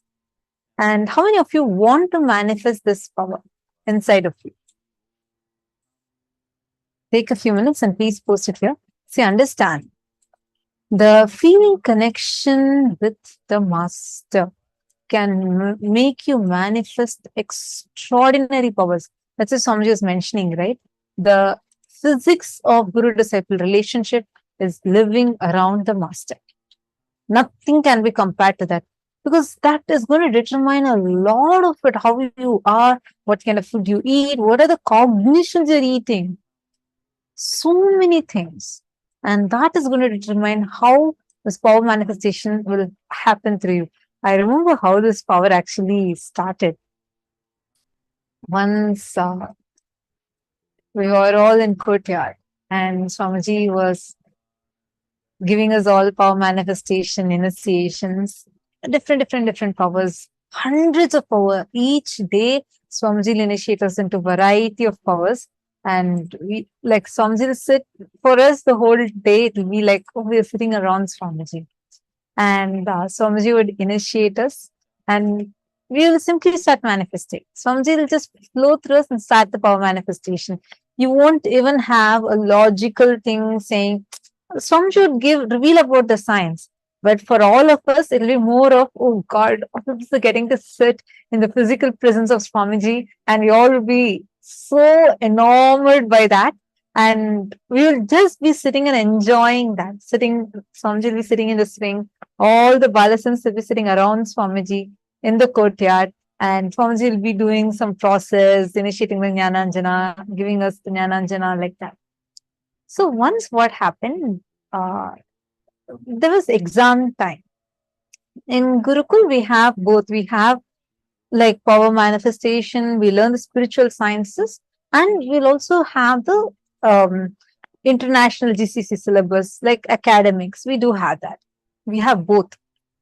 So we all were, so there was exam that was coming up, and one of the mentors came and said, that Ma Nithyananda, she was sitting there in the courtyard and she was sitting and doing power manifestation. And she also used to travel a lot for demos and everything. So the mentor came and told Swamiji, I feel that Ma Nithyananda has to go and study because she has been only going around traveling, doing demos, doing temple routine, being busy with all of these. And she has not sat and studied. And she has to go study. I don't think she's going to be able to pass this exam itself otherwise. Swamiji is so compassionate, so compassionate. Swamiji said, first Swamiji said, all right. And Swamiji asked her, okay, what do you want, Kanna? So she was like, she didn't have it, of course, because all of us want to be with Swamiji, right? Who would want to miss that presence even once, even for a moment? Who would want that? So Swamiji was like, all right, I'll do something for it.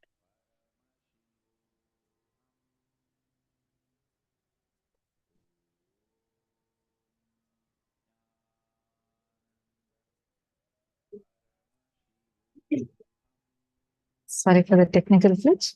Yes. I hope all of you are able to see me and hear me now. Okay, great. So Swamiji was like, don't worry, Kanna, I'll do something about it. So immediately Swamiji said, okay, go get some books and come. She went, she got all the academic books and came. So I'm just like, no, I'm not going to touch these books. These are not for me. Go get some complicated Sanskrit books and come, Hindu books, get our scriptures and come here. So then she got, they got the most complicated Sanskrit texts. Each book were this big, and they stacked it all up and got like this. It was very tall and very, very heavy. A few people carried bunches of those books and stacked it in front of Swamiji. Swamiji called her and one more Balasan. Swamiji said, okay, come on, sit now. And Swamiji said, I'm going to download this whole book into your brains. One thing, see, that is the thing, living with Swamiji, when Swamiji says, when you break a pattern, you'll start manifesting powers. We may understand it to one level. Only when you live with Swamiji, you know how real it is. One pattern, not even a pattern, one incompletion saying, oh God, I don't want to sit and spend time on these academics. I want to rather go to demos and temple routine, all of these. Just for that one small thing. And she just did not want to miss being in Swamiji's presence that day. Swamiji made a whole new power manifestation science, revealed a whole new power manifestation science for the whole humanity. Swamiji took that books, and I was there. All of us, all the kids were there. And Swamiji just Swamiji saw the books, and Swamiji did something with his hand, and Swamiji just blessed both the Balasans, her and one more kid. Swamiji put Swamiji's hands on both the kids, and Swamiji said, "Now I'm downloading this book into all of you." And it was Shankara Bhashyam. The Sanskrit used in those books, we have never even opened that book. And each book, it's like this thick. If you see it, you feel so overwhelmed. They will think it's all only for the scholars. I won't even touch that book. That's how we'll feel. That kind of books. And some, I think some 7-8 volumes. I don't even remember the numbers. So many books were stacked up. Swamiji said, all right. Now, and for a few minutes, Swamiji was just having Swamiji's hands on both of their heads. Her and one more Balasan. Few minutes passed. All of us are eagerly looking at like what Swamiji is doing, right? Like the initiation. We were all so excited. Swamiji is saying Swamiji is going to be initiating. Swamiji is going to be transmitting, downloading the books. I was like so curious. What is this all thing about? Like we had never heard all of these things before. It was like he would have seen what probably in some movies or some things where people are. You will see that robots can just look at the book like this, scan, download. They'll know everything in that book. This is all his idea. We all would have carried. Am I right? And who even in the remotest corner of their mind would have thought that it's even possible for us? But that day, Swamiji said, just a few minutes, Swamiji initiated and Swamiji said, now these two are ready. I have downloaded all these volumes of books into both of their brains. And both the Balasans, her and that other person, Swamiji said, now you guys can test them. I was so curious because we all were like, okay, how are you going to be studying for the exam? We all used to keep teasing her, saying that you keep going, traveling. How are you going to do for the exam? So all of us were like writing and seeing. Swamiji said, now Swamiji called the participant. Program participants are also there. It was such an amazing time to be at the feet of Swamiji. Like so many participants would also get to experience it. So we're all there around, and we are like, people are standing up and seeing. Everybody's curious what's going to happen now, because Swamiji just put Swamiji's palms on their heads just for like some few minutes, and then Swamiji said, "Come on, I downloaded the whole book into them."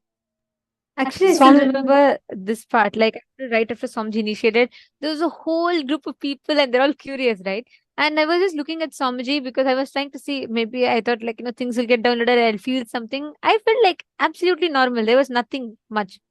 Swamiji said, then Swamiji looked at me and Swamiji said, you will actually start seeing everything come to you. You will be able to choose any page that you want, and you will be able to open it. Literally, like I still can see the whole thing where like a matrix, like the matrix they'll show, right? You'll see like random digits and lines appearing.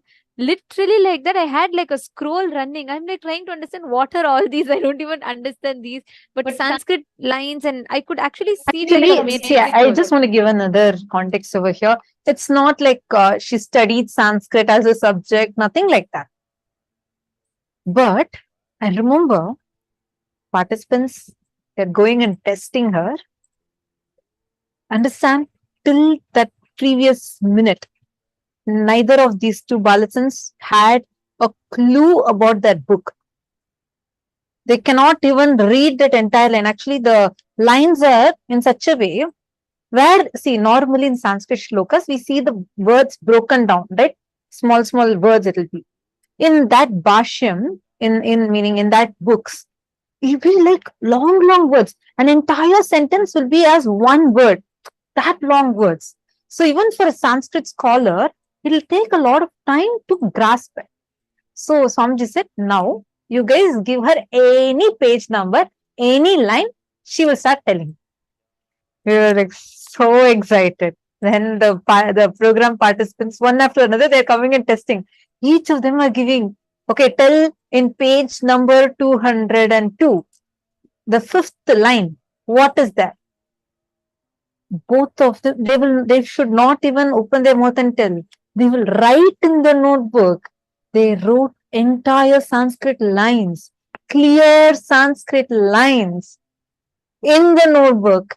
And every single time, without fail, they got precisely, not just they read that one line, they read that entire page just by that few minutes. That's all Swamiji took. Just few minutes, like Swamiji put his palm, sit, and downloading this whole software in you now. And after all that, so sweetly Swamiji said, I did this whole this power manifestation initiation itself just so that you don't miss how you want to be. It was like, oh my God, what great extent, what great compassion Swamiji has. You see, whenever any of us want anything, Swamiji is there just waiting to make it happen.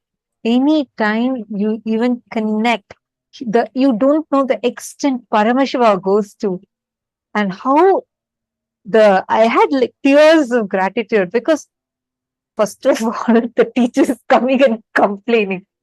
As a parent, normally what would the parents do? The parents would instead scold the children and say, hey, you what, stop wasting time or stop getting distracted, go and study. This is what anyone would do. Instead, Swamiji didn't say, okay, go study. Swamiji first asked her, what do you want to do? But with so much of compassion, Swamiji said, don't worry. He resolved both sides' problem by downloading, by giving a total new software of power manifestation, downloading it. And from that day on, we all have this power manifestation of Sarvajnatva as a power that all of us manifest. This is the divine compassion of Swamiji. Understand? Any moment, any time, when you have the devotion in you, the moment you carry the deep, sweet love, devotion, you will see how Swamiji just showers and showers upon you. Today, all of us, in the initiation that we're going to be receiving today, we are going to be experiencing this exact space. Whenever you connect, whenever you experience the space of oneness, whenever you experience this, you will see how that whole space, where Swamiji will just, that is what is the happening of Guru. Even beyond what you know, known, unknown, knowable, unknowable, everything, beyond all that, he manifests for you. That is the power of that Samipya Samadhi of the Guru, where you live around the Guru. Actually, this is the very initiation that Swamiji is giving to us. The Sarvajnatva initiation, the story I shared now, the experience I shared now, is the same, exact same power that Swamiji is giving to us as Sarvajnatva, the initiation today. Priyatma Sarupni is saying, wow, wish to go back to childhood with these blessings. Wow, how a life could be. No need to study whole day. You can have fun and still you can be school first. Swamiji would say, the goal should not be to be first in school. To us, this is for the adolescents. Swamiji will say, you guys should not say, oh, I will not study. Nor you guys should go and say, oh, I want to study and score first grade, first mark. Instead, your attitude towards it should be, you should be manifesting so many powers and download it. The information, writing in school, writing exam should become so easy for you. It is just redundant, like you're beyond it. That is no more going to be a binding pattern for you. That is why today, if you see the number of kids there are children that commit suicide in other schools because of exam pressure. How many of us wake up, in the morning, like suddenly you have a dream saying that, oh God, I'm just in the exam hall. You would have written that exam probably 20 years before, but you still get a nightmare as if you're about to finish your exam and correctly you were failing, or the time is getting over, or it'll be like a fear stroke, and you just wake up. How many of you have had this experience where you even now dream as if you're writing exam? That is the damage that the normal school system has done. No kid in Gurukul ever goes through that, because we don't have a system that will put us like that. Instead, we are taught to how to go beyond this whole thing. And it's just like, the moment I remember about Gurukul, is just too sweet. Now, before we enter into the darshan preparation, let's all learn about Samipya Samadhi, the experience of Samadhi, where we get to live around the Guru.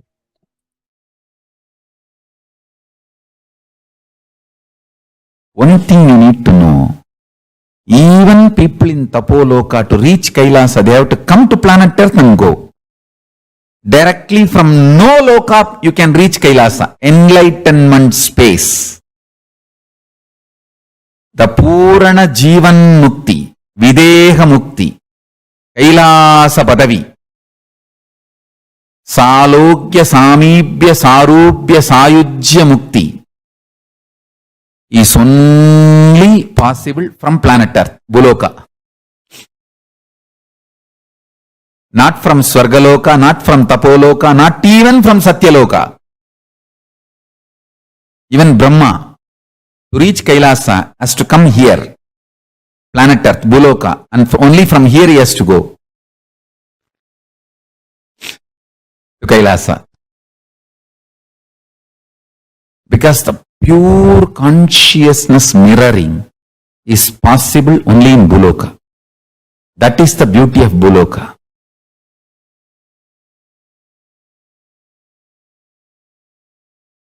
Now let me expand on reality so that you will understand how the four principles can be used to make reality as you want. Let me define what is reality. This is a very important definition. Only when you experience this as your reality, you can experience Brahmanyam Bahuputratam.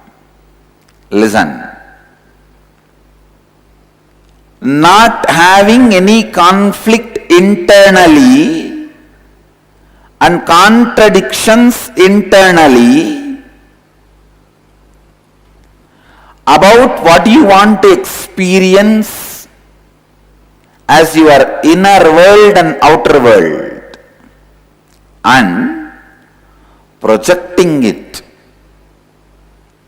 powerfully, so powerfully that there is no conflict between your projection and your experience, perception.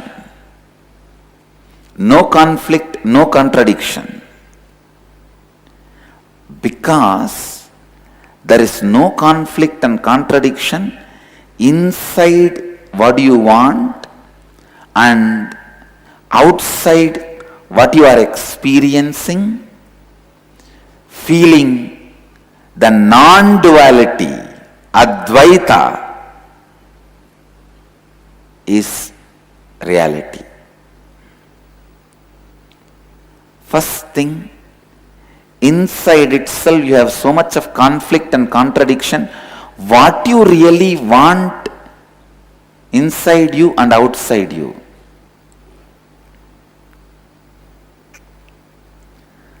What you really want inside you and outside you. That itself has so much of conflict. Second, because there is a conflict inside, what you project is not able to move the outside as you want. Because when you say you want money, One part of you already says, no, no, no, no, no. I will ask, but you don't give. Because of the conflict, contradictions, unconsciousness inside, what you project also has conflicts, contradictions, unconsciousness outside.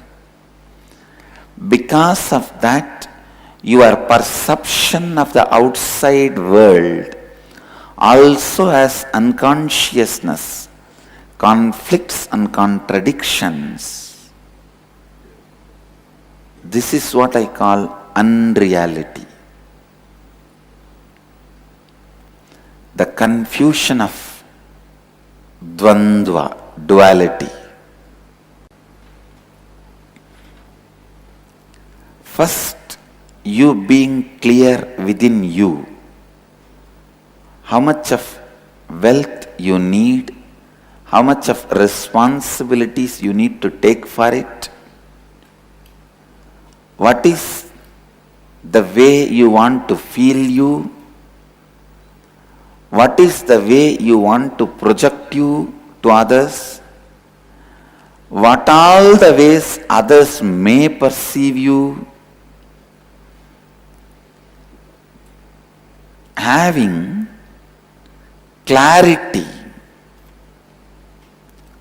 and taking responsibility for all this. So inside you feeling completion, and please listen, the power of your inner completion will be so powerful, I tell you. The moment you project something out of completion, the whole world runs to fulfill it and serve you. You need to know a beautiful story from Prahlada's life. When Prahlada's dad was asking Prahlada, is your Narayana God in this pillar, in that pillar? Is he in this stone? Prahlada was about to raise his small finger. A child naturally takes little time to lift his hand and show which pillar my Narayana is there. I don't even know which finger he showed, or he would have shown. He may not even know how to fold the fingers and show one finger or anything. He must have shown even through face. That is the way kids show. Kids sometimes don't even know how to raise the hand and show. They just show the face. When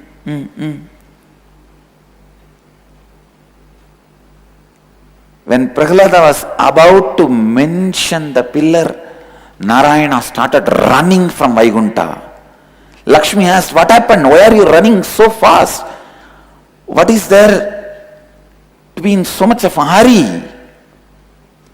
Vishnu says, no, you don't know. Whatever pillar he shows, I have to enter into that pillar. Wherever he shows, I have to occupy that place and come out. Listen. When a child is established in integrity, just for his hand movement or the direction he shows, God lands. Listen. Whole world moves as you want when you are established in integrity. Prahlada is embodiment of integrity. Nachiketa is embodiment of authenticity. Dhruva is embodiment of responsibility. Markandeya is embodiment of enriching. Prahlada is embodiment of integrity. He was in completion with all the karmas. Prarabdha akamya sanchita.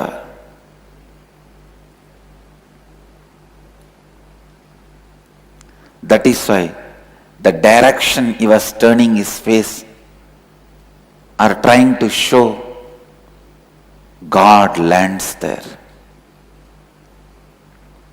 Same way, if you are in completion with integrity, without conflict, contradiction, internally,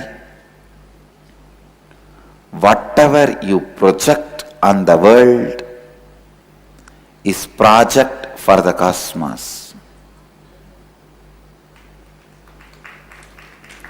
Whatever you project on the cosmos is a project for cosmos. Simply does it. Simply cosmos does it. When you are integrated and project on the outer world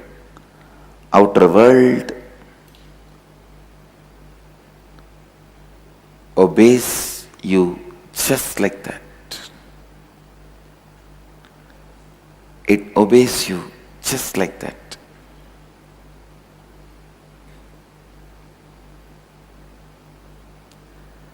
Power of integrity. Please listen. Nothing is political in the planet Earth. Means nothing is accidental in the planet Earth. Everything runs with these four principles.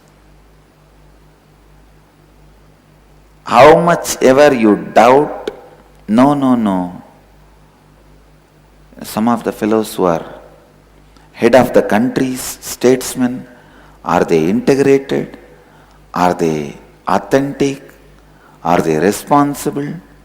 Are they enriching? How come they are having whatever they want? No. When you are in completion and project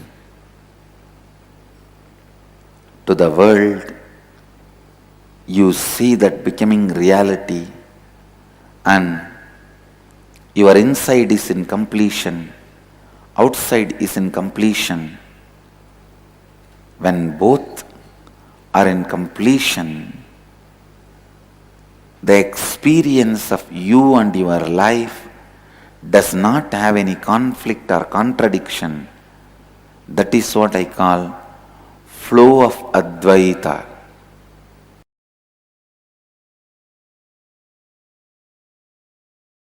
If you are established in the space of Advaita, even if the other guy tries to attack you, abuse you,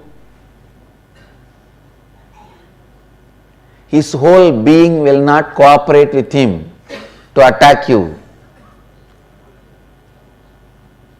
Simply, he will lose strength and fall into stupidity and foolishness, powerlessness.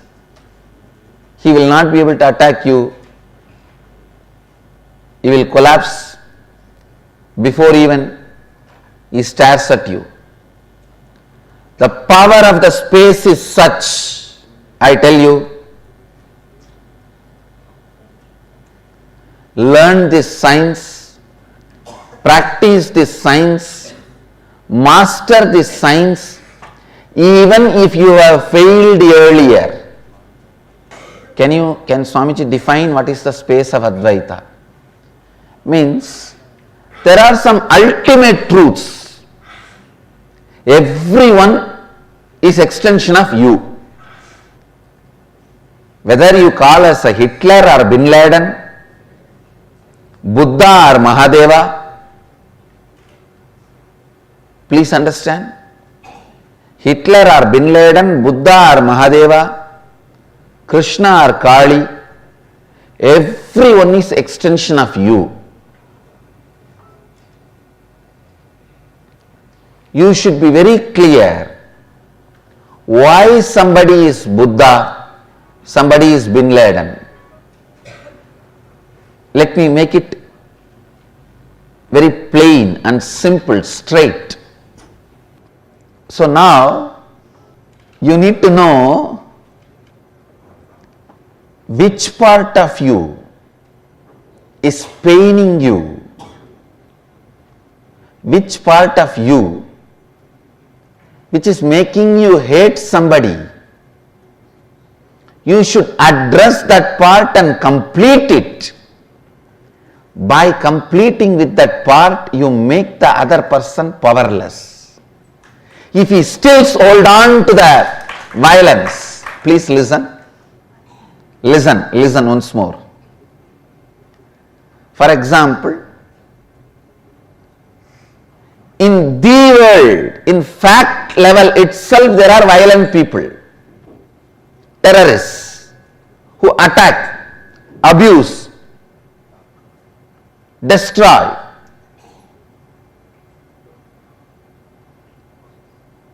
I am not saying what they are doing is right, but before you start defending you, before you start attacking back, your incompletion towards them, the my world's incompletion, complete it. When you complete it, please understand what I am giving you is a successful war strategy, because I have won many wars, I am going to be winning many wars. What I am saying, what I am telling you is not some spiritual philosophy. It is a successful war strategy. Look into you, complete with the part of you which is responsible for your anger, your violence.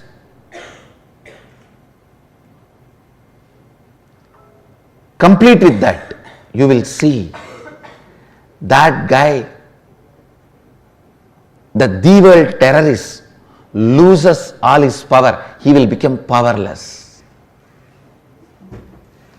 You entertaining anger towards him, which is in the my world, keeps his violence active and alive.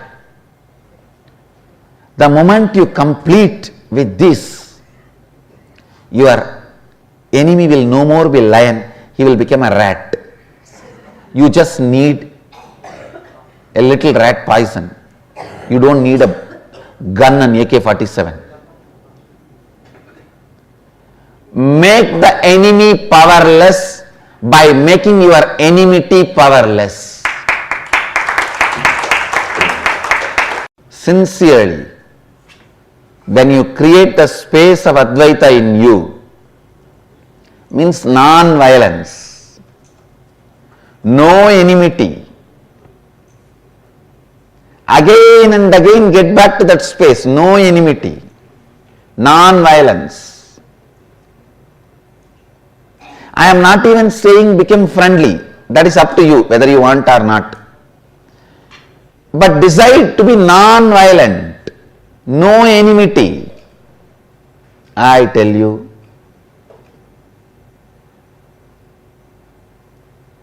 the moment you complete with your enmity and drop it, your enemy will suddenly lose power. The cosmos will not support him anymore. The person who is not supported by the cosmos is like a fan which is not supported with electricity, power. It cannot run. If it was running, maybe it will take few seconds for it to stop once you switch off. But not more than that. I tell you, everywhere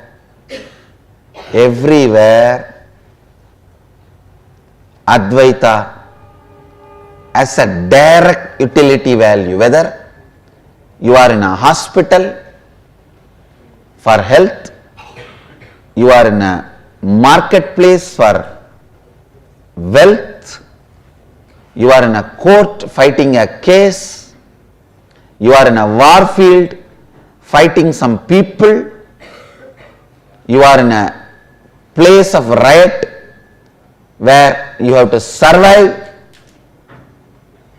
you are facing the survival threat. Wherever you are, the space of Advaita has highest utility value.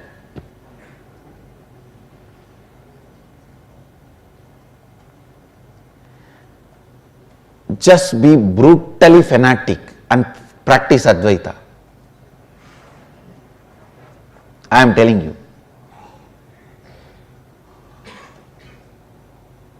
Whether you logically know the values of it, the side effects of it, or you need to take a little more time to learn the side effects of it, after effects of it, start practicing Advaita, the space of Advaita. I tell you, it will be amazing Kalpataru, giving constantly what you want, and amazing protection by making all your enemies stupid. By cherishing enmity, you will make yourself weak and make your enemies strong.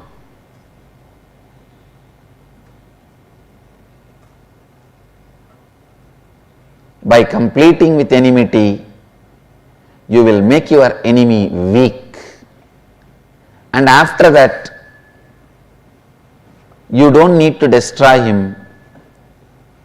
And even if you destroy, you won't have sin.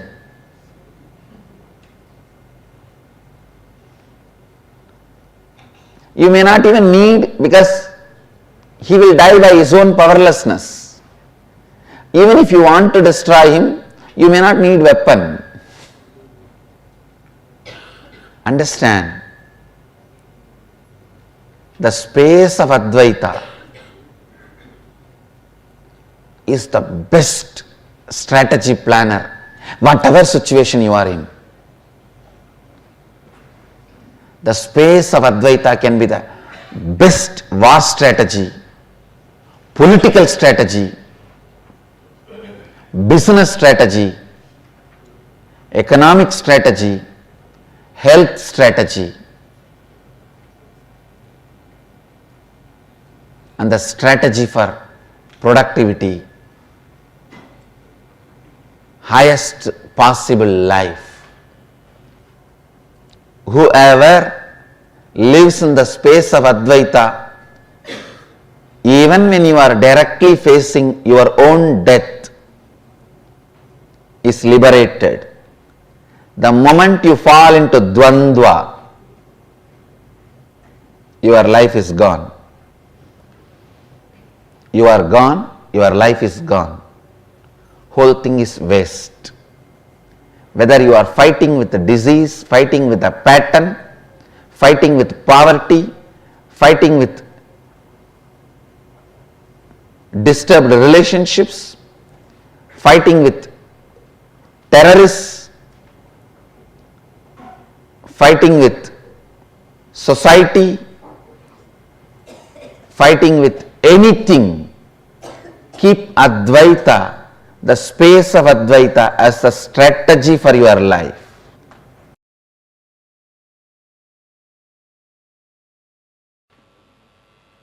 Please listen. Whole life is a business. Whole life is trading. You give something, receive something. Either you got more or you gave more, or you got and gave equally. Whatever is said and done, whole life is a business. Please understand, but the good news is, what you consider as you is the starting point. The best news is that can be just updated by the Advaita. Please understand, what you consider you is the position, trade position. If you consider you only dependent on your physical qualities, you only have depreciation asset. You only have depreciation value. But if you assess yourself based on the qualities you carry in your mind, you can be appreciation asset, means intelligence, your ability to handle any situation. How you perceive you, if it is just occupied, means your self-image, your identity about you, if it is occupied completely by your look, by your beauty, the physical dimension, please listen, you are making all your strategies and plans based on depreciation asset. More and more, as time passes, life will be hell for you. Kala will bring suffering for you. Please understand. Strategy which brings best things as Kala passes is eternal strategies. If your perception about you is all based on your beauty, you are having exponentially depreciation asset. You can manage few more years with various creams and cosmetic items, but it will continue to depreciate.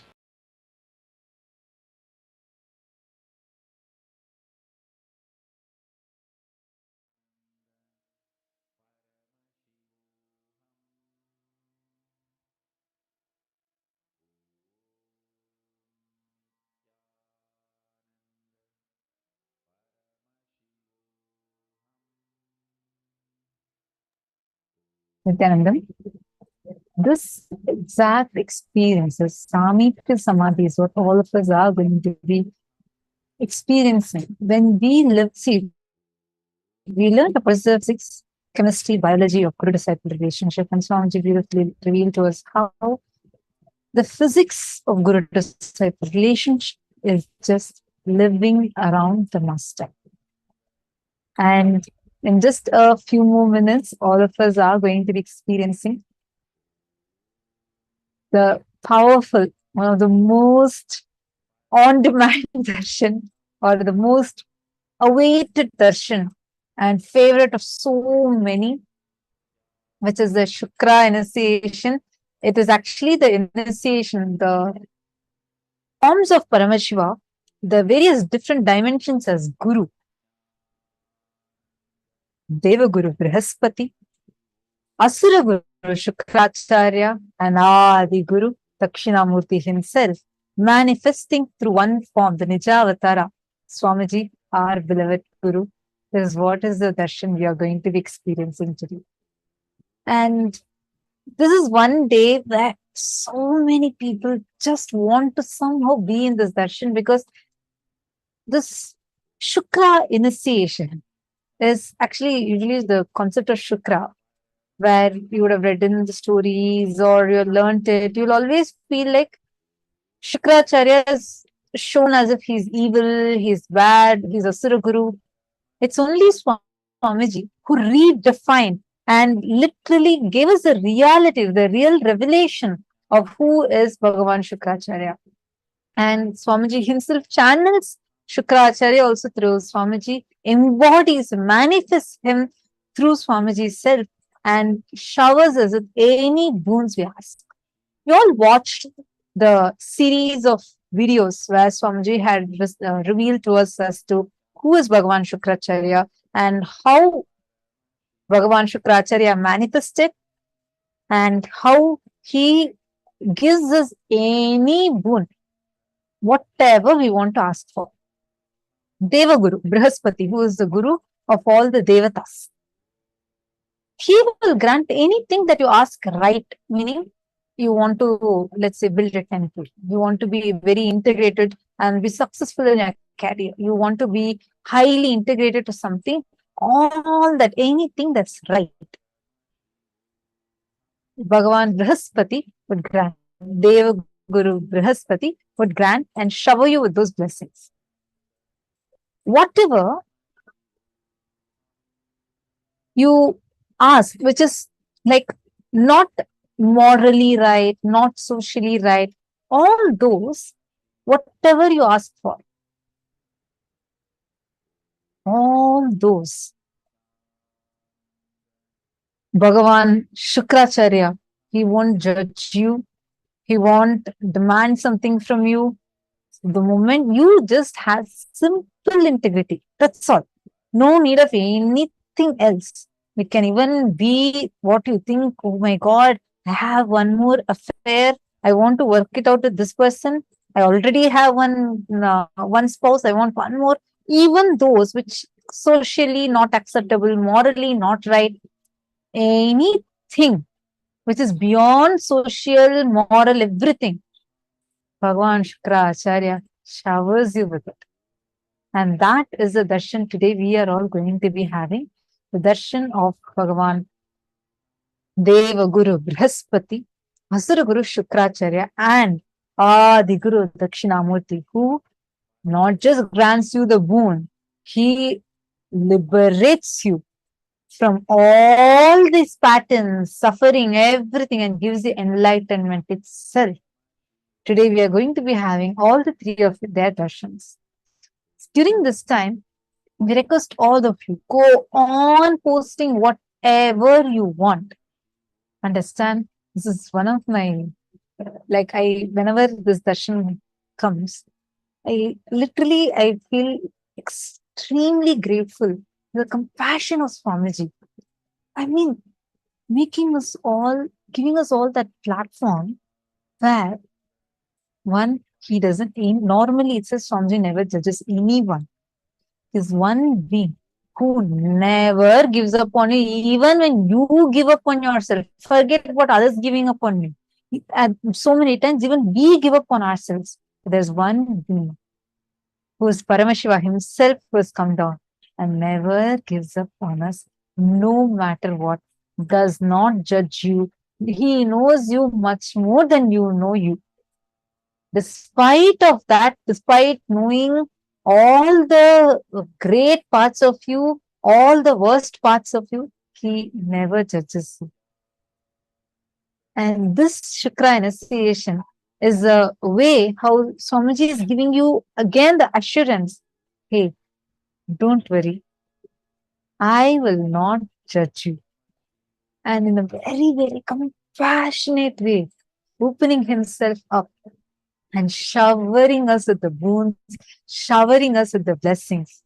What an amazing blessings we all carry. Such an amazing boon that all of us are being showered with.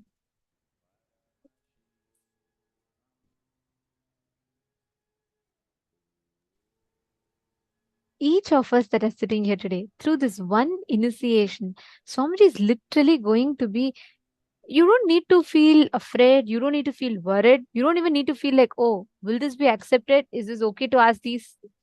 All your social limitations, societal conditionings, the barriers that the society set on you, You can drop all that because Guru is the only one who knows you even more than you know you, who loves you even more than you love you.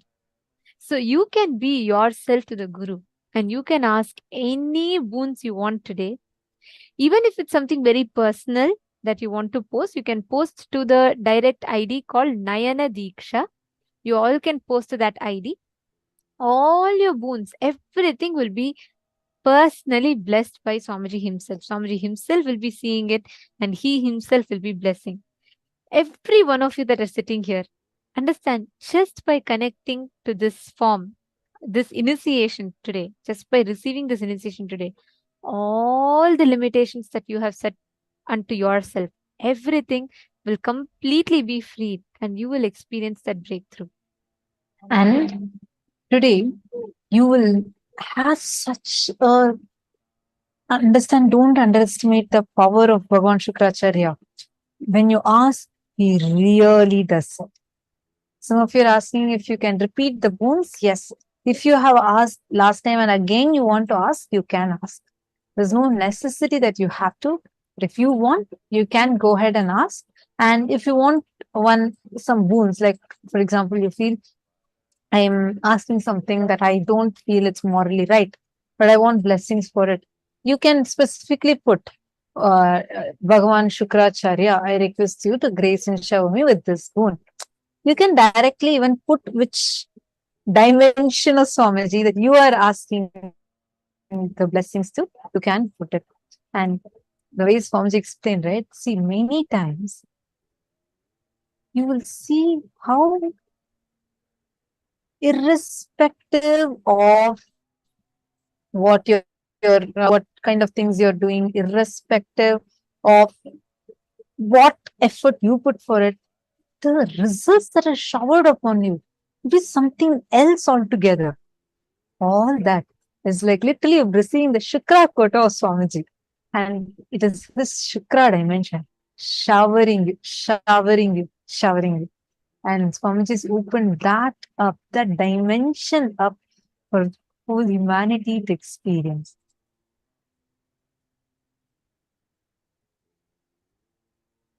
All of us are going to be receiving this exact experience as initiation.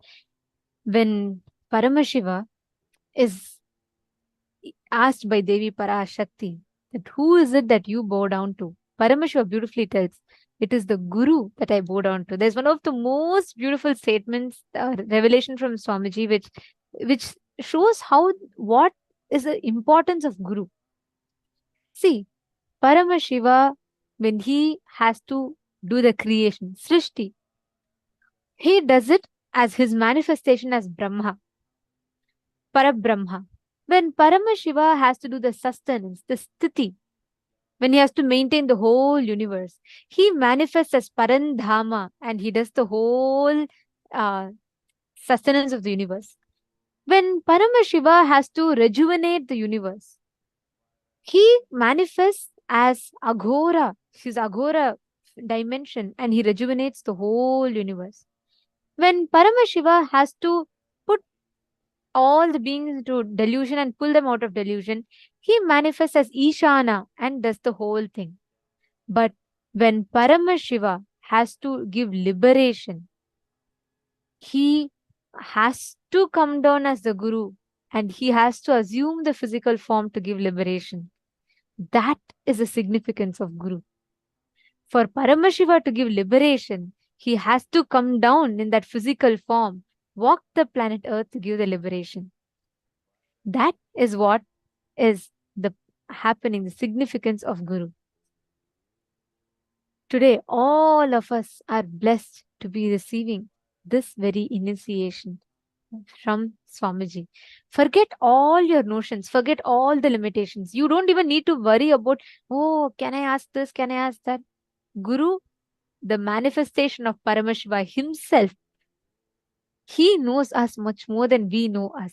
So ask anything that you want. Ask whatever you can ask, whatever you think you cannot ask, whatever you think you are very shy to ask, all of that you can ask today. And Swamiji himself will be blessing And Swamiji will be manifesting as Shukra, Brahaspati, Deva Guru Brahaspati, Asura Guru Shukra Acharya, and Adi Guru Dakshinamurthy.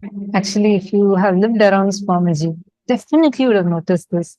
Like Swamiji would know everything about you, right? Like, let's say that you might have missed something, your patterns, your incompletions. Many times you yourself would have gone and asked Swamiji's blessings to come out of it. Despite of knowing us completely, never once Swamiji would ever give up.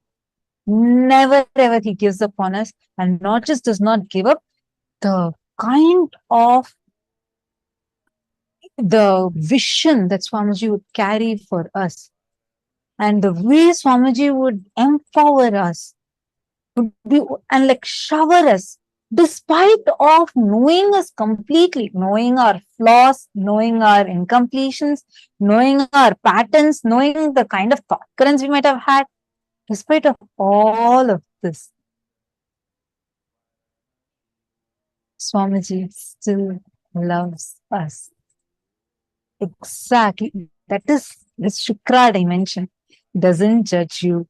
He does not give up on you. He does not even ask, oh, whole life be integrated to me. Even if you miss integrity, come back. The moment you have the cognition, you remember you missed it, realign back. Just simple integrity. That's all. He goes to great lengths to shower us. Imagine and see what the Nayanmars did not receive, what the great devotees of Paramashiva did not receive. They all had only one form of Paramashiva's darshan. We are having 64 forms darshan each day, every single day. What a compassion that Paramashiva has. He himself has come down for us and chose each one of us. If you are here, it is Paramashiva, Swamiji, who chose you so that you can experience this. Now let's all get ready and chant the Dhyana Shloka of the darshans we are going to be receiving today. The first is the Dhyana Shloka of Veenadhara Dakshinamurthy.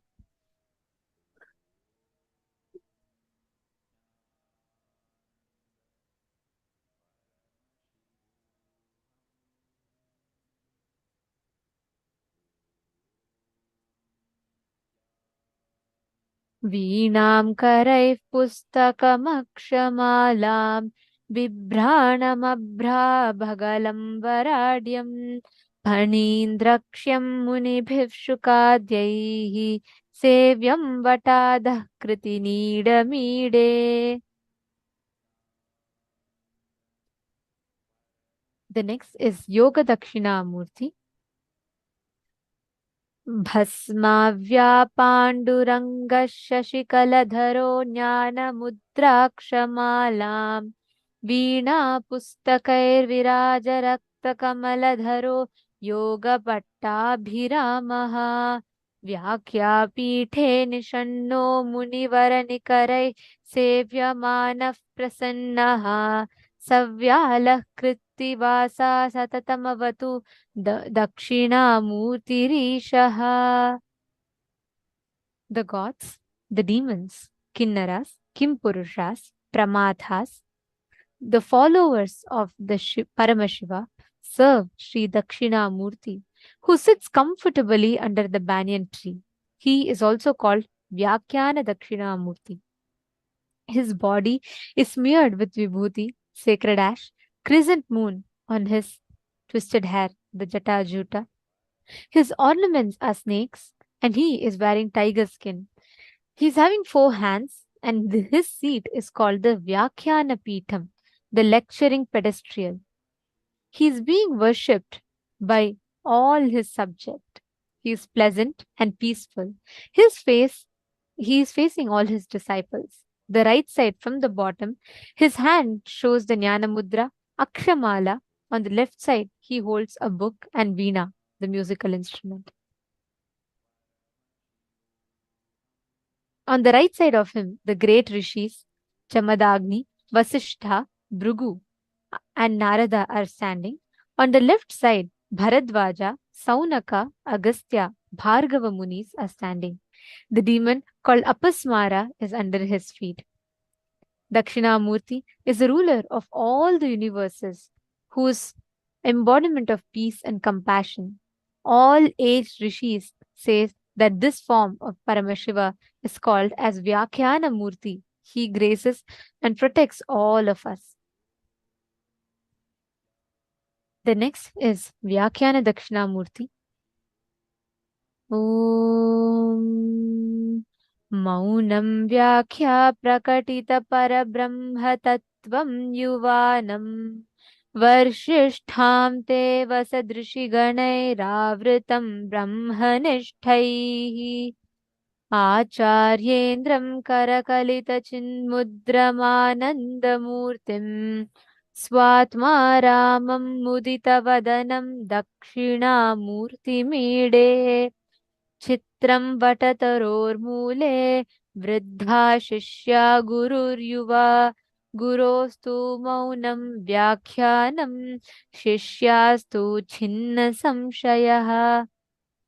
I praise and salute that Dakshinamurti who faces the south, who explains the true nature of the Supreme Brahman through his state of silence, who is young in his looks, who is surrounded by disciples who are old sages, whose minds are fixed on Brahman, who is the greatest of teachers, who shows the Chin Mudra by his hand, who is a personification of happiness, who is in the state of extreme joy within himself, and who has a smiling face.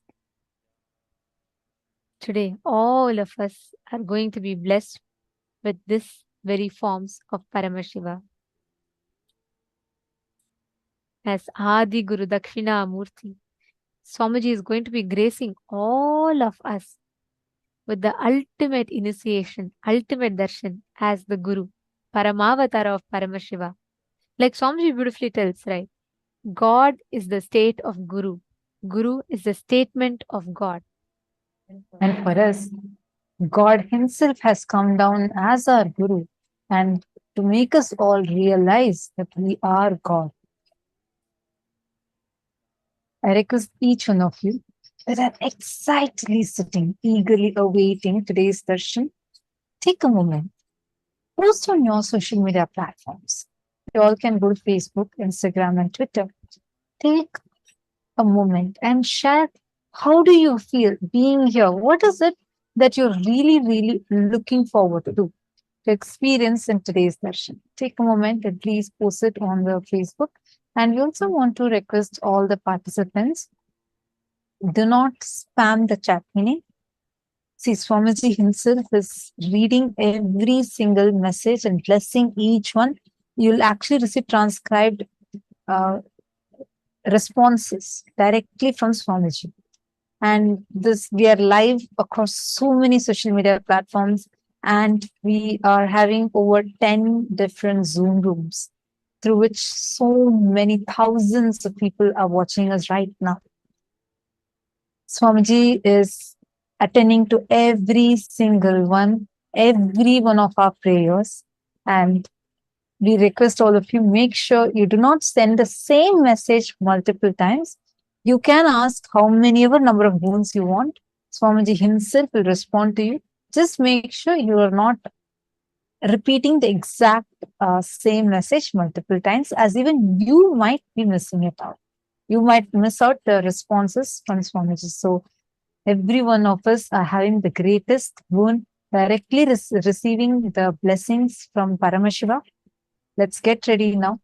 Please sit with your head, neck, and spine in a straight line. Close your eyes. Enter a deep meditative space. Chant the Mahavakya.